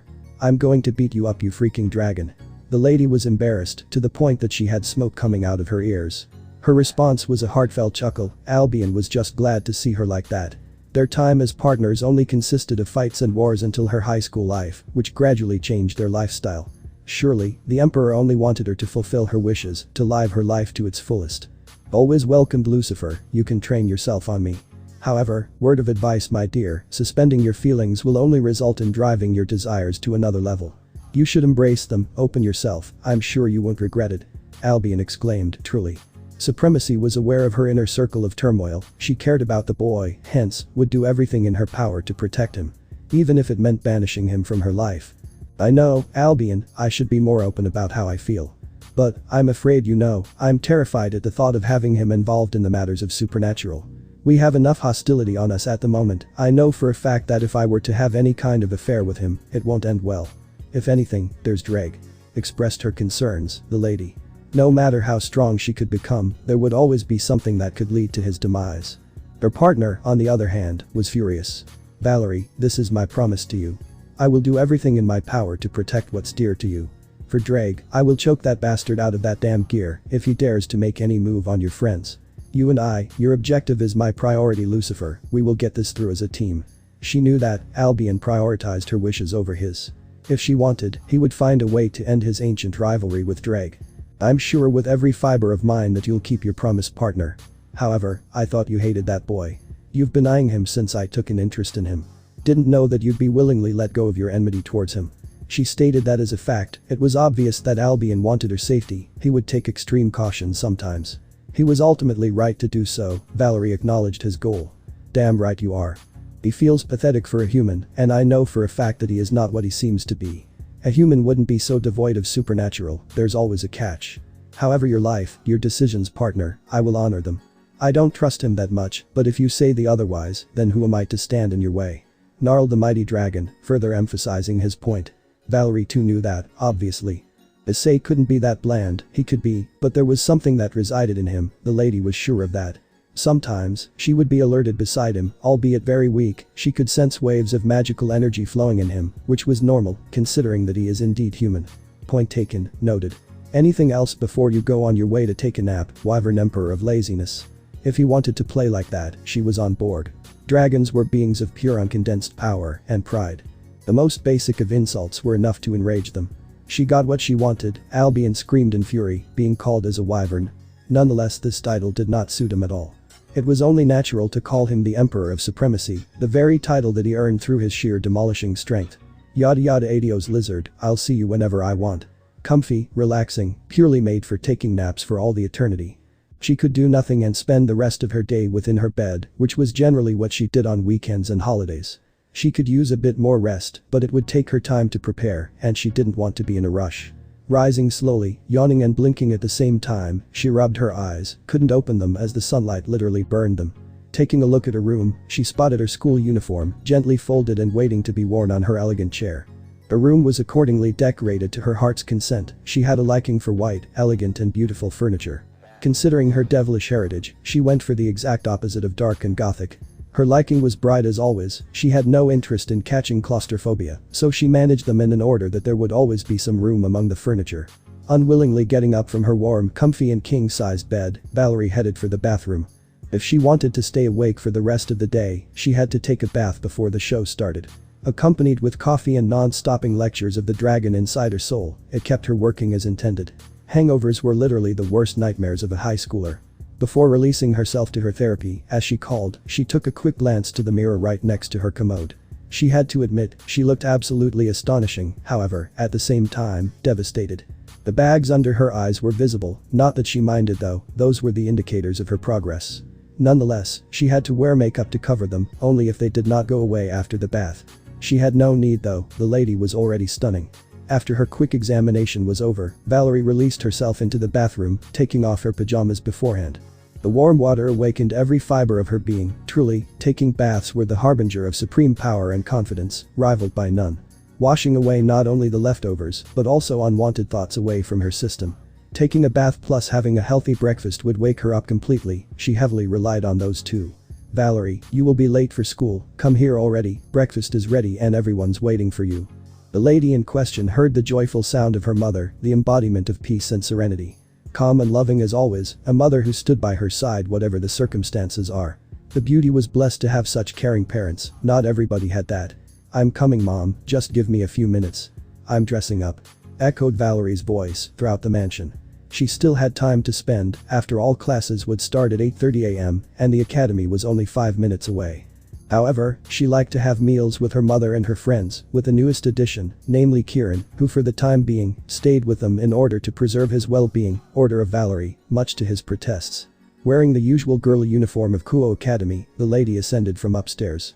Refreshed, ready to get through the day, captain of the peerage. The smell of her mother's cooking, absolutely delicious. She couldn't wait to dig in, as they called her, never-ending gluttony. She had a fancy on food, especially ramen, something that rubbed on her from her times on Grigori. Formed an order around the table, waited her family. From the left, Arthur, Biku, Kieran sat beside them, on the other side of the table, against her mother, situated her father, Raziv and Lucifer, indeed a loving individual. The vacant spot was reserved for her, beside Lefay and Kuroka, right next to her father. She could read the room, Kuroka was impatient, Lefay had her usual pure smile, her eyes shining brightly as always. Arthur had his elegant posture, reflections from his glasses indicated his calmness. The male Yaokai was in his mood, his heartfelt smile reached everyone. The newest member, Kieran, was, however, nervous from the looks of it. Understandable, he still had some uncertainty in him. Humble was the boy, he really had that thought in his mind, thinking that he was going to be a burden to them. He was going to get used though, he had become a part of this family. Come beside me, my dear daughter. the signal of her father she heard, making her way through.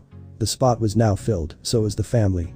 Valerie was one hell of a lucky girl to have such parents and friends. It really felt like they were completely a family, as the old-timers said, the blood of the covenant is thicker than the water of the womb. Relations formed by choice were indeed stronger than those by blood. With her taking her spot, they've become indulged in their meals. Truly, the cook was amazing, the precision of heat was finely adjusted, the eggs were neither overly cooked or raw, the meal melted in their mouth, as expected from her mother. The vegetables were equally proportioned, the dishes outright looked superb. Of course, the cook was aware of them, no such thing would make her as happy as seeing them liking her cooking. So boss, what's your plan for me today? Same as usual. Do I have to tail the boy again? By the way, the meal is amazing, ma'am. Kuroka decided to interrupt the silence. It was common for them to talk during breakfast, especially a bloviator like Kuroka would stop at nothing. Upon hearing the compliment, the cook smiled brightly, her daughter, on the other hand, had just enough. Yep, continue to observe him. If what I presume turns out to be true, then we have to take action before anybody else does. The remaining members of the family did not have a clue about whom they were talking about. They didn't feel to need to inform them, after all this was a normal scouting mission. Hail the boy, interrupt if something bizarre happens, retrieve him and hand in the report. Kieran decided to ask the question that everybody wondered. Excuse my rudeness, boss, can you fill us in? Is there somebody that is in the same condition as I am? If there was, then he had to step in before that guy suffered the same fate. The tingling sensation in him wouldn't go away, it terrified the boy to the core. His boss could feel that he was afraid, acknowledged his wish. However, there wasn't any proof that the fallen was targeting him, nevertheless, Valerie wasn't the type to gamble her chances. Actually, I think we should be more open about this. So you see my pawn, it seems that you're not the only one. I fear that there's going to be much more to it due to that I ordered Kuroka to specifically observe someone, that being no one other than your friend, Haidu. Just a speculation though, we don't have any leads. The boss dropped the bomb, Kieran was, in fact, grateful. It shows that his boss truly cares about human lives. During his time in the mansion, he came to realize the unknown face of Valerie Lucifer, cold and heartless on the surface, bright and colorful from the inside. He understood her desire to keep herself away from the normals, she did not want to be the cause of their downfall. I see. Although I don't get why him, but I'm sure that you have your reasons, boss. Thank you for covering my weakness, I would have wanted to do that on your behalf, but I can't even take care of myself at the moment. I'll rely on you for the time being, I promise you that you will not see me in a state like that again. His confession brought a smile on her face, she always liked determination and potential. The fire in his eyes was something that she endorsed, if he had his reason, then his destiny would reward him nicely. Not a problem, Kieran. As you've said, I have my reasons and I'd like to keep them as secrets for now. When the time comes, I'll explain those to you first. For now, let's focus on the issue on our hand, your sacred gear. Believe me when I say that Arthur is the only one to have decent knowledge about holy relics, so you will be in his care for the time being. Inform me about the breakthroughs. Valerie took her title as the boss seriously, the beauty would often organize spars among them to keep them in shape. She didn't want them to get rusty, they always need to be in perfect condition and coordination. If they were going to be the supreme peerage of Underworld, they had a long journey ahead of them. Kieran's second mentor, Arthur, was a man of focus and honor. He liked to have fair fights with his opponents. As such, he would prioritize a duel over a victory, only if it posed no danger to those around him, especially his sister LaFay. Hell would break loose against the man had his sister been to shed a tear. The blondie came from royalty of utmost fame, Pendragon lineage.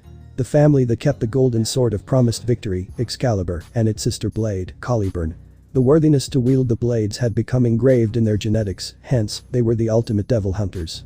Unfortunately for them, Arthur carried the sophisticated characteristics of his ancestor, he would not judge based on their race, rather, on their personality. A devil could be kind, as an angel could be prideful. So, Arthur's gonna basically beat the soul out of me until I collapse. Sounds like just a great idea, boss, thanks. I'll pray to every god out there to help me, I know it wouldn't do anything, but a man can only hope. The dreadful look on his face actually summarized everything, when it came to training, the holy sword wielder would lose control. In this situation Kieran had basically become his punching bag, so much for a new life, huh? His violent eyes lost their brightness. Valerie doubted her decision for a tiny fraction, but nah. Arthur couldn't be that harsh, could he? Come on buddy, it's not that hard to go on toe-to-toe with him. Just bonk and run, repeat until he freaking stabs you. Oh. I remember that torture, the first time is the toughest dude, you'll get used to it. Never mind, he's nuts, I'm just glad that I'm done with that. recalling the moments, just like a veteran with the times he's been in Nam. The frightening sound of their respective blades clashing, Arthur pulling out Caliburn and stabbing him, over and over. Good thing they had LeFay on their side, otherwise he'd collect his severance payment and retire. Going against a monster like him while being a devil was outright a suicide mission. Oh thanks, now I'm frightened even more. Biku. Tell me something useful, like how can I even avoid him? Is there anything that I can use against him? Even a tip would be much better than this. The young lad too knew that there was no escape. Until he figured something out, Arthur would chase him to no end. The boss might have to reconsider this decision and have a talk with the man, but there was Arthur's gimmick that he only did that to Biku for ridiculing LeFay. As long as he did not cross the line, they should be fine. Look for someone that has a ridiculously powerful demonic blade to rival both Excalibur Ruler and Caliburn, technique and experience to surpass Arthur. Until you find out that guy, you're gonna train with him. At the very least, you'll be more durable than you used to be, so just accept your fate and go for the win, my boy. Reassuring the boy, Biku left out a chuckle. Sure, Arthur had his downs, but as a whole he was caring. They were only playing around, and he knew that he would certainly go easy on Kieran. They could tell the truth, but where's the fun in that? Stop terrorizing him, boys, he's new, remember? If anything, I'm sure that boss wouldn't allow Arthur to demolish the little faith he has within. Given time, I know that he will surprise all of us. Kuroka made her speech, wanting to keep the boy's will intact. It was a good move, but she could feel that he was already worried about the outcome of their training. She knew that their intentions weren't like that, but that was just bullying. Enough is enough, Biku. You know that I can always do the same to you, only a few words, and Arthur will step on your tail. So if you don't want to be burnt into a crisp, support our newest friend. After all, you're his first mentor. The boss had that threatening aura around her. Biku knew too well that enraging her wasn't the right thing to do. Chill out, ladies, I'm just joking. I have no desire to sulk down the mood of Kieran. I'ma teach him a few tricks, that's all. He had a few things in his hideous mind, everyone could feel it. Nevertheless, this meant good news for Kieran. Biku had a natural ability to be a mentor, due to his origins that stem back to the mountain of flowers and fruits. His initial training with the first generation Buddha paid off quite nicely. I'm glad that we're over it, now concentrate on your meals. I'm sure that no one here would want to upset our dear cook. Finishing the conversation with a firm tone, Valerie made her point stand. You know, boss, wouldn't people suspect anything when they see us together? I wouldn't want you to become a gossip topic, especially not for me. Kieran voiced his concerns. They've been walking to school together for a few days. He didn't want to cause any trouble for her, which was understandable. He really didn't want to be a burden to her after what she's done for him. Valerie, on the other hand, wasn't bothered by the slightest. They could gossip all they want, the important thing in this matter was his safety. I don't think so, Kieran. I don't care about their gossip, as long as they're just rumors which we both know the truth. Hence we will split up after the gate, I don't think it will be a problem. Also, on the school grounds, you don't have to call me boss, Valerie will do it just fine. Nonchalantly exclaimed the lady. Valerie knew about every supernatural being in the school, so they wouldn't have to cover themselves. Humans wouldn't bother her, but a spy surely would. As they've been walking at a slow pace, they couldn't notice their surroundings. Time flew past quickly, and before the duo realized, they were already in front of the academy. Luckily for them, everybody was busy getting ready for their classes. The atmosphere around the academy was the same as always, boring, peaceful, yet had a special feeling in it. I'll pick you up after the classes, Kieran. If you get into trouble, let me know, we can sort it out. Until then, take care of yourself. With their eyes locked, the duo gave their goodbyes. The boy made his way to the academy building without any further ado, determined to pass the classes without sleeping. As for Valerie, she found something that sparkled her interest, her cold blue eyes locked on a boy. His messy hair gracefully danced along the wind, waiting to be sprung out of its dance. The smile on his face melted the heart of the lady. His hazel eyes, fixated, concerned, yet had a bright light in them. His face was full of purity, meant no harm to those close to him. So soft, so pure, so lovely. In her high school years, she hadn't seen the boy without his smile, always positive, always yearning to ease the concerns. Issei Haidu. The boy she came to have a great deal of interest in. The very first thing she liked about the boy was the positive energy around him. No matter what happens, the smile wouldn't go away, that made her attracted to him. Deep down, she wanted to be the cause of that smile, wanted him to ease her pain, to support her. To tell her that everything was going to be okay. However, that was a big no-no. She couldn't be that selfish. The boy was very nice, she would corrupt him, make him a target. Even if it hurt her, Valerie made up her mind, she would not approach him. Only she knew, the boy was yearning for her interest, he wanted to be at her side. He wanted her to mend him back to what he used to be, help him heal the shattered pieces of his heart. Issei knows that only she could make it through his broken mind. It's definitely a sight to see you like this, partner. I have to say, being a girl of your age really suits you.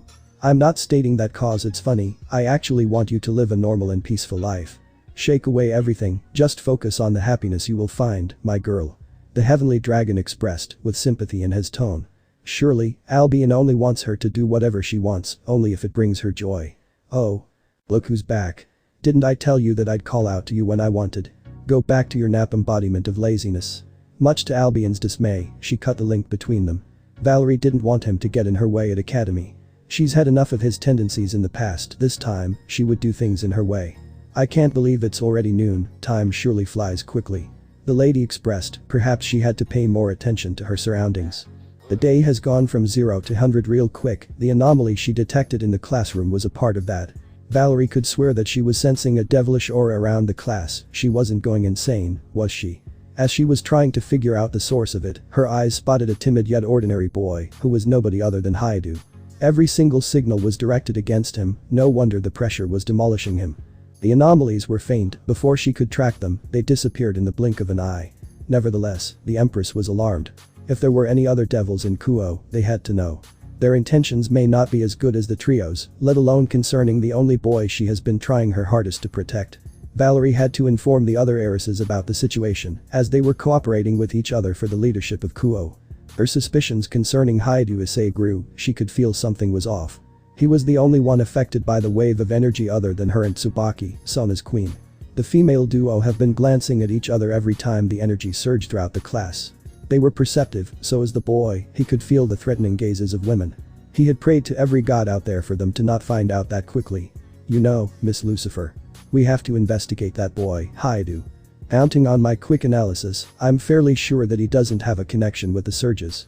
I don't think he is involved with any of this, but there's a high possibility that he is somewhat aware of the other side. Probably a dormant type, but I think we shouldn't gamble on this. Fixating her glasses, the queen exclaimed to her fellow kin. On her perspective, this was a matter that should be immediately discussed between the kings, loyal as always. You can inform Sona about the surges, I have been keeping an eye on the boy for a while. He's probably having gut feelings as we do often. I have this under my control, you're dismissed, Tsubaki. The lady spoke firmly, standing on her point. The class had already been dismissed so they could discuss the problem publicly. After taking another glance at each other, Tsubaki and Valerie went on their way. Tsubaki headed for the student council for her duties as the secretary and queen, with the latter making her way to the boy, whom she was sure to find at the school's terrace. He would spend his time on the lunch breaks there. Surely a beautiful day this has been. I have to say that I'm impressed by the behavior of Haidu. I didn't think he would go as far as this for me. Still, I have to make it up to him somehow. I sincerely doubt that my show of appreciation is enough. I don't want to seem like I'm abusing his kindness. The lady was lost in her thoughts. It was a good decision to take the long way home, as she had some space for herself, deciding the outcomes of the events transpired today. The devilish surge incident, her lunch with Issei, him waking her up like that. The more she thought about it, the more embarrassed she became. Valerie felt peaceful, beside him, she could forget about her worries. If not for her duties, she would have kept on her nap, knowing well that he wouldn't leave her side. Those unknown feelings, they terrified the beauty. It was her own decision to not bond with humans, the losses were far too great. She couldn't withstand the nightmares, the lifeless bodies that surrounded her, including Kirin, Kuroka, Arthur, Biku, Lefei, Issei. They clearly were a message to her. Every time she bonded with someone, a catastrophic event took them away. This was her curse. They all kept on screaming for her to save them. Only Issei smiled at her, even at his demise. He did not blame her, told her to become stronger, to keep the evil at bay. His shallow eyes, gazing at her desperate ones. His touch, cold yet still lively, still kept her heart beating. This boy was her cure, to pull her out of her own nightmares. Looking a little bit more bright than usual, Valerie, someone made your day. If I have to presume, it has something to do with that boy. Great, just great. The being that put her in this situation came back from his eternal slumber, just as she thought that she had some spare time for herself. Oh. Look who's back. The embodiment of supremacy, an nigh omnipotent being, yet still fails to realize common sense. Jerk, didn't I tell you to wake me up when he returns? Thanks to you he made all the work and I feel that I owe him. Valerie was fuming, she would deal with Haidu later, but Albion specifically annoyed him with his actions today. You should be thankful, brat. You still have that cowardice on you. If it weren't for me you two wouldn't even have a moment, let alone locking eyes. The way that he put it, Albion wasn't enraged by her words, but by her complicated issues. If she wants to make a move, by all means she should. However, her actions and her ideas didn't meet. She is the forsaken white dragon empress. What in the world could make her feel terrified? A bunch of angels. Devils. Fallen angels. Hell, even Drake couldn't stop her from her desires. Her existence was truly a miracle, but seeing her in a state like that actually made the dragon sorrowful. Valerie caught up on that. She knew that being afraid shouldn't put a dime in her actions. She couldn't live her life wholly if she kept on isolating herself. The desire kept on becoming stronger and stronger. She couldn't stop it, she didn't want to. The lady had to acquire what she wanted. Of course it would be much better if it was consensual between both sides. She had no doubt that Issei was willing to know her better, so did she. Yeah. I guess you're right, Albion. I really haven't looked at this matter from that perspective. Exclusively yours. Thanks for today, partner. I guess I owe you one too. Sincerely exclaiming the sudden realization she had, Valerie continued her way to the mansion. You don't owe me anything, Valerie. I just want to see you as a happy young girl, that's all. His answer fell down to deaf ears, realizing that she had already cut the link. Nevertheless, the dragon was happy. From the way she acted, it was clear that she would at least consider his advice, which was enough for Albion. With their conservation done, the duo enjoyed the breeze, the peaceful aura that formed around them. Upon arriving at the mansion, Valerie's eyes were looking for the one and only mischievous Yaokai. She was eager to hear her report about Issei. The tailing mission was something that both intrigued her and kept her at bay. She could rely on Kuroka about his safety. The duo had shared so much in the past, be it secrets or missions. Her expectations died quickly upon finding out that Kuroka was yet to arrive. The silver-haired beauty instead headed for the training grounds, located at the basement of the mansion. Well, if Kuroka was not here, then she could examine the progress of the newest addition of her peerage, Kirin. The boy looked promising, his gear especially, a subspecies Longinus, Incinerate Anthem, the perfect gear for an exorcist. The scene in front of her, needlessly to say, made the girl smile triumphantly. There stood the boy, exhausted, with his gear intact, against his enemy Arthur. The senior's classic suit was torn, to be precise, burned slightly by Kirin, his glasses still on his face. Arthur's condition looked much better in contrast to the boy before them. His hair had become messier, the wounds Arthur inflicted on him were visible. Even then, Valerie still felt proud. In such a short time, 2.5 weeks, the boy was already showing steady prowess with his Longinus. Arthur was the expert when it came to the holy relics, being the owner of the Caliburn and Excalibur ruler made them realize that fact briefly. Thus, it was decided that Arthur would take care of his training with the Longinus, whereas Bhikkhu would be his mentor, guiding him along the world of supernatural and its history. Tactical superiority and physical training were Valerie's superior sides, hence she would train him in those aspects on the weekends. Hiroka and Lefei were the magicians. The Yaokai had been honing his destructive spells, with her own way. On the other hand, Lefei was passing her knowledge about various different magic types down to the boy. Truly, they could shape Kirin into a fine warrior in no time, which is a luxury they didn't have. In doing so, they would bond with him, becoming a listener, a brother, a sister to him. A family would always be a family, no matter the circumstances, they would not leave each other behind. If one of them is in dire need of help, they wouldn't have second guesses about it. Shaping the peerage like that was Valerie's goal, and she seemingly obtained it. Back to the fight between the holy duo, they were on their last stands, well, Kirin was. Arthur didn't feel the need to take a break, as he was holding back greatly, so he was still comfortable with going on.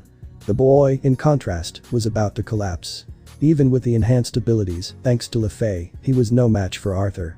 The holy flames were indeed useful, but there is a long road, full of obstacles he has to overcome, if he wants to keep his ground against somebody like Arthur. Deciding that it would be the best if she called it enough for today, Valerie spoke. Alright, it seems that there has been quite the show you two have made for the past 2 hours. The session is over, it's time to patch you up and refill your energy. As soon as Kirin heard that, he let out the breath he was holding, crashing onto the ground in the process.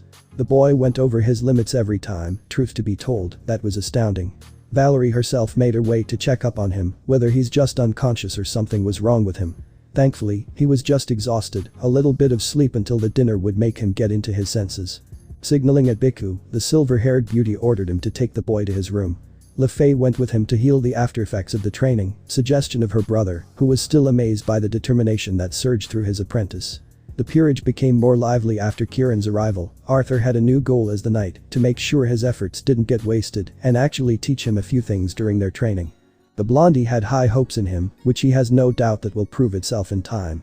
He really tries hard, doesn't he? What is your comment on his current position, Arthur? Can you inform me about the progress, malfunctions, anything else you need in the regime? The Stoic King of the peerage demanded to know about the current state of their training. So far, I'm impressed. He has the motivation, the drive, the will and most importantly, faith. The things he accomplished in such a short time is amazing. It took a month for even Bhikkhu to land a strike on me, and everybody here knows that Bhikkhu's far more powerful than Kiran, who did it just today.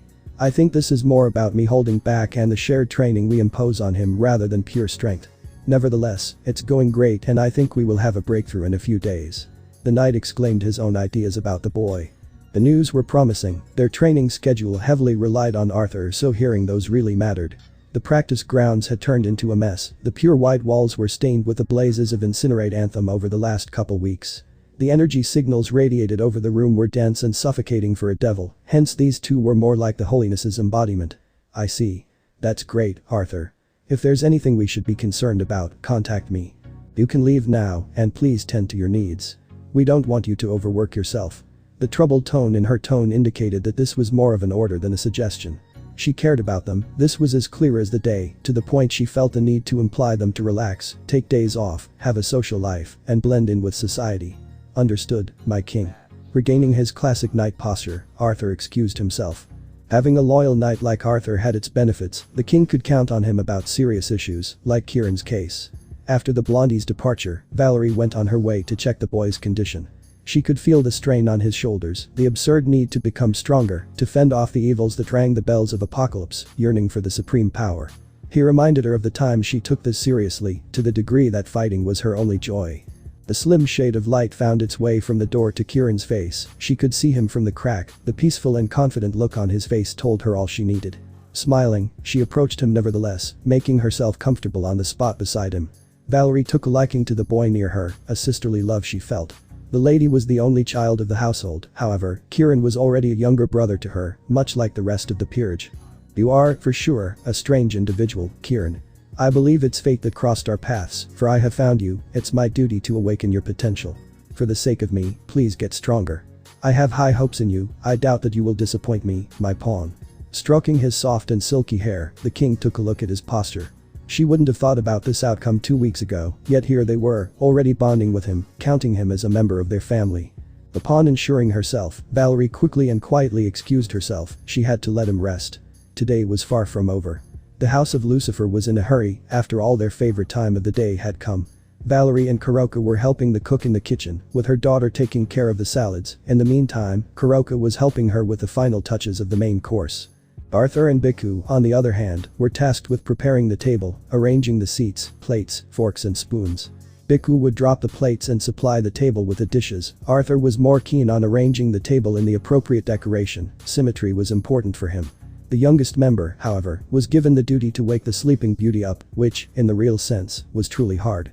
Sure, Kiran wouldn't seem like a heavy sleeper, but truth to be told, with her attitude, it was becoming harder and harder to wake him up. Gently calling his name and poking him wouldn't do the job, on the contrary. Everyone was ready, except for Kiran. Deciding it would be the best, Valerie sent Bhikkhu to get him down there. And oh boy, he grinned like a madman. Bhikkhu had a variety of ways to wake him up, but this one was gonna be the most epic one. Watch and learn, LaFay. That's how you're gonna get him dragged down here. Reaching for the drawer, the Yaokai pulled a megaphone. Oh no. Bhikkhu quickly made his way to the poor boy. Kuroka, on the other hand, was counting with her fingers. 3, 2, 1. Sergeant Kiran.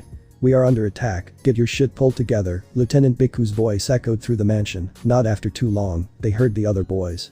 Sergeant Kiran, 12th Division, I am at your service, Lieutenant.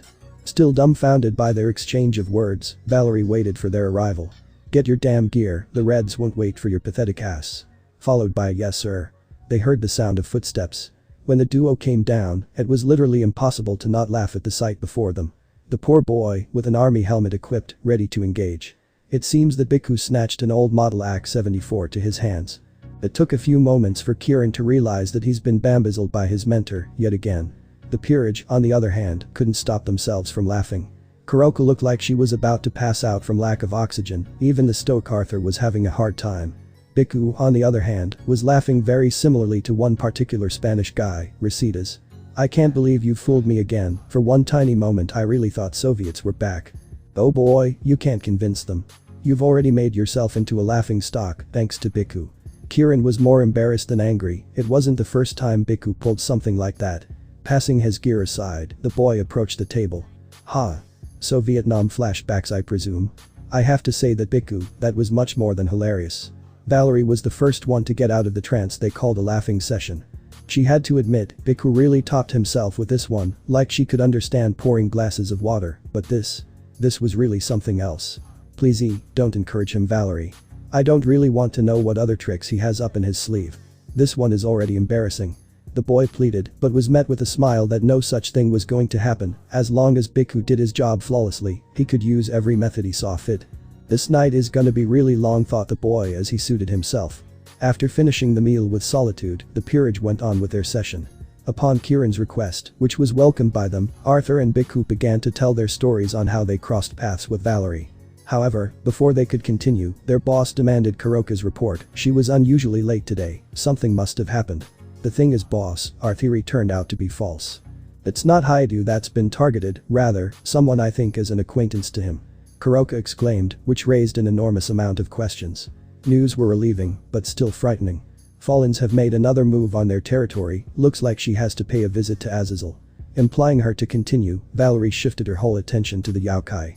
As I had been tracking the boy, a barrier was erected on their location. Luckily, I was keeping my distance fairly close. I managed to get around the barrier and confronted the fallen angel, Rainer. Needlessly to say that I've burned her to a crisp after interrogating her in the midst of our battle. The information I have acquired is that there is another sacred gear user in this town, namely Lyra Silver, a girl of your age, Kieran. Before you say, boss, I made completely sure that nothing has happened to those two.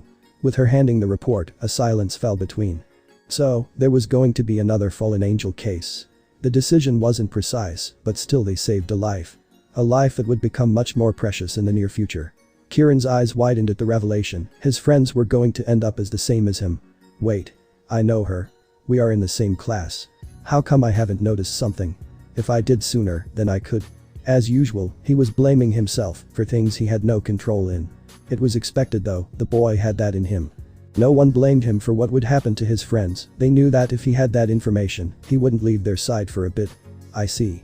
But then again, our mission was successful.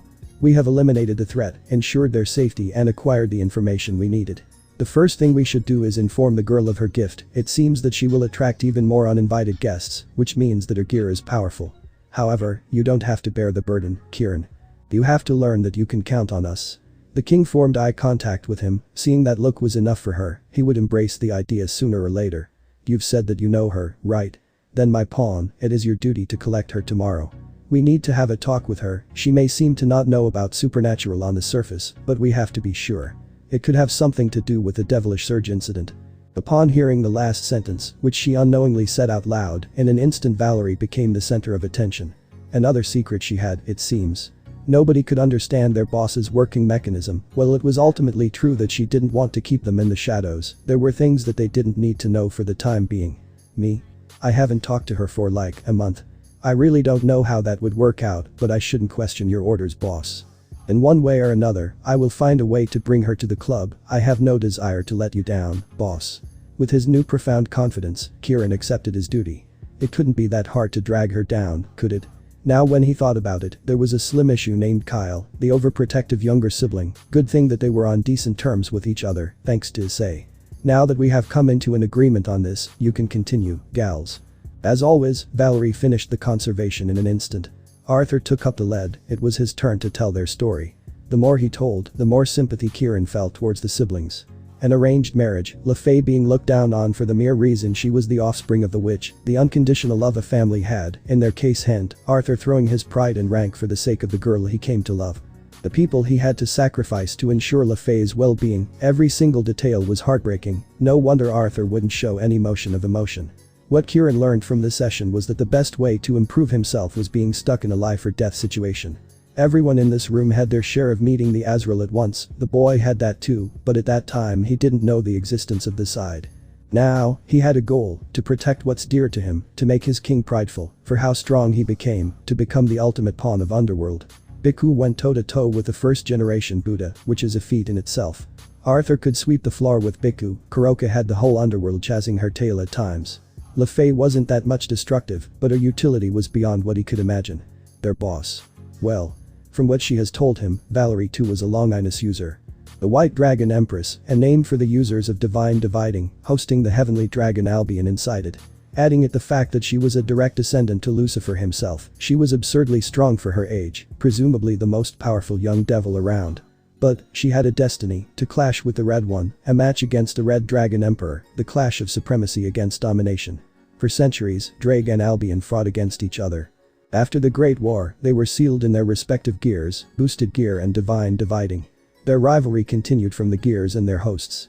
One day, Valerie would clash against the host of Drake, until that fateful day, she would keep on getting stronger and stronger. Such concepts were scary for Kieran, not to mention that he had utmost confidence and trust in his king. He couldn't stop thinking otherwise, what would happen if she were to lose against them? Rivalry or not, the boy wouldn't let Valerie to live through such a terrible fate. Even if it costs his life, he will eliminate every threat involving her in the slightest. He would not waste a second shot at life, might as well fulfill it with paying his debt. Biku's turn had come, but just as he was going to finish his story, an unexpected event took place. Issei called Kieran and demanded to meet with him, with a leverage on his hand, a name that he shouldn't know about, Rainer. Swiftly making his decision to confront him alone, the boy readied himself. There had to be so many things that needed an explanation, Kuroka's report and Issei's antics didn't match, unless. The duo struck a deal. We have opened Pandora's box, there's no coming back after that. I presume you already know that, Issei. No matter what's coming for us, we will not lose ourselves. The dragon's voice resonated, implying that dark days were ahead. The boy too knew that all the progress they made, the precautions they took, came out to be meaningless at the end. The world showed him that he wouldn't acquire the life he desired. It shouldn't have been that hard, like the old times. Then again, he wasn't able to mask his presence under the noses of heiresses. One confrontation against a supernatural creature was all it took for him to be known. Not to mention that if Kieran was indeed in Valerie's peerage, they could easily connect the dots. Their carelessness was what brought the things into this state, with Drake causing malfunctions on his artifact. Issei going against a fallen angel on 1 vs 1, the Yaokai tailing them, negotiation against Azazel. Awakening Lyra's hereditary powers, the clash against Arena. All of them had a hand in the situation, but ultimately, it was his fault to let his guard down. To complicate things, if he was on the hit list of the Christianity, he would be exposed as the Red Dragon Emperor, which would make things even harder. The only option would be leaving once more. No matter what he did, it always led him to expose his identity, in a way or another. Even if he was able to convince Kuroka, which was only because they shared a similar fate and she too knew how it was to be hunted by everyone, he couldn't make an agreement with Kieran due to the fact that he just whispered a name that had the possibility of being responsible for his life to take a turn for the unexpected. As the Shiwftie, he was just delaying the inevitable. Sooner or later, Hakuryuku would show up, no doubt their rivalry would cause harm to everybody around them. From what he heard about the predecessors, the dragons would often go out of boundaries to hurt each other, they would even take entire families as hostages, not the brightest memory of Drake, shared with the fourth strongest Shiwftie, Shida. The guy had burned down entire villages during his standoff against the vanishing dragon. For his defense, he had already lost his mind as the side effect of Juggernaut Drive, a move that even Issei couldn't use properly without sacrificing his life force. Even if he did, Albion would have found a way to surpass them, it was the thing between their rivalry. The Heavenly Dragon's initial goal was to keep on getting stronger, together, without the use of their characteristic existence-ceasing flames, which, in an unexplainable way, didn't work on either of them. Drake's boost and Albion's divide were the prime examples of that, as they've gained those aspects throughout their spars. It was the hosts that turned the whole thing into enmity towards the dragons. Hey Drake, do you think that I actually have the right to live a peaceful life? The brunette's voice echoed through, leaving a sorrowful dragon behind. It was as clear as daylight that he did, if not for the dragon residing in him, he could very well obtain it. Everybody does, partner, everybody does. Even you, an exception of creation, have the right to live your life wholly. Not as the Red Dragon Emperor, not as the last of your family, not even as the last heir of your house. As Haidu Issei, the kind humble human I have known, you ultimately are entitled to realize your desires. His partner's reply came quickly, bringing a smile on the face of the sullen boy. Welsh Dragon was right, as a human, he could live his life without interfering with supernatural. Trailing their path, the duo continued their exchange of words. Issei knew that he was absolutely screwed in this position, in some way or another, he wouldn't be able to reach his goal. On the contrary, after this day, he would attract even more opponents, obstacles, and most importantly, boring negotiations. They would be required to choose a side among the three factions. Devils wouldn't greet him that much, considering he is a half-breed. Angels are out of question, as he is an unholy being. On the other hand, he didn't see any reason to not join Fallens. He had already established connections with Azazel, and surely would do favors for him. Well, ain't this the one and only Shiwftie? Always a pleasure to see you, Issei. The boy in question raised his head, trying to find the source of this exclamation. He had figured it out that his facade was blown up, but definitely didn't expect that he was already exposed as the Red Dragon Emperor, unless it was him. Cao, descendant of the man from the Three Kingdoms era. His black hair dancing gracefully against the wind, his Gakuran suit embracing his fit yet strong body. Possessor of the first and the strongest Longinus, Spear of Destiny, true Longinus. His ocean blue eyes fixated at the boy before him, examining carefully. It was clear that he had no intent to fight, nevertheless the brunette was cautious. Cao wouldn't show up in the human world like that, especially not in Kuo. Cao. Care to explain what in the world are you doing here? If you're here for the rematch of the fight 6 years ago, I have more urgent business than that.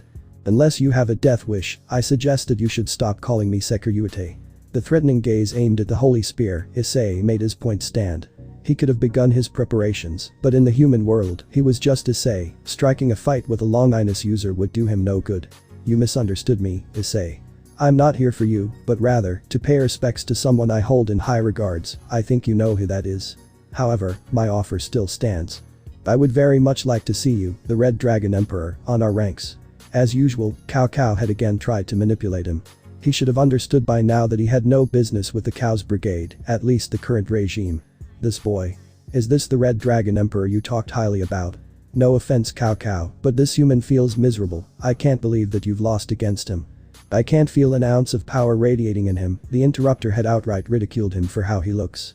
Upon reading his signature, Issei understood that he was a pure-blooded devil, a strong one at that. Messy blonde hair, turquoise eyes that glared at him, chiseled jawline, the smug look on his face, a red plain shirt that embraced his chest, puffing with each inhale, combined with the dark pitch jeans. Everything about the boy was screaming pride. Too bad that he was no match for him, would have made a good rival if he were. Looks can be convincing, Razeth. I can firmly assure you that he is indeed Shiwftie. If I were you I would watch my words, after all, he can end your existence, not even your hereditary strength can't save you. Cao immediately replied, reaffirming the man about the situation they were in. The last bit intrigued Issei, hereditary strength, every devil family had their own, so if he were really counting on them, it wouldn't matter.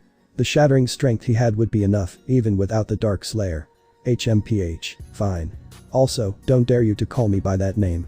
I am Korea, Razeth's been long gone. It seems that the intruder was not too fond of being called like that.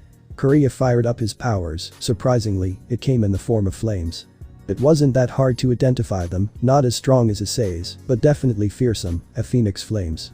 The blondie kept control and adjusted his crimson trench coat. A phoenix huh? Word of advice boya, you can't even dream of hurting me with those blazes. After all, Drake is known for his god-incinerating flames, and as his host, I have an affinity for fire. You have a long road ahead of you if you want to keep your ground against people like me, and by all means, I know that this won't be our last encounter. Keep on becoming strong for the sake of those you hold in high regards, Razeth. As the senior, Issei gave his advice, earning a glare from the boy due to exclaiming an unwanted name in his speech. Even in a state like this, he could keep calm. The most dangerous aspect of Issei was the fact that he rarely lost his cool during a battle. Being ridiculed meant nothing to him, cause in the end, he would show up as the victorious. I don't need advice from people like you, but I'll treasure it, Shiwftie. I look forward to have a clash with you. Again, his pride got the better of him. Issei could understand it if he were that much powerful, but from what he can see, Korea was on par with a high-class devil, which meant that if he wanted to have a fair fight with Issei, he needed to train a lot. I pray that we stay on friendly terms, Cao. However, if you keep on getting on my way. The brunette kept on his tracks, ignoring the duo. I will make sure that the mistake I have made won't repeat itself again. The only thing that's been keeping me from eliminating you is due to the fact that you've helped my family a great deal in the past. It was more of a promise than a threat, which Cao knew that he, as the Shiwftie, would absolutely deliver. Their previous clash still lingered in his mind. The horrific strength he had shown was unparalleled, a monstrous amount of unshakable will he wielded. Truly, Issei was more akin to a monster than a rival when he was provoked. It indicated the end of their conversation, as they've separated their ways. Issei went on to confront the newly reincarnated devil, Cao Cao, and his acquaintance, however, kept on their tracks to pay respects to someone Cao Cao had known formerly, his first mentor, Diane, maybe the only connection he and Issei shared, their bond with the previous user of Dark Slayer. I swear if Cao Cao tries anything funny, I am gonna jab that prick with his own spear. To say that Issei was furious would be on spot, as he thought that he could find an exit out of the situation he was in. That Chin showed up and literally demolished everything. Hell, if he was being tailed, devils were going to alarm their superiors. Why? Cause Cao Cao was being sought with red notice by the three factions, being seen with him was equal to being chased down by the Interpol. Partner, you need to calm down. Nothing's going to happen, nobody's watching you. It was just a twist of fate that you encountered him, it's not like you've arranged a meeting with him, is it? Again, Drake tasked himself with the mission to calm his host down. The dragon too wasn't fond of Cao Cao and his goals, but he knew that Issei would rather die than to serve them. It's not him that I'm concerned about, Drake. Everything lapses over and over, and I can't even think of how to deal with them. Like, even if I somehow get out of this situation, there's still the issue that Lyra is going to be noticed by the devils. The Governor General of Grigori will pay me a visit, Cao Cao has some unknown plans regarding Kuo. At this rate it wouldn't be surprising for White One to show up. The boy voiced his concerns, which Drake had no choice but to agree. When he thought about it like that, Issei was right to be anxious. However, that didn't give him the right to give up, no matter what happens, they will chase the light, to live their life better. Look, Issei. I get it, okay, I really do. You don't want to live that horrific nightmare again, and neither do I. That's why we shouldn't question our actions, the things we do for the sake of being hidden. Things happen, people get upset, feel deceived. The thing is, we simply have to carry on. You and I have experienced a lot, and believe me when I say this, boy. You deserve to live. The dragon reassured him about their objective, the sacrifices they had to do. They had been interrupted yet again, but this time, it was from someone they expected to see. Kirin Satu, faking a cough and expecting the boy before him to catch up. Upon seeing him, Issei embraced him in a tight hug, so relieved to see him well and healthy. Really, nothing would make him feel that way, except the people he cares about. I'm so glad to see you, dude. Thanks for answering my call again, I suppose you have so many questions regarding my behavior on the call. I promise that I will answer them all, but first, let's settle down. We have so much to discuss. Issei showed a gentle smile, which Kirin appreciated. Like he said, there was so much to discuss yet so little time. The duo had made their way to one of the benches, with Kirin still doubting his actions, his glare still intact, tightening his grip on the scarf that surrounded his neck. He didn't know if he could trust Issei, and that was a first in their brothership. Both of the boys felt an immeasurable amount of nervousness inside them. Issei didn't know where to start, Kirin had his doubts regarding Issei's connection with supernatural. Nevertheless, the meeting would be futile if they kept staring at each other, so Issei began. Shoot away, bro, ask me anything you want. May bro be my witness, I will only tell the truth. Preaching a verse from the Bible, Issei wanted him to take the lead. As far as he is concerned, Kirin should have gutted him on the spot, which wouldn't be that shocking actually. Issei had his reasons too, they wouldn't go back on each other in normal circumstances. Okay. First of all, what is wrong with you? How in the hell have you heard of that name? Do you have something to do with fallen angels? Are you an agent just like Yuma? Understandably, the boy bombarded him with questions, thankfully he had answers, otherwise Issei could never convince him. Nah, nothing's wrong with me. You and I are alike more than you think, Kirin, especially after your reincarnation. I would have given everything I have for you to not get caught in Supernatural's wind. I've failed though, and I don't know if you have that in yourself to forgive me. The boy before him understood from his tone that he was apologetic, the feeling was mutual though, he would do the same for his brother if such case were to happen. Not giving him a chance to speak, Issei continued. As for your questions, I have come into contact with Raynor just today, shortly after she decided that I was a threat for Grigori. To keep it short, I simply handed her back to the Fallens, struck a deal with Azazel, and wanted to check up on you. Even if Kirin tried to find any traces of dishonesty, he would find none. The way he put it was enough for him to be convinced. There were many halls that were in need of explanation, however, the night is still young. I get that, thanks for taking care of her on my behalf. I would have preferred to settle the score between us, but in my current state, I know that I wouldn't stand a chance. I owe you big, man. Putting a hand on his shoulder, Kirin shared his thoughts. He squeezed his shoulder lightly, implying him to continue.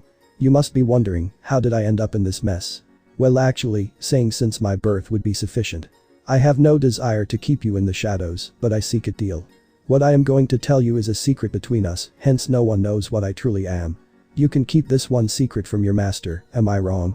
The condition was simple. In order for Issei to explain himself, Kieran had to keep his mouth shut, which he had no qualms of. Before I begin, I ask for 2 other conditions though.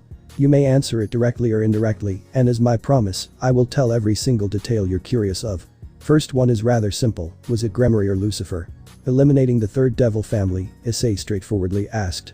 He knew on principle that Citri had no room for another servant after Genshiru's reincarnation. The latter, actually. After my initial death, I had asked for another chance at life. Valerie miraculously heard my prayers and granted me that right by transforming me into a devil. I don't mind being a devil, it's rather fun and captivating. I have met with people that I admire and idolize. Speaking of which, I am still in doubt as to how did you manage to blackmail Kuroka. Does it have something to do with your charisma or her personal issues? Issei could understand his concern for his fellow member, glad that he didn't do anything quite like that. Only a little chat with her was efficient. I see. I take it that she's treating you well, which is something I'm grateful for. You should not fret, Kieran. If anything happens, you can drop by and tell me the problem. I will take care of the issue. On Kuroka's matter, I can assure you that nothing like that happened, on the contrary actually. It seems that she knows the life of a stray, hence we share some commonalities. I simply asked her to cover me up. From the looks of it, she did. Issei was relieved to hear that. It meant a great deal, and would absolutely make it up to the Nekashu. Ah. That's great to hear, man. If it were to be something else, I would absolutely stand up for her. Not just because she's my friend, but also I care a great deal for her. As mischievous as she may be, Kuroka is still someone fragile. I can't let you hurt her. I know about her story, but without her permission, I won't tell you what exactly took place. Reassuring his stand, Kieran's eyes blazed against the cold pit of Issei's. Happy to know that his friend was no different from the time he was human to this day, the brunette smiled brightly. Understandable, rest assured I am not that curious and would never force it out of her. Here comes the big deal, actually one of the reasons I'm curious about your well-being. Do you happen to possess a sacred gear, Kieran? Now that Kieran was proud, to be able to control the holy flames of Eden as a devil was truly a fearsome ability. His grin continued to spread each second, with the boy before him questioning the former's sanity. I do, Issei. I am the current host of Incinerate Anthem, the Holy Cross. I have been informed that it's one of the 13 Longinus, capable of injuring even gods, much more specifically effective against unholy beings such as devils. The primary reason for Raynor to target me was just to get rid of me before I snitch away to heaven or underworld. Issei nodded in agreement, the reason alone was good as any. He knew it firsthand how it is to be targeted just because you happen to carry an iniquity. I take it that you're making steady progress with that battle maniac by your side. Nevertheless, I'm glad that you have something in your arsenal to defend yourself. I'm done for now, it's time to answer your questions. If any detail boggles your mind, let me know and I'll clarify it. From Kieran's perspective, Issei was unusually not so surprised to hear that he possessed a Longinus. Many people would be shocked on sight to encounter a Longinus user, let alone finding out that said friend was by your side for more than a year.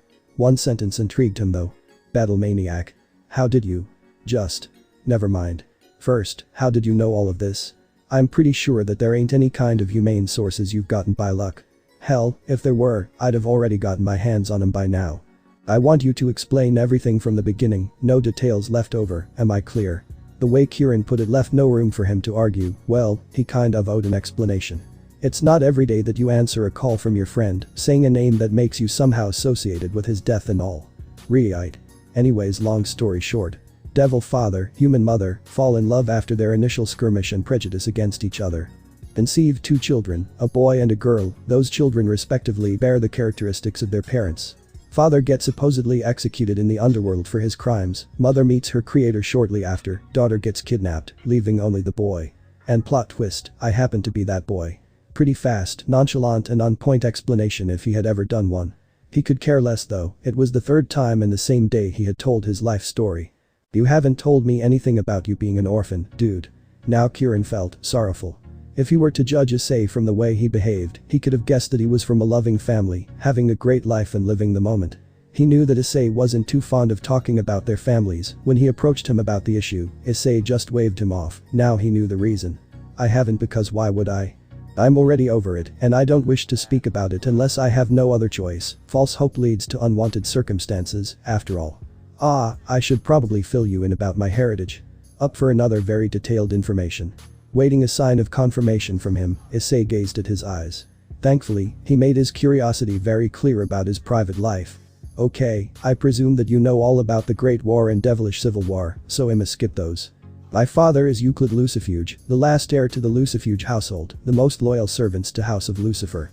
He has always been a man of his pride and honor, thereby he stood by Rizavum Live and Lucifer's side in the war, the old Satan faction. Until the official truce, he had been at his master's side. After the war had ended, with both sides suffering heavy casualties, my father was banished from entering the underworld ever again. Issei inhaled a deep one. No matter how much he said to himself that he was over it, there was this feeling that resurfaced every time he opened himself to someone about this. The feeling of longing, now much more powerful due to the years passed by. By that time, my father and my mother had been there for each other, with my mother being sent as a voluntary force from the Cows Brigade to support the old Satan faction. After being expelled from their respective sides, they had decided to settle down and formed a family in the human world, Kuo specifically. That event had happened over 20 years ago, 2 years before I was born. As for my mother's identity, she was known as Diane Haidu. I had always thought of her as a normal human, before I learned about her affiliation with Cows Brigade. Anyways, we were like your usual family, with the exception that my father insisted I should know about the supernatural, whereas my sister shouldn't, as a means to protect her from any danger, should such a case happen. 7 years after they'd settled down, a message from Underworld made its way.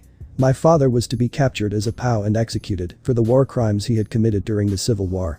Against our harsh protests, especially my sister's and mine, father left us indefinitely. He knew that if he hadn't, they would capture us as well. I held a great deal of grudge towards him for that, but now I understand his decision briefly. After this event, our family began to crumble. Because with my father's absence, nothing would be the same ever again. Pretty cliche, am I right? Well, I'd wish that was just a cliche, but the truth is pretty sharp, you know. Anyways, my mother spent her remaining days on constant edge, so did we as well. We were expecting something like a trapper sudden attack at midnight, but those rarely happened. Instead, they decided to meddle with my sis, who's 2 years younger than me by the way. Constant back and forth, and they finally kidnapped her, which was a blunder if you ask me. This one event completely snapped what was left of mom's sanity, as understandably. She chased after them, wanting to end this once and for all, which she succeeded in. Even if she was a human, she was still a mother, and you know the phrase, hell hath no fury like a woman scorned. Her love towards us was so great that she delivered her promise on exterminating what was left of Cows Brigade. Unfortunately, every action has a consequence. In order to protect us, my mother sacrificed a great deal of sanity and thus became someone that I don't know. She still had the caring and loving gaze of her, but you know when someone's undergone such a drastic change that you would be surprised to hear that they were indeed the same person. Roughly after 4 years from father's demise, my mother passed away from heart failure at the young age of 33, leaving behind me as the only successor of the legacy. With that, Issei finished his behalf of the conversation. His bang served as a means to cover his welled-up eyes. The aura around him became destructive and depressive. The boy before him, on the other hand, was trying to comprehend the information he had just acquired. Issei, being a pure-blooded devil, a Lucifuge, eternal servants to Lucifer bloodline, his rough childhood and the trauma he was burdened to carry. Losing every single of his family members at such a young age. Despite all the odds, he managed to live, to keep that damn smile on his face, defying every single event from corrupting him. Truly, he had suffered a lot, and thanks to that, he can now stand up for himself, to bow no one. Bro. I don't know what to say. Honestly. I must have made you recall some gruesome events. If there is anything that I can do, please let me know. Anything I will do for my brother. Issei lifted his head up, only to see a determined look on his friend's face. He would be lying if he said that he didn't like that look, made him remember the times he still had the will to go on, for the sake of everybody around him. I'd said that I desire only one thing, Kieran. Solitude and peace, as I've told Kuroka. I don't want to be dragged to this mess again. I've finally found my long-awaited peace, and I intend to keep it that way. However, as you can guess, I won't back down from anything if it's necessary to keep the ones I love safe. Issei began to stutter, which wasn't a good sign. The stress's toll already affected him. He had to rest before he collapsed in the middle of a street. And in for my bro. Even if it meant lying to Valerie, Kieran was determined to fulfill Issei's wish, which sparkled lights in the former's eyes. It seems that he had gambled all of his luck to be that convincing, especially for two people that were in the same peerage. They could cover each other though, that wasn't his problem. I'm glad that we could reach an agreement, Kieran. I have to take my leave now. It has been a long day, and I can't wait to embrace the softness of my bed. The brunette hurriedly excused himself. The symptoms were already here: sweat in his brows, stuttering, rapid eye movements, and lastly irregular heartbeat. Due to the negative feelings that have been building in himself, Issei was forced to end the conversation and make his way towards his home before anything happened. This is, by far, the most ridiculous thing I have ever experimented on in my life. The patterns, the sheer demonic energy surging from the blade, the undeniable similarity to the mythic blade. It has to be some kind of mistake. Last time I checked, there hadn't been any direct descendants of the legendary Dark Knight. The last one had been spotted 20 years ago, at the brink of the devilish civil war. There's a great difference though, the blade seems more. I can't explain it. Like it has been tarnished from the lack of use. Nevertheless, it's confirmed that this is indeed Yamato. Azazel had been experimenting on the katana for at least an hour now. He couldn't believe that they'd found another one, in such a short notice nonetheless. The governor's greatest fear had come out true, another champion of Sparta had appeared. If he has any idea how to use this blade, there's only a moment that he begins wreaking havoc. But I can't afford, even if I kept the blade, this would only force him to be more aggressive towards our faction. No other blade has the same exact power of this katana, making it the most powerful demonic blade in existence by a long shot. If I somehow provoke that boy, there is a great possibility that he will target us. He had been taking notes on how the blade seemed so shallow, yet had a significant strength attributed to it. This was the first time he had the chance to inspect the katana this closely. Azazel was no different from the rest. He had known the stories of the unholy war, despite not participating in himself, a great offense between the ancient devils and demons. One figure made itself known after the outcome, favoring the demons with victory and success. The legendary Dark Knight, Sparta, chief general of the demon army, leading his kind to success after success. His mythical blades had been forged in the depths of hell itself, with a twist that no other being could replicate, pouring his own life force into 3 separate blades. Yamato, the demon crescent, rebellion, the force of nature, sword of Sparta, the force edge. Those 3 blades were the most promising factors of his success. Being forged with his own blood meant that those without it wouldn't be able to tap into their powers. Aside from Yamato, there hadn't been an official confirmation that the other 2 existed, leaving them to be just myths. In Katana's case, there had been several incidents throughout Supernatural that confirmed its existence. Such as the case of Diane, one of the original users of the blade. The blade had been passed down to Sparta's descendants throughout history, each of whom had affected the balance with their actions. Now, there was another one, Issei. The boy that had been originally thought as a sacred gear user, but instead, had been gifted with the blood of Sparta. The worst possible scenario was that he also possessed a divine gift, which would mean that the side he would sooner or later choose would gain quite the powerhouse on political ground against the other factions. Even Diane herself had made Cow's brigade a force to be reckoned with, but this boy had potential to surpass her if Azazel's predictions came out to be true, which he hoped not. I would be lying if I said that I really don't want to continue further. This blade is something else. It blows the competition between the other demonic blades. Even Graham isn't this powerful, but then again Yamato is said to be practically indestructible and is able to rip the very fabric of reality upon its wielder's wish. Well, I'm sure gonna try the first one. If the rumors turned out to be true, then there would be no problem because the boy wouldn't even notice it. Rising up from his seat, Azazel took the blade and headed for his lab. There were so many tests that he needed to apply, one day would barely be enough. Upon a flick of his wrist, Azazel summoned various devices, ranging from durability pressure devices to reserve indicators. If he wanted to uncover everything the katana had, he needed to run every test out there. First of all would be of course the durability measurement. If it could handle it, then Azazel would take the strings to his hands. Carefully placing the blade on the middle of the enormous device, a classic hydraulic press, Azazel made his mind. Even if he knew that it was a futile attempt, he still wondered about the outcome. After all, the blade was more akin to a divine construct than a man-made weapon. He kept his careful gaze solely on the blade as the press continued its way towards Yamato. A loud crack followed the collision. The result was actually shocking on Azazel's behalf. The katana just crushed the machine without actually doing anything. The press was unable to continue its advance. Azazel's eyes widened at the sight. He clearly wasn't expecting this outcome. Maybe the press malfunctioning or the blade having a few cracks on the surface, but definitely not this one. Deciding to take things further, the governor manifested a light spear, with enough force to take down a middle-class being instantly. As the forces collided, Azazel wasn't shocked about the outcome this time. His light spear vanished into 1,000 pieces after making contact with the blade. He manifested another one, this time putting a lot more strength behind it, a high-class light spear. Again, his light spear shattered without any significant resistance. Another one, this time an ultimate class spear, with Azazel taking the shot seriously. However, the outcome remained the same. Fearsome. truly fearsome. Even without its wielder, we can't destroy Yamato exactly. I don't have to run any more durability tests for now. Thereby my thesis is that Yamato can only be destroyed upon the wish of its wielder, which I don't see happening anytime soon. This time, however, I should analyze the blade on the magical level. If I can understand even a bit of its complicated nature, then my first artificial sacred gear can be brought into existence. Azazel was quite pleased on this opportunity, because the more he learnt about the katana, the sooner he could invent his artificial sacred gear officially. Picking up the blade and unsheathing it, Azazel took a look at it again, trying to spot any kind of damage his spears could have caused. For his dismay, Yamato was still shining brightly. Azazel made his way to the stand just behind the press machine, with a frown on his face. He couldn't understand how something like this could exist, even more there would be just a handful of individuals who could use it. Azazel wasn't going to take his chance and try to use Yamato, because he had seen that once you touch the katana, it would immediately resign itself to its sheath, making it impossible to analyze it. This time, the mad scientist went for a quick analysis on its magical properties. Channeling his own energy to the device in front of him, Azazel started to wait patiently. The result, however, was off charts. Immense amounts of condensed demonic energy, enough to take a high-class holy being down in a single swing, with enough backup to stand a chance against somebody like Azazel. If Issei could use Yamato at its fullest, then he would practically be able to win against every single of the cadres. What in the actual heck? How?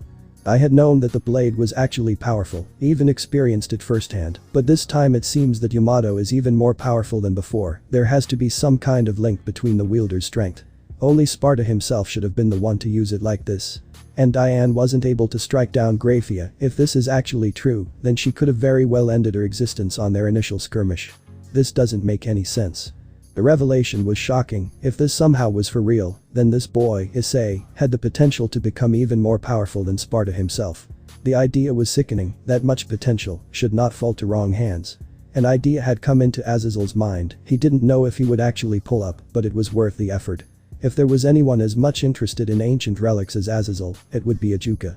As fellow scientists, they could uncover more about the blade. Yeah, that seemed like a good idea on the surface. Quickly connecting the link with the Mayu Beelzebub, Azazel hoped for him to pick up. The connection had been established. Ajuka and him had already exchanged private contacts to look out for each other in times like this. Ajuka. I don't exactly know whether you're busy or not, but I got my hands on something that will shock you to the core. I know it's the second instance this month, but I promise this time it will be worth the effort. Just come to Grigori as soon as possible. I need your help. Not giving the man on the other side a chance to speak, Azazel made his intention very clear. After that, it would be only a moment before Ajuka arrived. He knew that Mayu would take a great deal of interest in the blade. The governor knew that Ajuka had been searching Yamato for at least a decade and always wanted to inspect the katana closely. Soon after, a bright glow appeared on Azazel's lab, the magic circle of Astaroth, out of which appeared a young man. If looks were convincing, the man would have been the supreme Bishounen instead of Mayu Beelzebub. Light blue eyes that were directed against Azazel's violet orbs, light Apache green hair, rounded, messy, calm yet collected figure that gave the feeling of a wise man. This man was Ajuka Beelzebub, Mayu of technology and law affairs, a fellow man that fit in the category of mad scientist. The one and only man who could compete with Azazel on the title of millennial genius of the underworld. As per your request, I have arrived, Azazel Dono. What is the urgency? You've informed my secretary. Ajuka's soothing voice made its way to Azazel, who was just recovering from the ground-breaking news he had acquired. Collecting his strength, Azazel began. Ah, come on Ajuka, drop the whole honorification thing. I've known you for at least a century. I think it's about time that we consider each other as brothers in tech. Governor's playful attitude resurfaced, which brought a gentle and genuine smile on Mayu's face. Ajuka too had felt the same way, as it was hard to find anyone in the underworld that he could hang around with, due to their way of thinking differed from their peers on their respective factions. Very well, then so be it, Azazel. Is this about your experiments on artificial sacred gear? If it is, I will be glad to lend my assistance. The Mayu reassured. It was no secret that the duo had been working on artificial sacred gears, and from what Azazel said in their previous meeting, they were actually close to make a breakthrough. I wish, Ajuka, I really wish it was about it, but come to think of it, it's related to the issue at hand. Anyways, see the katana behind me? That's the reason I've called you, due to the fact that I know your interest in demonic artifacts. I figured out that you might be able to help me. Azazel made a hand gesture to Ajuka to feel completely at home. The latter's attention, however, was fixated at the blade. Very interesting indeed, then I shall inspect it. Ejuka finally agreed to Azazel's idea as the duo approached the katana. Something about it intrigued the scientists, especially Ejuka, who had seen the motifs and decided to take a closer look, hence got into a thinker's position and leaned to the blade. This pattern, where have I seen this before? It looks so familiar, but I can't point it out. Regardless, the energy radius is actually frightening.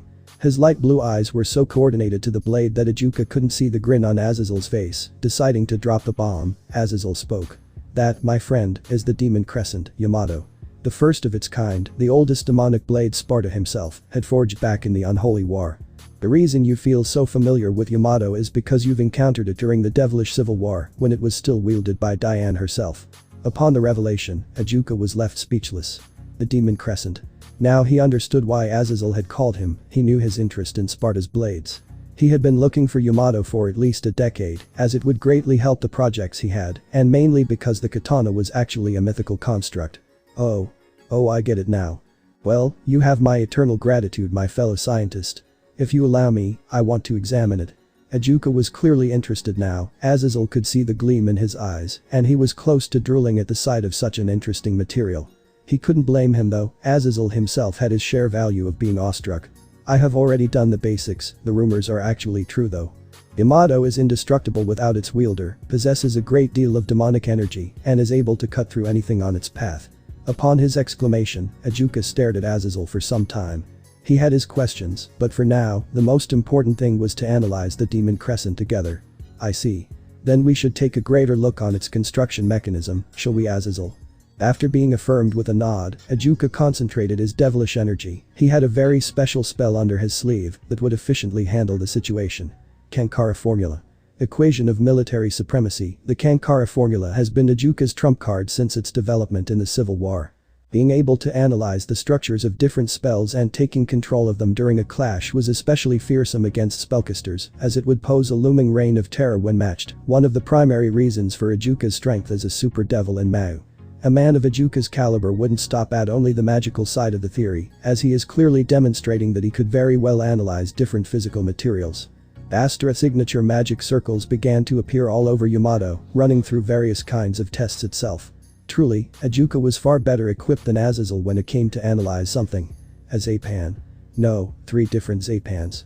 The primary reason for Yamato's strength is the fact that it has 3 various demon cores, all from the same banner of Sparta, but differentiate among each other, as they're more tainted from the time of their installment on the blade. Ashuka, demon's will exceeding far greater from the initial assumptions. Lastly, Lapin, demon's belief throughout the history, adding more strength each time it makes an appearance. Ejuka exclaimed as he dismissed Kankara Formula. Truth is, even the Mau wasn't expecting the Demon Crescent to be this well constructed. It would very much explain why the katana was this powerful. So you mean, the blade has its own belief system? The one we are familiar with from our pantheon? The governor explained as he placed his hand on his chin. The outcome was much more serious than they'd guessed. It seems that Sparta had taken everything into account when he forged Yamato. Very briefly, yes. I'm sure that you've already noticed that Yamato is indeed more powerful than we have known previously. It has a link with his current host, and the more powerful they become, the more sinister Yamato becomes. At this rate, this blade is on par with Durandal at its might, which is very concerning. I assume you know the wielder this time. It was more of a question than an assumption, as his answer Azazel nodded. Yeah, I've been sending scouts to Overworld for Sacred Heart users, and that boy was on the list. Imagine my face when I found out that he was a direct descendant of Sparta. I've asked his permission to study Yamato in exchange for his privacy. We made a deal, and I've called you after my experiments. The look on Ejuka's face was priceless, so he knew. They could make great use of somebody like that, but until he decided on whose side he would be, Azazel would respect his decision. This is going to be a very long night, isn't it, Azazel? Ejuka reassured as he hummed in joy. The scientist duo was going to conduct experiment after experiment, and it would hugely benefit both sides. Yup, and I ain't letting you go until we abstract every single detail about Yamato. Don't worry though, the drinks are from me, courtesy of Grigori. Azazel flashed a smile, which indicated that they were going to have a lot of fun and headaches. The night continued to be more and more fun after they've actually made several breakthroughs on Yamato's construction. Ejuka and Azazel had been great drinking buddies when the things came to it since the devilish civil war. The restless night was going to pay off quite nicely, and both of those immensely strong individuals could lay off from their duties for once and have fun in the meantime. Hell, that is what he could use to describe the mindscape he's in. Torn and ravaged by the skirmishes, not having any resemblance to the place he once called home. Destruction and death loomed in the place, no longer having any sign of life. The boy began to sprint, he wanted to escape from this prison. Soon, his legs gave in, he could run no more. Drake. Are you here? Answer me, partner, please. Anyone? Dread and desperation evident in his tone, his hazel eyes lost their light. The boy had tired himself out, no one could hear his pleads, his screams. Collapsing right in the middle of the street, he hung his head down, tears running down through his face. He couldn't endure it, they kept telling him that it was his fault, he was to be blamed. He kept pleading mercy, forgiveness, anything that would relieve his conscience. However, he did not earn it, he wouldn't be spared, this was his demise, a burden he is expected to carry. Familiar faces all around, with their heads impaled on stakes, agonizing screams he heard coming from the sides. This was the definition of hell for him, he wouldn't mind suffering alone, but when it came to people he held in high regards, it tore him apart. The brunette experienced the horrific nightmare again and again, every time he came closer to someone, he would bring about their demise. The boy didn't want to be alone anymore, he wanted to cherish those people. However, fate showed him that he would only hurt them, their downfall would come sooner than it would, due to him and only him. This burden, craved for his blood, but never came close to it, only taking the lives he swore to protect. Destroying apart the only sanctuary he built for himself, his heart. Looking up at the sky, which did not have the usual warmth and peace in itself, only the traces of crimson purgatory, red dragons blaze scattered across the domain. Shiwftie had again clashed with the Hakuryuku, ending the lives of innocent and pure, leaving only the heartbroken. Crumbling buildings and lost lives, those were the costs of the unwanted victory one dragon had on another. The world came to a halt, destroying itself apart with its creator. In the last moments of the night terror, a figure made its appearance. Silky, short and smooth silver hair adorned its properties. A girl of young age, a child with a stained face, look of determination and hatred permanent on her face. The little white dress embraced the child, upon her hands, carried a very distinctive katana. The figure approached the sullen boy, her steps filled with eagerness. The brunette knew that child very well, how could he forget? She had been the first one he had let down, but definitely not the last. On that fateful day, he had lost her, becoming the initial source of his self-hatred. Finally finding the strength to speak, Issei opened his mouth. Anna. Upon uttering the name, the figure stopped dead on her tracks. Eyeing the boy before her in a menacing yet familiar gaze. Like a scolding and furious mother would do to her child. The figure did not respond, simply observed. Upon hearing the boy, she gave a glimpse of smirk, indicating the assumption was correct. Anna herself did not seem to be bothered by the atmosphere around her, rather, she seemed to be used to it. In all fairness, that would be the only truth. Issei couldn't open his mouth once again, he was too mesmerized to speak, to see his little sister in front of him. To be able to see her beautiful face, her smile, her eyes, it blinded his judgment. He couldn't understand the hatred and pain before those eyes, just like he couldn't understand her intentions. It was a sight to behold, even if the world was falling apart, the balance being broken, all the lives he knew being at stake, those didn't matter to him at that exact moment. Nothing could break the form of paralysis he is in. It all felt too real, every single detail on her face, unfathomably realistic. Even if this is a dream, it is one he did not want to wake up. Evidently, his mind had played its last trick to crush apart any single piece of hope he had left. Being surreally appealing in this form of her, Anna gracefully approached her big brother. She seemed to be happy to have found the last piece of puzzle, she looked as though she missed his presence. As though, if only Issei could realize that. As Issei pulled her in for an embrace, to feel the warmth of his sibling, he didn't want it to end. All he wanted to do was to cry on her shoulder until he couldn't take it. This way of life had taken his feelings away. Forced to being cynical and opportunistic at all times, for a kind and optimistic person like Issei, was devastating. His first tears eventually made their way down to his cheeks, 1 drop. 2. And a whole flood of tears, not seeming to stop anytime soon. The brunette had become very vulnerable over time, even if time could heal all wounds, it was unfortunately limited to physical injuries. One thought of his once happy family proved to be enough to break him down. I'm SSO. Sorry. Being able to utter a few words was all he wanted. To scream that he had been hurting himself with the pain that came through losing her, not being able to be the protective big brother. Even though her embrace was cold as a blizzard 0. Issei found solace. The strings of fate haven't forgiven him for his accomplishments and failures, tangling him with an unseen curse. He who walks among the throne of legends at the young age of 18 is not welcomed by Gaia. The safe haven he had found in the realm of Earth will be shaken to the core. Complaint hadn't been in the nature of Issei, for the things he couldn't do or the things that grew outside his control. Even then, he couldn't get over one thing. One failure that had reshaped his very life. The ambush at the playground, the time when he lost one person very dear to him. All this power meant nothing if he couldn't use it to protect what is dear to him. It is not about loss, it never has been. Strength itself is a choice, fighting like there's no tomorrow to preserve what's rightfully his. Wielding the might of a dragon, a creature that stood above all his opponents in his prime, why Drake Gotch. In his veins runs the blood of a pure-blooded devil, of Euclid Lucifuges. Those particular powers that were gifted to him were of no importance if he couldn't put them to good use. Not carnage and chaos, but peace and prosperity. This image laid before him would be the future if Issei gave up from his dream. A world of innocence and innovation to those whom he wished to not experience the same fate as him. He fights for those who cannot be the hand reaching out for them. To realize their dreams, live their life wholly. Issei had burdened himself with an ambition bigger than himself, and he will carry it without regrets. Devoid of selfishness, unaware of his being, becoming a beacon of hope. Still, he wasn't one without faults. He cared, he put his trust to the people that didn't acknowledge it. The brunette had failed to realize being selfless would destroy him little by little. Not having that one dear person would cost him dearly, have that one column to rely on. Alone and bitter he had become over the years of isolation and search for power. Power he may have found, but compassion. Not entirely. Only real feeling he could call as positive he had at the moment of his life was only a fickle imagination of hope, a rather false one, according to himself. He wasn't an expert at reading people, quite dense in fact. However, even he could tell if someone liked him or not, and from the looks of it, the reason for that hope did not. As long as they continue to be happy, be glad that they are in peace, have their family and friends at their side, Issei could withstand the burden with a smile on his face. His own happiness perished long ago, might as well use his strength to preserve others. One such example would be Valerie. Oh Valerie, dear Valerie. How would she react if she had known that he had spent his entire high school life to get that smile from her? Would she ridicule him? Perhaps a bone-shattering cold gaze would be much fitting. In regards of Valerie, positive thoughts didn't cross his mind. Not that he couldn't dream of seeing that smile every day, but rather, he wasn't exactly optimistic about that. Yet, none of those mattered anymore. He had found his peace, his happiness, his solace. One of the few that would make him give up everything to unite with his little dear sister. He's complete now, more than he ever had been. Even if this was a dream, Issei didn't want to wake up from this one.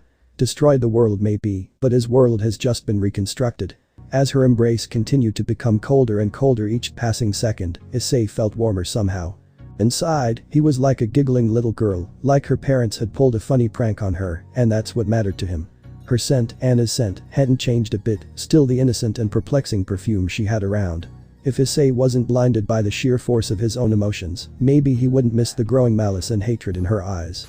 The happier he gets, the more she feels like going on a homicidal killing spree, except the only victim was her own brother, over and over again, until she could wipe that damn smile from his face. A fickle thing that was destiny, always bracing him for obstacles, granting him powerful allies and strength. Yet, he didn't ask any of those, only one thing mattered to him in his quest of vengeance, that was to pull the biggest middle finger ever pulled to fate itself, to deny its advance. Freeing himself from the shackles and attaining the true will. Seeing Anna's face once more ignited his resolve, on the rocky road he shall perish, for the dream he holds. How many tragedies had happened in the world? How many could have been prevented? Had the world become that bitter for children with pure hearts and smile? If it had, he had more than enough reason to wipe it entirely. Horrified, scared as his hand gazed through his chest. If this was how he was going to face his demise, he was more than happy to be able to pass away in the arms of the one he holds dear. Perhaps, this would be the only way he would acknowledge it, to be slain by his own kind. You shall not, brother, as much as it irritates me to call you this way, I suppose that's the least I can do. We share the same blood, after all. Of course, venom evident in her voice. How would it not? He failed as a brother, that is only right for her to hate him. Issei wouldn't have minded to have his sister hate his guts, even then, he would be glad if she was alive. Vision blocked, dark are his surroundings. He could feel his consciousness slipping away as blood was drawn out from the wound he had suffered, not even having strength to pull out the foreign object from his body. He would pass away eventually, he would much rather go out with a smile on his face. This life has blessed him with many joys and cursed him with many tragedies, still, it was worth living. Phew. Ha. He was finally kicked out from the dreamscape he was in, still, all of those felt real, as if it was a warning special to him. Issei realized his vision was blurry, his heart aching, his mind feeling deceived. Clutching his heart, squeezing it hard with his left hand, Issei gave in to the pain. Even if its cause wasn't physical, it hurt a lot. He had noticed that his vision was blurry when he ran his hand up through his face and hair. He understood why. He had cried so hard that it soaked his blanket and face. The brunette was anxious, scared and hurt, all of those put a strain on his body. Yesterday's events had a great deal of backlash as well. The broken heart syndrome came back, he realized. This much pain wouldn't come from nowhere. His stress levels must have shot through the roof. He had ways to deal with the pent-up emotions and stress. One way of those was having counseling sessions and rehab with his counselor. It had been a great deal of time since he contacted her, maybe this would be the right time. He would have someone to spend his time as well, maybe this wasn't a bad idea as he thought initially. Sure, she was a busy secretary, but she had always spared time for him. Gotta skip school today, I don't want to look like a walking wreck. Upon deciding his plans for today, Issei slumped back into the bed, only to shoot up again, with fear evident in his appearance. If I don't show up, Kaichu will probably blow my place up. Or worse, come to check up on me, which would do no good. Hey buddy, do you have any suggestions? Shifting his attention from the blanket to the wall, the boy waited for his mentor's advice. Such a short wait didn't seem to end as Issei finally gave up. Greg would be off and off on days like this, as Issei wasn't the only one to experience night terrors, such a host he was, causing his own partner pain due to his own weakness. Reluctantly but obligatorily, Issei stood up to have breakfast. If he wasn't going to attend today, might as well spend his day taking care of himself. There are plenty of games waiting to be played on his shelf, plenty of activities to do and lastly, chores. Not that he minded though, doing chores was fun. Over time, he had begun to appreciate the beauty that was the newly clean scent of his kitchen. So, boss. Our plan is still in effect, right? I need to fetch Lyra Silver. In a questionable manner, spoke the boy. Strolling beside him was an unmatched beauty that was his king, Valerie Lucifer, clad in her school uniform. She radiated the energy of a pure-hearted girl. Yup, the only difference is that you'll have to bring someone else as well. Kirin could see the worry in his master's eyes and became intrigued. Valerie followed. That Haidu boy we've talked about, your friend. I want you to collect him as well, we shouldn't gamble our chances, it's a human survival we are talking about, it's crucial. Now he had an idea at what his master was implying. Kirin himself wasn't a fool, he could very well see the gleam in her eyes whenever the topic changed, especially those concerning Issei. Well, if she was interested in him, then be his guest and actually put a stop to this operating from the shadows thing the brunette was trying to pull off. They just began and he had already needed to deal with headaches. Sure thing boss. If he's around, I'll pick him up as well. Chiming in with a rather nonchalant tone, one unexpected of him, Kirin replied. I mean, why wouldn't he? If I remember correctly, Haidu has a near perfect attendance score. Great, his idol turned out to be a stalker. Oh joy. Is that his future? To be a pawn in the great game of stalkers. Wait, it does make sense though, he is already a pawn. I dunno, he looked pretty exhausted and sick last night. I'm just saying though, I don't know for sure. Now his master made a face that couldn't be seen in school grounds, a kind of face that had a hint of worry in it. To see that expression from her is like having a glance to the Garden of Eden, not impossible, but definitely once in a lifetime. Well, the latter could be seen in the afterlife, but whatever. So, he had to fetch Kyle's sister, whom he is acquaintances with. The thing is, he didn't know how to do that, especially under the brothers' watch. Kyle had been known to break people's noses just because they glanced at Lyra for a split second. It's a miracle how they keep not expelling him after all of these, still. Having a you-know-what measurement contest with him isn't a solution either. Stealth it is then. Go to class, spot Lyra, have a chit-chat with her, convince her to come with him on her own free will, and do whatever it takes to not get his face buried 6 feet under Kyle's or Issei's shoes, cause he too sees her as his own sister and had his fair share of doing a NY% speedrun attempts to break Jaws, record at 10 seconds. Lovely. Last but not least, there is the possibility that he might bite the dust. If the sibling duo are actually aware of Supernatural, got their early game grind done, have at least a dozen of real-life battle experiences, then he would fuck up pretty bad. Well, taking one for the team is something he's accustomed to. I'm probably gonna screw in a way that no one can fix my mess, but whatever. What's the worst that could happen? Boy, you don't even think about that, it's illegal. You're entirely making matters worse. Well, this could be even worse. Glancing at the duo that were ready to get in a fight, Valerie and Kyle, both wanting to jump at each other's throat, Kirin could only sigh to himself, trying to figure out how did it even end up like this. His part was a half success, sure he couldn't get Issei, but he got Lyra, their main target. On how he did that, well, not entirely the way he hoped, truly. So there he was, trying to fetch Lyra by using his charisma and newfound speech of the devil to convince her to come along with him to a literal nest of devils, a cult research club. Which didn't work as well as he planned, due to the obvious reason being Kyle. Long story short, Kyle proposed to have a contest with him as to who decapitates the other first, if he didn't agree to let him come. Pretty cool threat, he had to admit. Having no other choice, Kieran agreed, cause why not, he liked his head intact, above the shoulders and functioning without an issue.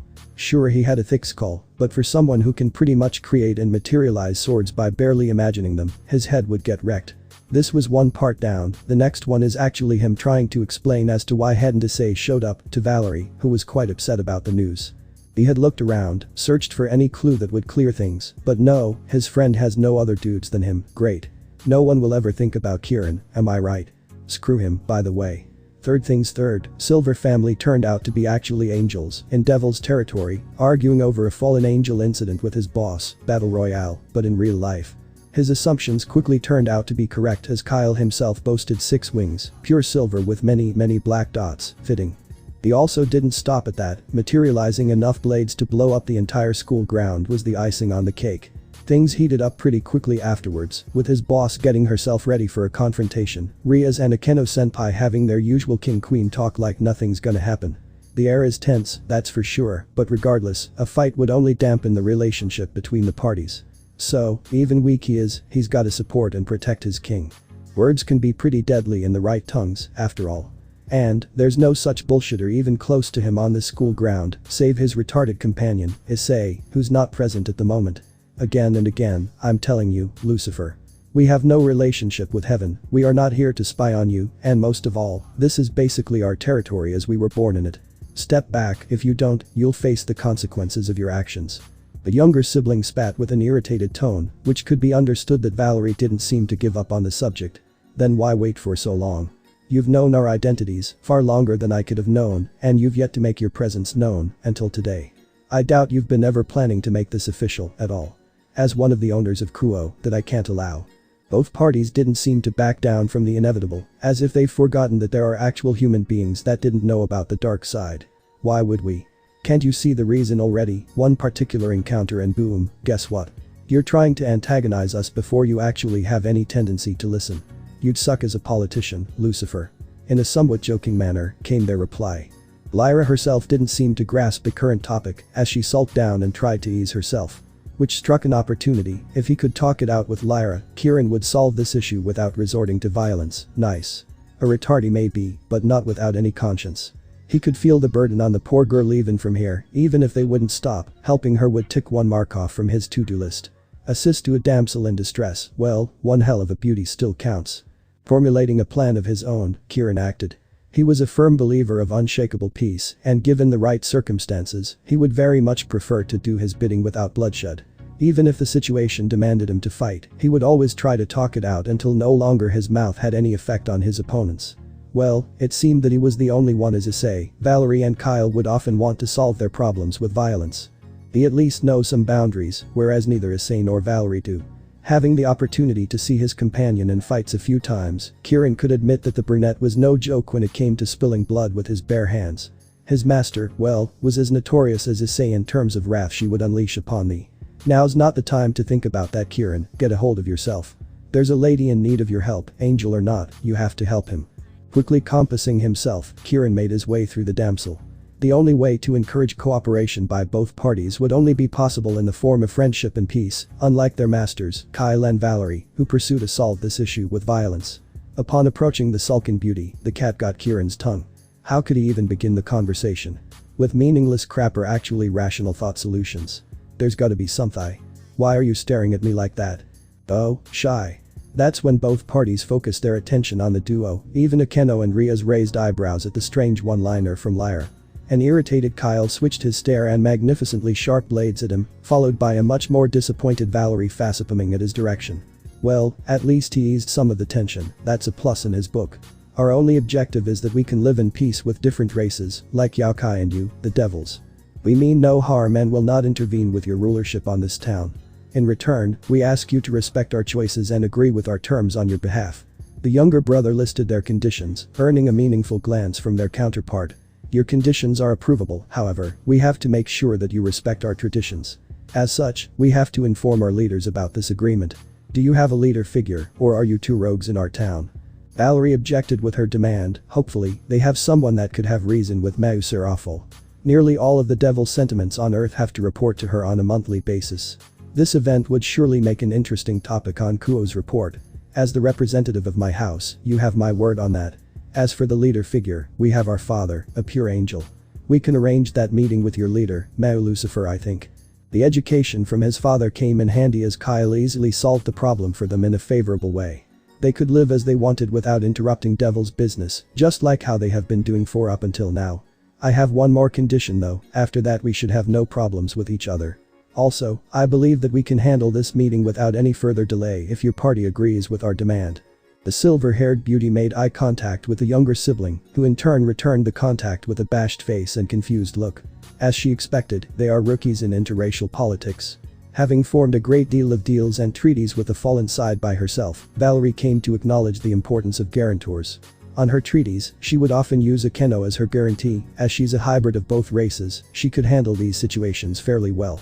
The guarantors are often chosen from hybrids, but pure kins are able to be guarantors in instances. Picking your guarantor is mostly the hardest part of an agreement, as hybrids are much lower in numbers, let alone a Nephilim, a devil-angel hybrid, one of the finest specimens among the tainted. Alas, a creature with cultural links to both sides is more appropriate in this kind of situation. I need to have you acknowledge the fact that you may not meet our demands with the way you have been operating, thus I request a formal treaty, signed by both parties as well as their guarantors. If you have any objections, please tell us now, and we will take actions regarding your choice. The stern lady explained in a tone that demanded their cooperation, which would benefit them both actually. Now was the time for the siblings to think about appropriate candidates for their guarantor, who would understand interracial politics and would be able to reason with devils. Also, that candidate needed to be someone strong and honest. There were only 3 people that fulfilled those conditions. Their father, as a man of upper echelon and a loving father, would be the best fit for something like this. However, they couldn't use him as both their guarantor and guardian figure, so having his support on this one would merely be encouragement and spiritual, more or less. Asking their sister would be seen as swallowing their words, according to Kyle. After his uprising against her yesterday, asking something like this would give her too much confidence, and she would soon start to mock Kyle just because of it, and he couldn't even stand the idea of her looking at him smugly. The last option was, well, asking Issei to do a favor for them. Kyle knew firsthand how much he values them and would not hesitate to do something like that. Plus he's a devil, he could even make them the advantageous side if he knew how to handle this whole ordeal, which Kyle had no doubt of.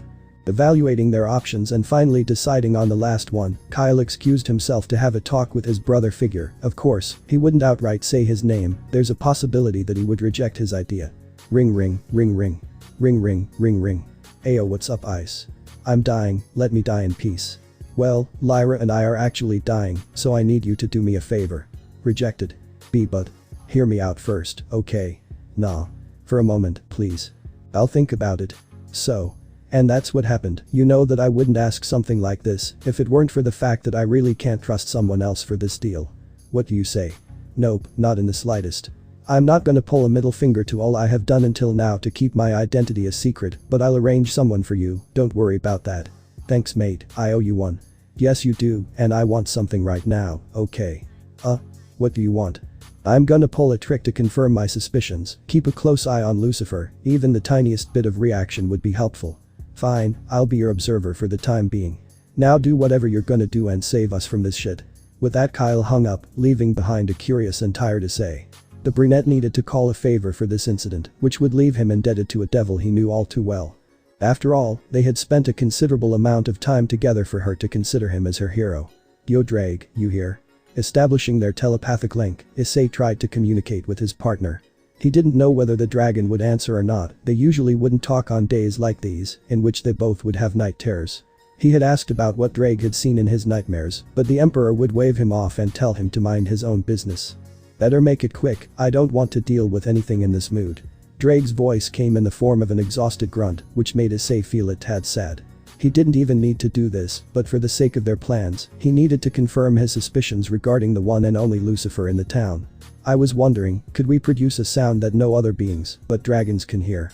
Now the Emperor was interested. From the looks of it, Issei wanted to call out Albion if Valerie turns out to be the White Dragon Empress. Brilliant idea it might be, but it could backfire at them quite harshly, especially on days like this.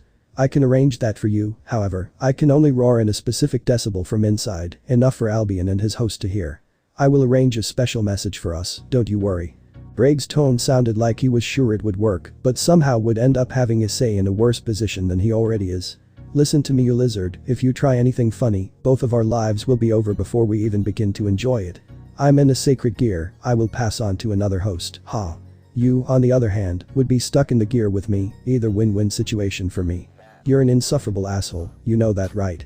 As patient as he is, Kyle is starting to get really nervous. First of all, he didn't think Issei would react that harshly to a favor he asked, which wasn't even something he called out for his entertainment. They actually needed help and his help would be tremendous, especially in a bargain with a literal devil. Secondly, it seemed that Issei was playing around for a while now. His acquaintance didn't seem to show up for the last hour, which affected their reputation in the eyes of the devils. Sure, the brunette was a man of his word, but Kyle started to think that Issei snitched them. His assumptions would quickly be proven wrong by the magic crest of a devil, linking themselves to the middle of the room. The crest was pure crimson in color and shone brightly each passing second, reflecting the progress by the light it spread. The acquaintance Issei talked about must have found their way to the occult research club. Gremory. In an instant the ruined princess shot up from her seat, confusion visible on her attire. No way they knew someone from her family, as far as Riaz was concerned only her brother, Serziches, was handling and dealing with interracial politics. Her reaction also caused confusion among her friends and peerage, even Valerie wasn't expecting out of everyone a Gremory would come to be their guarantor. Maybe a Nephilim at the very best, an angel at worst. A devil. Someone from the Gremory family at that. Not even in their wildest dreams, as it would complicate things further with having a deal with someone from the same family. A rather relative figure stepped out of the teleportation circle, her shoulder-length crimson hair still waving from the aftereffects of the teleportation. Emerald orbs of pure confidence radiating goodwill to her allies, fear and carnage to the opponent. The Gremory's face resembled that of a pearl, round and fresh, overflowing with such perfection that no model would hope to catch. No shorter from Valerie but definitely not taller than her contractor, she stood between the angels and devils, turning her back towards the former, signifying her trust. Her ears had an interesting ornament around them, earrings made of pure silver, taking the shape of a griffin's wings. The aura she radiated with much expertise was that of a warrior, wise in power and knowledge. Her overall attire consisted of a white miniskirt with black stripes, under which was a pantyhose with the same color of the stripes, upon it was a newly laundered and tight black shirt, which welcomed and paid its gratitude by encompassing her great figure tightly. Lastly, a black jacket, modified with magic to withstand and cover her from the freezing cold of the harsh conditions of the underworld. Almalexia. With the arrival of her cousin, Riaz was left speechless. They actually had a connection with the unreachable Almalexia. Just how? Those angels are surely dangerous. Riaz made a mental note to especially keep an eye on them and find out how they were able to get into contact with her. Almalexia has been known as the dark horse of the Gremory family. Everybody knew about the potential she had, even before she was brought to the world of the living. Her parents themselves were prodigies of their generations, it was only natural to expect her to go beyond the boundaries. Sired by the heir of the Marchosias and Zurich Gremory, brother to the Zeoticus Gremory, making her a first-degree relative of Riaz, to be precise, cousin. Almalexia had attained both of her parents' gifts, immense physical strength and magical capacity, from Marchosias and Gremory, respectively. She may not have some sort of hereditary power on her own, but with the combined strength of her willpower and might, she is up there with the most influential young devils. Especially after that, Almalexia had found strength in herself, making her by far one of the most dangerous young devils out there. Hey cousin, whatcha doin'? With a carefree tone, Almalexia brought everyone from their dumbfounded state. Upon realizing that everybody had questions for her, the beauty decided to explain herself, but before that, she needed to see why out of all people, he wanted her to handle this situation, were those angels behind her mattered to him that much. So, you two are actual angels. Kind of monologuing, Almalexia began to carefully examine the pair in front of her, she could already see why they would need her help. Of course, Almalexia wouldn't even have the thought of letting that person down, he had already given her a second shot at life. Not that I'm complaining, cousin, but why did you show up here? Riaz asked the obvious, she couldn't be here to be their guarantor, right? There must be something else behind her arrival. Riaz herself did not want to believe that out of all people, Almalexia was the one they found. The sole reason would be that Almalexia always minded her own business, even rejecting the idea of forming a peerage, much to the community's dismay. I see. You don't want to think that I'm here to help them, cousin. However, I can assure you that the only reason I've arrived at your club is just that. Replying with a smirk of her own, Almalexia sided with the angel duo. My reasons are fairly simple, though.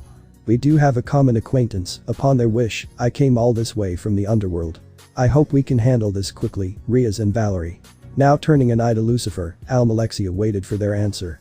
Riaz was persistent on the issue, though she couldn't understand, she wanted to hear her reason. May I know who that acquaintance is?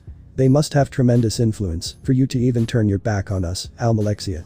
Simple but direct, the Gremory heiress exclaimed, now waiting for her dear cousin to explain herself. First of all, I am not deceiving or betraying our family, Riaz. I made it clear that I have my reasons, and if they wished, then so shall I do what they want me to do. I hold them in utmost regard, do not even dare to insult them in front of me. Dealing with Riaz proved to be harder than she had initially thought. Almalexia might retort to her final card, which is explaining who that person is. The truth is, Almalexia herself didn't know his name either. Only his alias, which was a big hit in their time. He promised to keep contact with her and reveal himself to her if she helped his friends, as he called them his only family. It seemed that he held them in such high regard that he contacted her for help. Truly, they were blessed with such a caring person. It seemed that Riaz was not pleased with her cryptic answer. Deciding to not elaborate further, Almalexia began her explanation. I have arrived per the wish of Dark Slayer. It seems that those two know who they are, hence they've asked me for a favor, and I will honor it with my very being.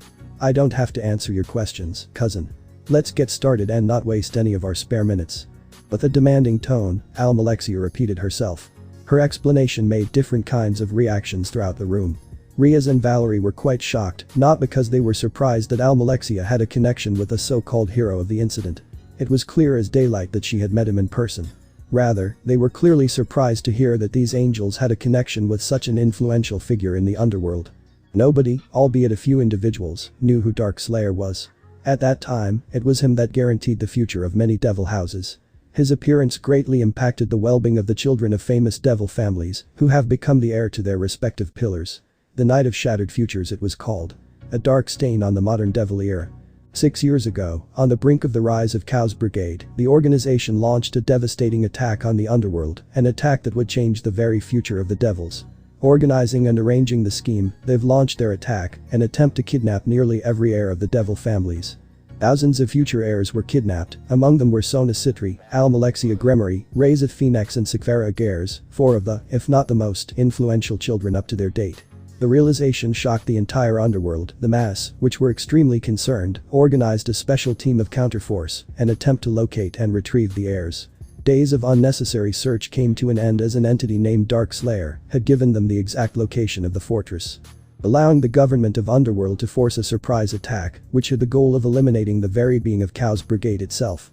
Seraph Leviathan, the current Mao of the Foreign Affairs, took a personal role in the retaliation force. Beside her was one of the super devils Rizavam Livan Lucifer, the head of the Great Council of Devil Families. The incident had ended with more than 30 heirs found to have passed away, and around 2,043 rescued successfully. The underworld tried to locate the entity called Dark Slayer in order to show their gratitude towards them, but have not succeeded in doing so. On Lucifid Square, located there a memorial of the innocent children that passed away, with their names engraved on it. Every year, millions of devils gathered to mourn their loss. Almalexia's story differentiated from the others by a brief fact that she herself had been rescued by the entity called Dark Slayer. She had seen firsthand how he operated and his clash against the user of First Longinus, True Longinus, Cao Cao, the general of the hero faction branch of Chaos Brigade. She described him as being a boy of their age, with bright hazel eyes and brown hair, a fresh face, and a beautiful and caring tone. Of course, Almalexia had not spoken to anybody about him, but Mass. So hearing an offer from the same entity had been a pleasant surprise, and something like this would not even the score between them. The Gremory made sure to catch up with him, thus asked him to meet up with her in a place of his choosing. Whether he agreed or not would be clear once she handled this request. You may see my reason, cousin. As I said, we should continue and officially conduct this treaty. I am willing to be their guarantor. With a formal tone, Almalexia exclaimed her desire to continue. Without further ado, the treaty had gone into effect without much issue, thanks to Almalexia's understanding of devil culture and Angel's desire to cooperate with them. Riaz Gremory took the role of the witness, thus she made an oath on her family's name to honor the treaty between the parties fair and just. With that, I think my job here is done. Thanks for your cooperation, cousin. After explaining, Almalexia took a final glance to the angel duo beside her, with her smile intact. If they mattered that much to Dark Slayer, they must be great people, regardless of their race. She made a mental note to look out for them in case they got into trouble. You can contact me whenever you wish, Kyle, Lyra. I shall not disappoint you. Exchanging a fist bump with the older angel, Almalexia left as she came, with a bright flash of crimson light. Valerie was processing the intel she had acquired. Those angels knew who Dark Slayer is, and by that logic, they also could contact Almalexia whenever they wanted. Truly, she had underestimated them greatly. They had many powerful allies. Drag, you bastard. Materializing upon his hatred towards the red dragon, Albion exclaimed furiously. Everybody present was shocked with the appearance of the white dragon. Few knew Valerie as the Empress of the White, but it was definitely a sight to see for Kyle and Lyra, who couldn't understand the source of the voice just yet. You're the hacker, Yuiku. No wonder why I felt that much pressure on myself. Even Kyle was amazed by the sudden discovery. A dragon emperor would make such an amazing spar partner. However, Valerie herself didn't know why Albion reacted like that. Care to explain what just took place, Albion? The beauty quickly dismissed her gear and waited for her partner's answer. Albion surely wouldn't do things like that out of nowhere. Something must have triggered him, and she needed to know what that would be. He's mocking us, he knows who we are. He's watching us. That lizard used an ancient tongue only he and I would use to communicate. He must have located us. We need to be extremely careful from now on. Albion's statement purely shocked his partner. Drake already found them. This must mean he is in Kuo, waiting for her arrival to have their fated clash. This little bit of information brought a wide smile to Beauty's face. So let's give them what they want, Albion. Communicating with the dragon in her soul, Valerie quickly flashed out of the clubroom. Albion was able to locate the direction of the sound. Rest of the deal would be done later. Now was the time for her destiny to take place, of which she would pleasantly go along with. Revelations, Issei didn't like them.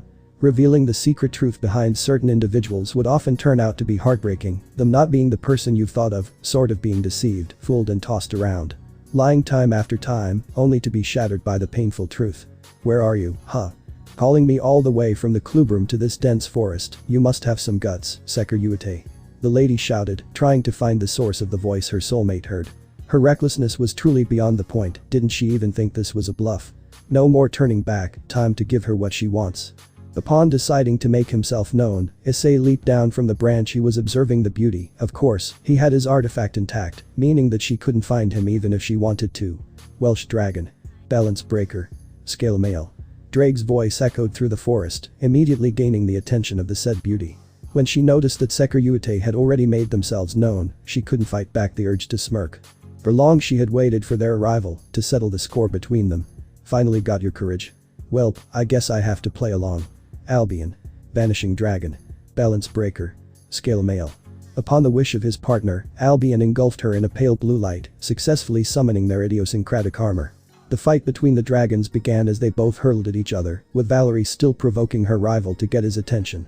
It was finally time to prove to each other that they were worthy to be their rival. A question of strength arose as they collided their fists. Boost. Doubling his power, Shiwftie used all his might to prove his strength to Valerie, who was shocked by the tremendous force he had displayed with just one boost. Truly, a fight between two dragons was something else. As she regained her footing, she made an implication for her rival to catch up with her. He's far stronger than I had thought of. This will prove to be an excellent fight. Her instincts were through the roof, finally an opponent to make her use her utmost. Divide. Albion's voice boomed against their foes. With a host like Valerie, they wouldn't lose against Drake, and Valerie would finally find her own way in life. Quickly elbowing Shiwftie, Valerie followed behind. What she didn't think of was that he would have the reaction time of 84 milliseconds, as he swiftly evaded her strike and answered with his own, effectively sending Valerie to the ground. Damn. Even Tobio fell for that trick. Considering he was the fastest among us at that time, Shiwftie is able to answer even faster than him. Fearsome. Adrenaline pumped through her veins. This fight. It made the trouble to come all this way to locate him worth a shot. Did the cat get your tongue? Come on, let's have a chit-chat, my rival. Provoking him further, Valerie kept on her assault. Somehow, he was able to answer nearly every single of them, like he could read her moves. That must be it. I have been launching my strikes without even considering. I have to put all my faith behind it to surpass him. Taking an uppercut and quickly gathering Magicka at her hand, Valerie conducted an energy burst at the very left side of her palm, effectively staggering her opponent for a split second. That opening would be enough for her to go for a round kick aimed at his torso. Divide. The silver-haired beauty's plan worked flawlessly as she sent the Shiwftie crushing to the ground. She had put all her strength behind that kick. He would have at least a broken sternum. Much to her shock, he stood up and cleaned the dust from his chest. He was durable enough to withstand one of her strikes straight, which meant good news for her, as Valerie could continue to examine the strength of her rival without considering his demise. You two are definitely fearsome, we have to admit. Pardon my host's silence, he does not like to talk during battles. We promise to give our utmost to you as a mean of showing our respect, Albion. Drake did the talking for both of them, with a little bit of lie here and there. If Issei talked instead of Drake, they could actually identify him, at least Valerie definitely could. His goal wasn't to injure her or anything like that, he knew that Valerie would want to face her rival before she did anything significant in her life. Issei could guess it from her fearful looks towards him, like she did not want him to get hurt between the dragons' fated clash, as he felt that way as well. Issei couldn't even live his life properly due to constantly being on edge because of Drake and Albion's rivalry, so having their clash early on would help them both to live their life to its fullest. He had to admit, if Drake didn't convince him to end their rivalry once they had found that Valerie was actually the White Dragon Empress, Issei would have walked away without confronting the beauty. As expected of Drake, he has honed this host of him greatly. Look at his moves, Valerie. Only people involved in actual wars would be that cautious, truly beautiful. Upon hearing the Supremacy's message, Valerie examined the Shiwftie in front of her, gracefully evading all her strikes with minimum movement. She was almost glad that a rival came in the form of an educated warrior, it's not every day that someone this skilled approached them to fight against. It was almost that Shiwftie did not want to hurt them, but went along with them in this dance of fury. Boost. Again, Drake's fierce voice echoed. This time, Shiwftie approached them directly, engaging in a shower of punches, clearly a sign to not underestimate them. As many wielded the Longinuses, none came close to mastering it than these two, a statement that dragons agreed, albeit unknowingly. Valerie was trying her hardest to evade them without ensuring great damage to herself, which proved to be a difficult task. Shiwftie knew where to strike precisely, angles that couldn't be covered without the use of magic, on which they had a silent agreement to not use, fighting like honorable warriors, going beyond the limits their bodies could offer. As his assault came to a halt, Valerie caught her breath, silently praising the warrior that stood before her. It was her turn to take the aggressor, as Shiwftie made a gesture for her to come at him with what she could offer. A decisive attack to finish the fight so soon. Even if she couldn't understand their motive, Valerie gave thought to the idea. Finishing their clash here would be a tad sad, but it would give both parties time to hone their skills and meet again in the foreseeable future. Truly, this day would mark the first clash between the strongest Hakuryuku and Shiwftie. Boost. Divide. Came Albion's ear-piercing reply.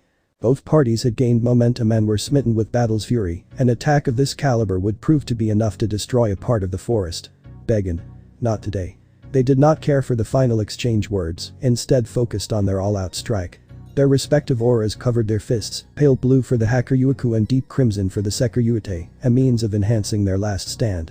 One way or another, the duo wouldn't be able to overpower each other, as the nature of the dragons wouldn't allow them to do so. As they collided, fate had already written its plan about the two of them. One shall not overpower the other, their strikes would prove to be just of the same strength. The excessive power their collision radiated as an earthquake, absorbing the power output from these two. My host and I thank you, rival. This fight has truly been something else, we have come to respect you too. Drake sincerely praised them with utmost pride in his host, holding his ground against Valerie, without the use of his idiosyncratic demonic powers was truly terrifying. Before Valerie could speak, Albion came forward. The pleasure is ours, Drake. A fine host you have, we are looking forward to our next encounter. Even Albion praised Drake's host for his achievements. Of course, Albion didn't even think that they could go toe-to-toe with each other, due to his pride in Valerie. It seems that fate does not disappoint them with its choices.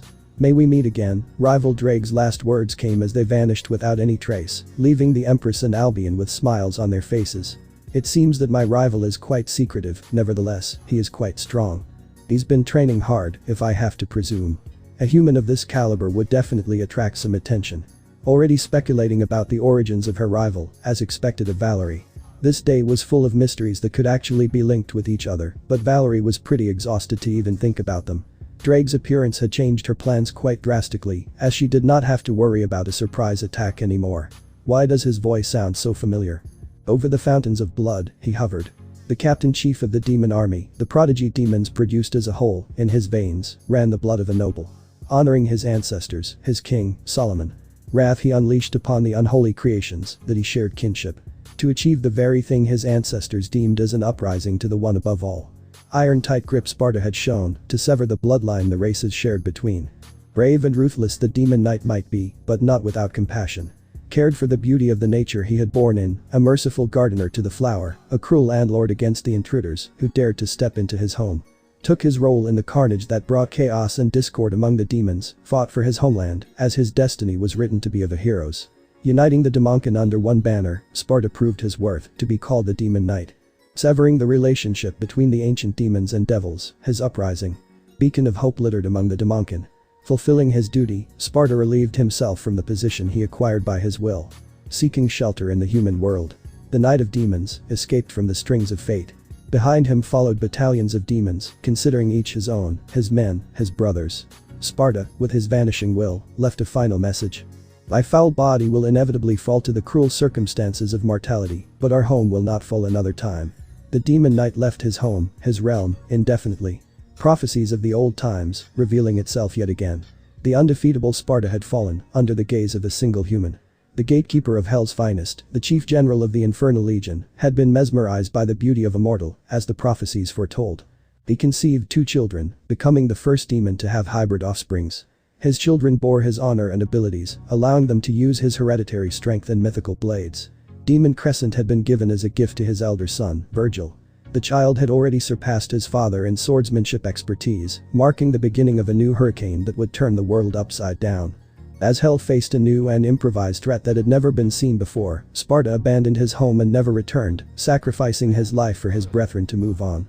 His lineage continued, as his descendants took the duty of protecting the fatherland. His sons, who would be later called as Sons of Sparta, had taken their roles in the Great War, aiding their allies and bringing glory and fame to his name. The demon had perished long before, yet his name did not. As long as their line continued, Sparta has always found his way in the demonic and devilish societies alike. Once arch-nemesises, now the greatest ally devils could ask for. His children resumed Sparta's mission to bring peace and prosperity to their homeland. As the world of devils had come to a halt, his descendants intervened, as part of the wishes of the old king. Devilish civil war, it had been coined, or the carnage that had never been seen before among the devils. As the annals of history finally erased his name, a new champion had emerged. Diane, the last descendant of House of Sparta. She fought bravely, with her heart beating with the devils and demons together. Relinquishing the old prophecy, Diane brought pride to her house. The Wheel of Fortune had long abandoned the House of Sparta, as Diane fell in battle, ending the line of Sparta along with her star. The prophecy foretold, as the devourer of worlds return in the realm of living. The last heir of Sparta will arrive, saving their kin and brethren from the ill fate they would have faced. The uprising of Sparta will finally conclude, so is his line. While Issei continued to read, he couldn't understand some of the metaphors the poem linked to. There had been flaws, such as Diane's demise. He had experienced the full story firsthand and knew why his mother had passed away. Not because of a battle, but due to dire circumstances her body put her into. The final prophecy, it related to him, didn't it? He could finally understand Azazel's surprise and apprehension upon seeing his heirloom. If he was here, then it only meant that this devourer of worlds would soon announce its return. Prophecies of demons would often come out to be true, as it did with Sparta and his line. He had also realized that his dream of peace and prosperity ran in his blood, as his ancestors imagined the same image. Until today, he had no idea that he came from a family with much history and honor behind it. It felt weird, and honestly he couldn't wrap his head around it. His mother would tell him about his grandparents often, yet she didn't mention anything about them being demons. He only knew that he bore the looks of his grandma, being the identical copy of her, something that his mother cherished. Welp, this one is down. Time to read the other one as I have a day off. Good thing that he bunked off, he didn't need to deal with further headaches after yesterday's events and had plenty of time to waste. He might get accustomed to it, though. As he reached for his cup of tea, Issei's phone began to ring. All he wanted was some space, but from the looks of it, some people didn't seem to have any of it. He could just turn his phone off and call it a day, but for the sake of Kyle, he didn't. There might be a case of emergency that needed him, concerning the youngest boy of the Silver family. Pondering the thought, Issei released his grip on the cup and took the phone. After waiting a bit more, he finally answered. Ayo, wachid oin Issei. I'm dying, let me die in peace. Well, Lyra and I are actually dying, so I need you to do me a favor. Rejected. Not in the mood of any pranks or something else, he couldn't keep up with their antics today. But. Hear me out first, okay? Nah. Honestly, why? They should have handled everything by now and wouldn't need his assistance. For a moment, please. I'll think about it. Again, he couldn't help himself and gave in. If this turns out to be one of Kyle's addicts, he would have a long talk with the blonde. So. As Kyle explained the situation he and Lyra are in, Issei could only fathom him. The devils wanted to conduct an official treaty, but they didn't have anyone that could be their guarantor, so they let him know and wanted him to become their guarantor figure. The idea is sound, as Issei too is a devil of his own, yet Kyle didn't know that the brunette wouldn't put his freedom in danger when he didn't have to. So much for an off day. Is this what it's all about? You need a guarantor and you can't alert your sister? Shame on you, Kyle. Your sister values you and wouldn't think twice on occasions like this one. You need to learn how to depend on your family. Scolding the younger angel, Issei resonated with him. Really, Kyle needed to get past his grudge and set the deal with Gabriel as soon as possible, especially as Lyra's life depended on it. Fine, I'll arrange someone for you. However, I too have a condition, keep an eye on Lucifer, I will pull a trick to confirm my suspicions. Even the tiniest bit of reaction would be helpful. As for the guarantor, you don't need to worry, I will call in a favor. As he finished his take, Kyle agreed and hung up. Issei began to concentrate, he could call her, but did he have to? He could make himself known, thus he would put an end to this masquerade and wouldn't need to deal with headaches anymore. That could work on paper, but he didn't know how the consequences of such an action would affect him. Don't even think about it, your thought process is already unstable. You wouldn't do something like that normally, Issei. Don't give in to that idea of yours, you will only be sorry afterwards. Just call Almalexia and have her handle this, we can't afford to lose our facade, not now. Drake gave his 2 cents as he overheard the conversation between his host and the angel. What he said was the plain truth in front of them, however. Issei often had voices inside his head that told him to do the unthinkable, with their voices rising especially on days like this. It was up to Drake to turn him back before he did something he would regret in the foreseeable future. I mean, what would happen if we did, partner? Wouldn't this be for the best? I would be casted away or incinerated, either of which I wouldn't mind. I'm sick and tired of this, and I think it will be the best to give in and unleash the Crimson Purgatory. At the very least, I would see Anna once again, in the afterlife. He was slowly giving into the curse, Drake could feel it. He was drawing power from the gear as his negative emotions multiplied by each second, so did his power. Did I stutter? I said, not now, Issei. We won't drop our cloak and you are going to stop this nonsense at once. You will not meet with Anna if you're gone, Haidu. She is still alive and we both know it. The red dragon raised his voice, which seemed to be of no good as Issei still couldn't get his point. Drake came to learn that his host wouldn't step out of his mind if he hadn't been yelled at, harshly. So the dragon did what he had to, shouted at him and cut the link between him and the boosted gear. This sole action brought his host to the world of living and ration once again, as the device had been altering and modifying his emotions. Blinking, Issei snapped out of his miserable state. Even shimmering frictions of negative emotion put strain on his body, he could feel the bags underneath his eyes, reaching, he touched his forehead, indeed, he had a high fever. Let's be done with this, Drake, once and for all. Fearing for the worst, the dragon in question could only watch as Issei channeled his devilish energy. He could use this one-way connection to reach the Foxy Devil as he dubbed her. He still had her magical signature, in case she would be in grave danger another time, this was his way of checking up on her. Connection stabilized. Lonely flown away, courtesy of the breeze surrounding the little cute rabbit. The catchphrase. Once and for all, mother. I am telling you, I have no intention to build a peerage, let alone to do it for my public image. These crackheads could weep for all I care, I am fine on my own. High-pitched voice, very unnatural for their daughter. If they looked closely, they could see that she was on the verge of exploding. It's no use, dear.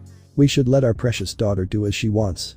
Forcing her would not suit us as we are one of the houses of Gremory, we should be kind and caring, she is our only child. Zurich Gremory raised his concern and support for his daughter. He didn't even bring up the topic, why was Mareth so persistent about the private life of their child all of a sudden? I know, Zurich, I do. However, I want my daughter to be safe and sound. Don't you think that I don't know the capabilities of our finest member? I am mesmerized by her expertise of our strongest gifts, yet I'm concerned, can't you two see that?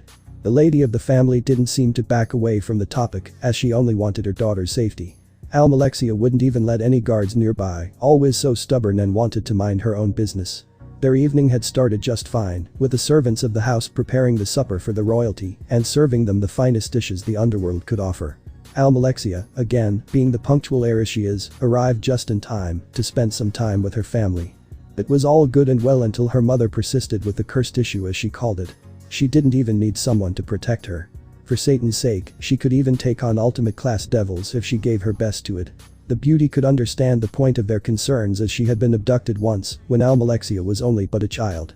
However, time had passed and she was one of the most powerful rookies the underworld had ever seen. Lonely flown away, courtesy of the breeze surrounding the little cute rabbit. How? After all these years, they hadn't come into contact with her, even in the direst of the situations where she needed them. Why now? Why would they now want to summon her? The exact moment Almalexia heard the last line, she knew that it had to be them, the mightiest hero of the current underworld, the Dark Slayer. The last line had a code embedded to it, the little cute rabbit, a passphrase they would use to call her. Memories overflowed her mind, the feeling of helplessness, the dread she felt once she realized that she could no longer see her family. Even if Almalexia didn't admit it, she was utterly traumatized from the event. A tingling sensation was embedded in her mind, not even leaving any room for feeling the relief she was in at the moment, in her father's dearest's arms. As her surroundings slowly blackened out, due to her concentration and shock, she was unable to hear her mother's cry and her father's relentless defense. Only thing she was able to form was a fickle smile, one that hadn't been seen since she was only a child. A fickle smile grew into a smirk, which then evolved into a full-blown laughter. The time hath finally come. PFFT. Losing all the strength, the beauty collapsed. Her fickle smile, still intact.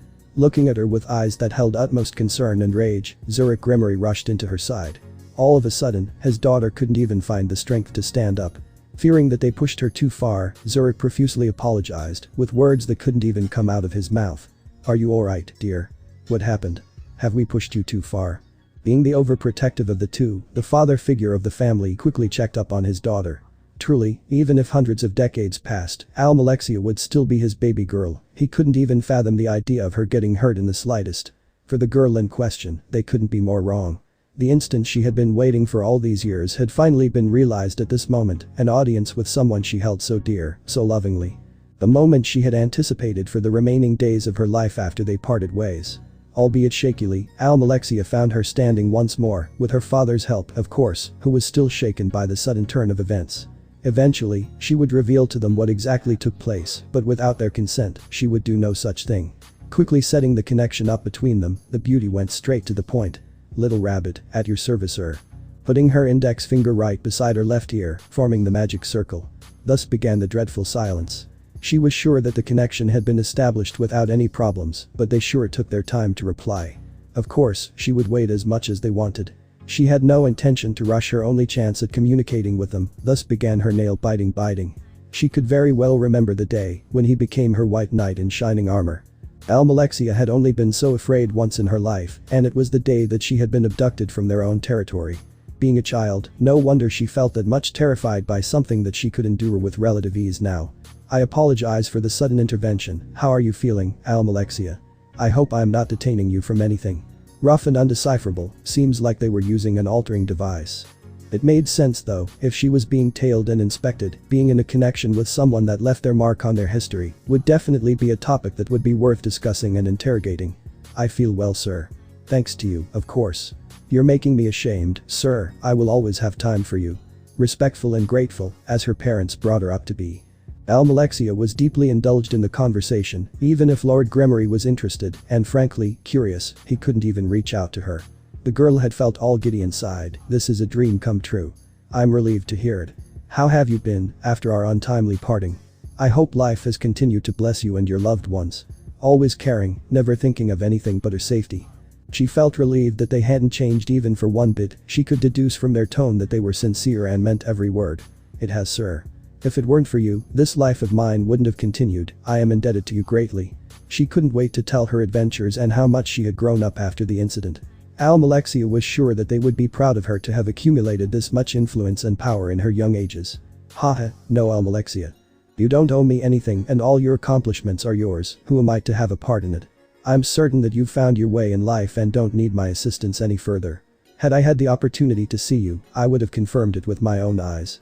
Being praised like this had made Almalexia smile, a triumphant smirk that she rarely made. Arrogance was not a part of her being. You always have, sir. My family will welcome you with open arms, I as well. If you wish, something can be arranged immediately. If they had such a chance, Almalexia herself would begin the preparations immediately. They always had a place in her heart and house. She would treat them with utmost respect and elegance. That doesn't sound like a bad idea, however, I would very much like to be alone with you. I have a habit of going undercover. Have you forgotten that, Almalexia? Of course she hadn't, however, their tone had a piece of amusement in it. Meaning that they had just been playing around. They hadn't outright refused the idea, which bore the question and the chance for her. Does that mean yes, sir? Can I visit you? Please say yes, please say yes. Yeah. About that. I think that can be done, I would like to see you as well. However, I think I've strayed away from the point too much, thus I will be going for that immediately. I have a favor to ask you, Almalexia. Would you carry a mission on my behalf? She had a chance to at least ease the burden on her conscience. The beauty was more than ready to comply with their request. Anything, sir. I would be more than honored to accomplish your wishes. She was renowned for her stubbornness and selfishness. If somebody saw her at the exact moment, they would have a hard time distinguishing between her public image and the girl before them. Of course, Almalexia would only be this loyal for someone she held in utmost regard. Upon complying, her contractor explained all the details she needed to know at the moment. Rest would be explained when she came to visit, which would take place as soon as possible, possibly right after the red-headed beauty comes back from her mission. Being a guarantor was something Almalexia wasn't used to, however, after hearing that she would conduct a treaty between two heiresses she knew too well, she had thought that it wouldn't be that much of an issue. Confirming the fact that she would be rewarded with intel that nobody in Underworld had was icing on the cake. The only thing that bothered her was the fact that she would need to side with angels against her own house, which would raise questions on another level. However, she could care less, it was the Dark Slayer she was talking about. Their wish is her command. I will understand if you want to back down from this. I don't have any right to force you to do something you don't wish to do, Almalexia. Even when they presented her with something like this, they still cared about her feelings and the trouble she would face had the word spread around. Yet, she had already made up her mind. It is my pleasure, sir. I will fulfill my duty and prove myself to you. Finishing her sentence with full of respect, Almalexia heard that the connection was cut from the other side. Her resolve hardened, her will reignited, Almalexia now had to carry her task. However, she could see that she owed an explanation to her parents, which were both confused and full of admiration towards the woman she had become under their eyes. If it isn't any trouble, I want to ask you who that is, my Almalexia. It seems that you hold them in high regard, will you fill us in? Zurich was the first to take the lead and ask the questions on their minds. Of course, the first thing they want to know is if they're trustable or not. Though she couldn't give a clear answer to them, she could at least tell them the truth. Nobody, but it is somebody for us. The headed figure who returned your precious daughter. Leaving them with their own confusion, Almalexia quickly prepared a teleportation circle. They would ask more and more until she would be late, which would have been the case had she not acted quickly. Ciao. Winking and realizing the look on their faces, Almalexia was sure that she would be grounded once she got home. Whatevs, I have important business coming up. I'm sure they will find a way to forgive me if everything went according to her plan, she would get away with it quite nicely. However, fate tends to be a bitch, and this was no exception, like her mother. Afterwards of the battle between the emperors. Are you absolutely certain that you will be able to finish this idiotic rivalry once and for all? Issei could feel the grunt of his partner behind his neck, which made sense as he was asking the same question repeatedly for 10 minutes straight. He had his reasons, though, if Drake couldn't, then this only meant that he needed to fight Valerie for, presumably, eternity. This is the last time I'm gonna make an explanation, you little bastard. I have communicated with Albion during our battle, he has agreed on the condition that Valerie is safe and sound. Once that grump trusts you enough, he will be ready to drop the enmity he shows.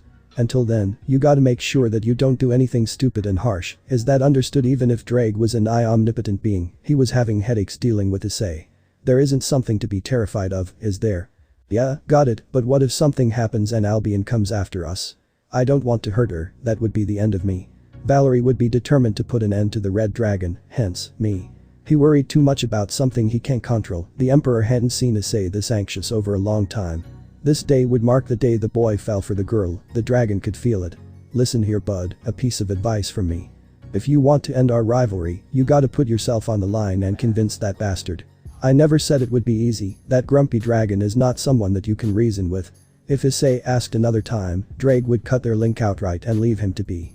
He was being too childish.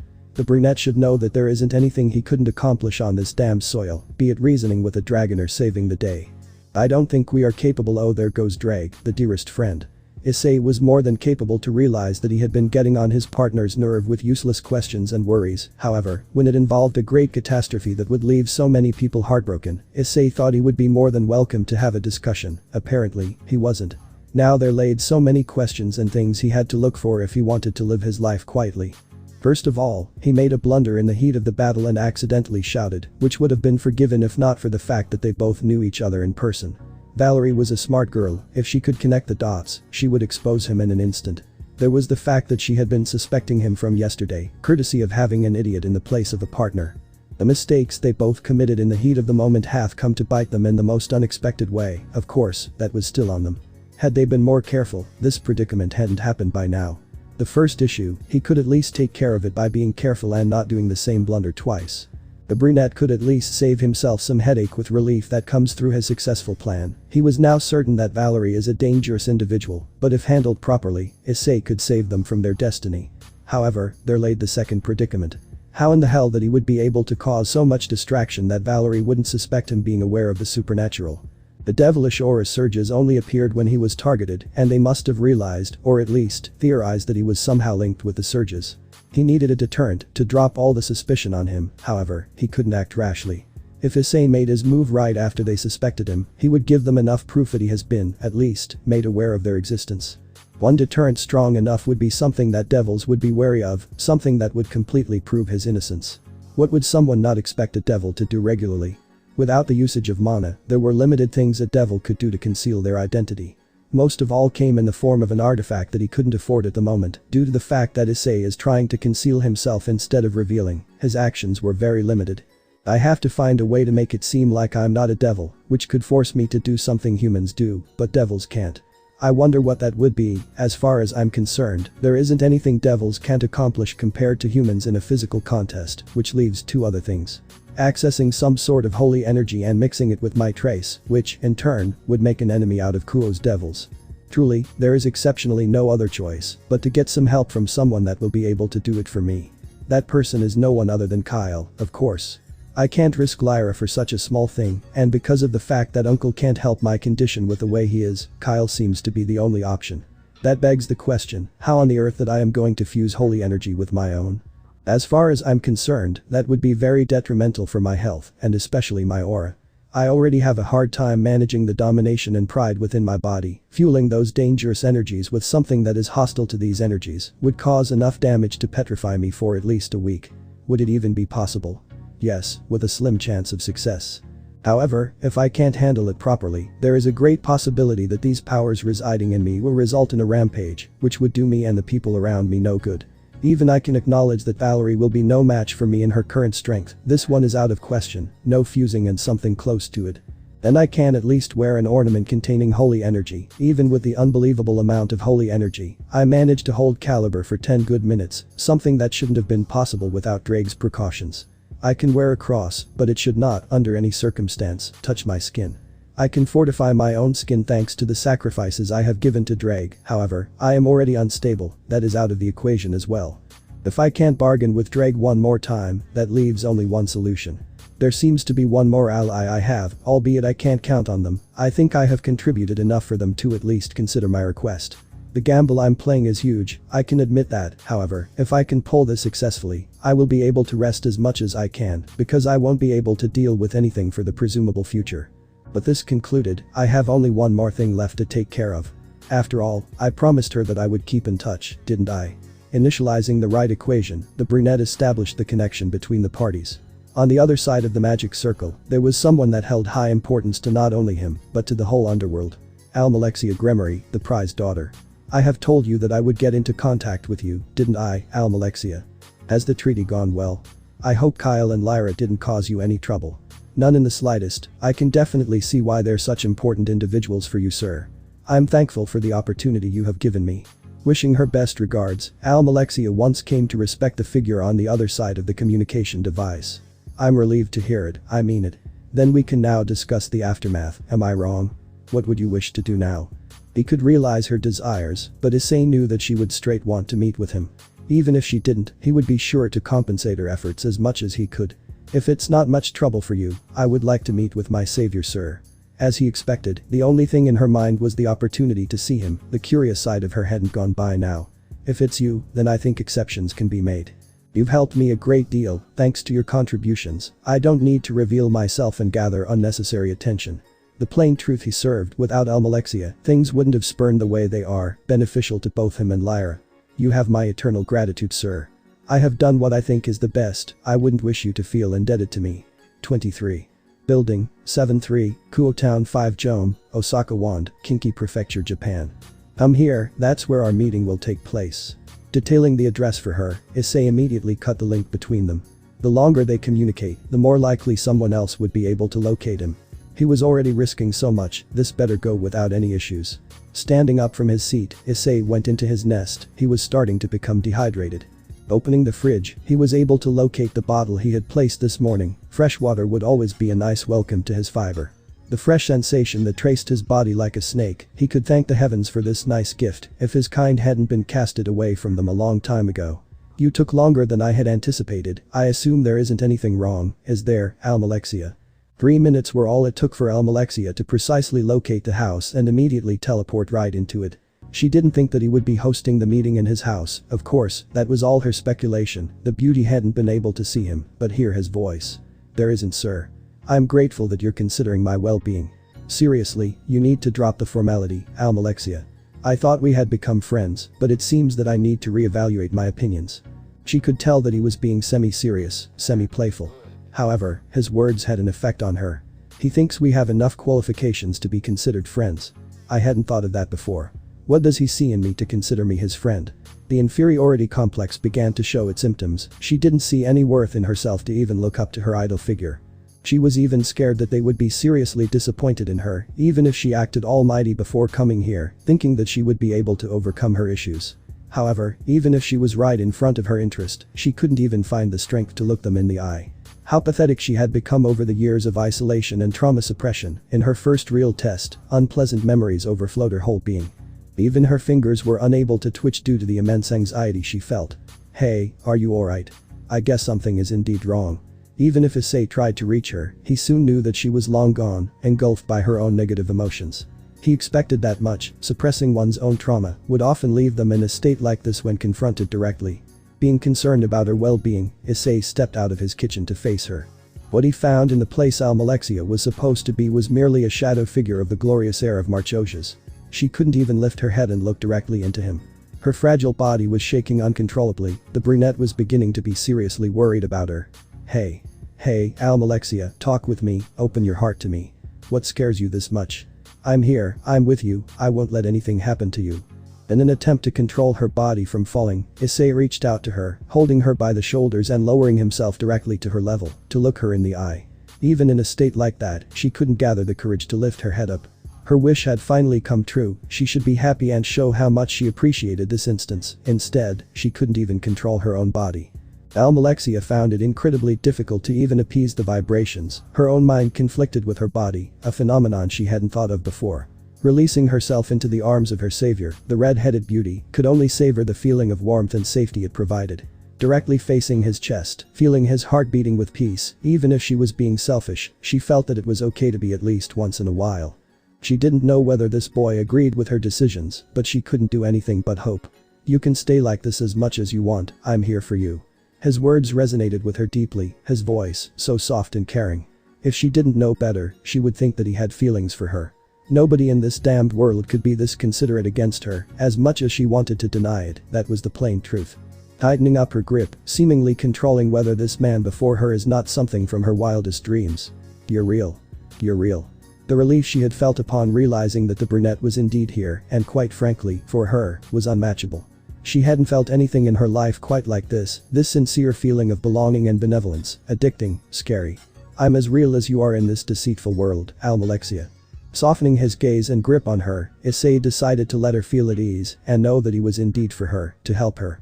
Whispering softly, the brunette could only smile, how much time had passed for her to become this vulnerable. The foxy devil must have been suppressing her own feelings for quite some time. Oh my little butterfly, fly. Fly high and rise. For I'm here for you, nothing may frighten my little angel.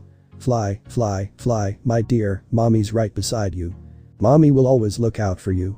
Trying to relieve her from her anxiety, Issei sang a lullaby for the beauty, an iconic one from his perspective. It was the same lullaby his mother chanted for him whenever he had difficulty sleeping. He still remembered the sincere and perplexing expression she would make when making eye contact, ruffling his hair with one hand, caressing his face with the other.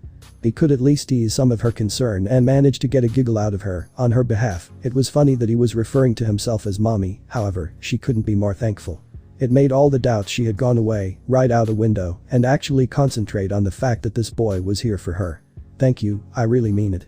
I think I needed someone to tell me that they care about me other than my family. With her usual grateful tone, Almalexia exclaimed. No need to thank me, everyone would do the same in this situation. Quickly reiterating, Issei didn't want to take the credit for himself. Feeling that she loosened her grip, he gestured her the way to one of his couches. Deciding that she would be most comfortable sitting across him, Almalexia took her seat. No mister. I don't believe everyone is as kind as you are. The beauty followed, wishing that her contractor would take some credit to himself. Re-eyed. By the way, how old are you? I don't think there's any need to call me mister considering the possibility that you might be the same age as I am. He was bored to death by the formality she had taken against him, she needed to cut some slack and be at ease. 18, sir. My parents have brought me up to respect every kind of person, it is my way of honoring my family's name. After all, you are the hero of the underworld. Bowing, placing her hand on her heart, Almalexia still continued to show her utmost respect. I'm thankful that you think of me in such way, but I have to say that I would be more comfortable if you at least refer to me by my name. You can call me Issei, or Ice. Your choice. Issei exclaimed with a hint of relief in his eyes, really, seeing the consequence of his actions had always pleased him.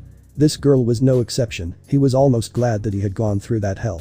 Is this your name, sir? I mean, Issei. Quickly refuting, Almalexia voiced out her question. Yep, my name is Issei and I'm the same age as you are. My friends call me Ice, my acquaintances call me Issei, and for the common courtesy in Japan, people that you're not too close with call you by your surname. Surprised by the fact that her savior was really young, Almalexia made a face that, in Issei's opinion, was too cute to be surreal. I see. I wish to call you Ice. Are you comfortable with it, mister? She was nervous, meanwhile Almalexia didn't want to cause him discomfort, she didn't want to bombard him with questions as well. It would be my pleasure, Almalexia. So, do you want to share a cup of tea with me? If you want, I can arrange different beverages as well. Waiting for her confirmation, Issei glanced at her with a smile that could erase any second thoughts in her mind. It's fine, Ice. I would very much like to. Her approval caused him to stand up and head right into his kitchen, he could let the tea brew once he had made the preparations. Enjoy yourself, Almalexia. I will be back in a minute, if anything catches your interest, feel free to use it. His tone made it sound like he was expecting her to roam around the house and answer the questions she had herself. Glancing and wandering around, Almalexia could deduce that it was indeed his house, not some kind of cover-up mansion he held privately for instances like this one. The foxy devil understood it at first glance, as the house was a little bit too clean for its own good, also the fact that there were several books piled up on the table in front of the couches was the icing on the cake. Legendary Dark Knight, the Unholy War, the Mythical Blades, Champion of the Demon Realm, the components of the books seemed to contain the secrets of ancient demons and the prophecies regarding the legendary Dark Knight, Sparta. She had heard the name, after all, his existence had brought underworld glory and victory in the Great War, and their successor continued their legacy by participating in the devilish civil war. Almost every devil knew the name of Sparta, the champion of hell and underworld. Which spiked the question, why did her benefactor seem to be obsessed with that figure? The connection between his abilities and his heritage seemed obvious. Issei was affiliated with the descendants of Sparta, or was one himself. If that were to be the case, Almalexia would actually be surprised for once. I see that you're interested in something, aren't you, Almalexia? With a playful attitude, Issei went out from his nest and reached for his sofa. He seemed to brew the tea in the meantime she was theory crafting, as it could be seen that he was holding 2 cups of green tea, his specialty. May I ask, Issei, are you interested in Underworld's affairs and history?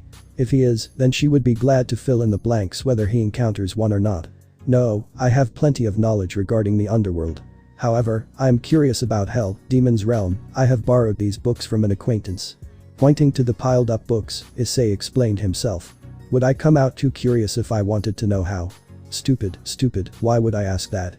Her whole demeanor changed whenever he was around, and Almalexia was beginning to be very uncomfortable by her sudden shift. I think a reintroduction could spare me the headache.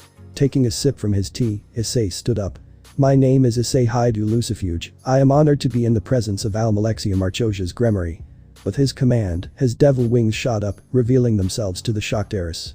On his hand, laid the crest of Lucifuge, demolishing any chance that he was lying. What? Very unnatural for her to scream in such a high-pitched voice, however, the very thought of them being related was simply overwhelming for her at the moment. You've heard it right, Almalexia. I am the next heir of Lucifuge family, and if you ask me, a mistake that should have never occurred in the first place. Filled with anguish and self-hatred, Issei's tone made it clear that he suffered. Referring himself in such a way simply made whatever thought Almalexia had at the moment vanish. No. You can't call yourself a mistake, sir. The mistake, as you name it, has saved countless lives and given hope to thousands. Refuting, Almalexia felt her blood boil. She couldn't understand the turmoil her savior is in, but the beauty would be damned if she didn't try to soothe his pain. I have long accepted it as the truth, Almalexia, you don't need to convince me otherwise. Unfolding his wings and taking his place once more, Issei kept his eye contact still. I refuse, everyone has their moment of self-hatred and pain, yet we continue to live on. Just because unfortunate things have happened doesn't mean that we hold no value as living beings. You've saved me from pits of despair once, it's common courtesy that I return it, Issei. Her determination is truly something else, Issei noted it down. What do you think that you know about me, Almalexia? Let me tell you one simple thing, I have brought misery and pain everywhere I stepped on, everyone that contacted me had misfortunes happen to them sooner or later. My existence is called a miracle, yet I see it as a curse. Venom evident in his voice, he had fallen beyond saving, Issei knew it yet still pushed on, to see the light at the end of the tunnel. I won't be able to understand your pain, and I will not try to act like I know, yet there is something that I know, my savior had not stopped to think twice before rushing in to save me and my friends.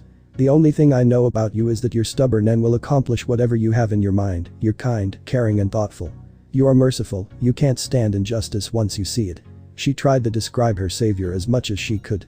Strength didn't matter, as long as one is in emotional turmoil, everything around them crumbled.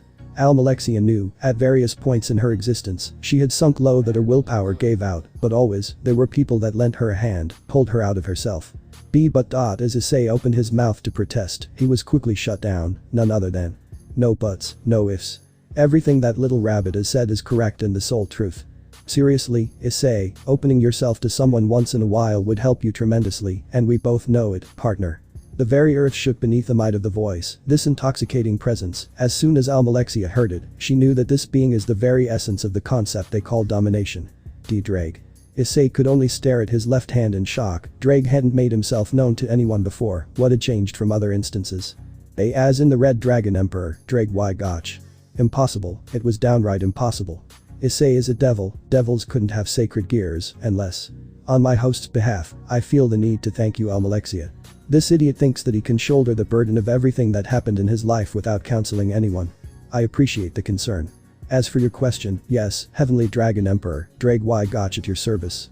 If Drag any bit of deceit from Almalexia's tone that she was deceiving his host, he wouldn't have shown himself.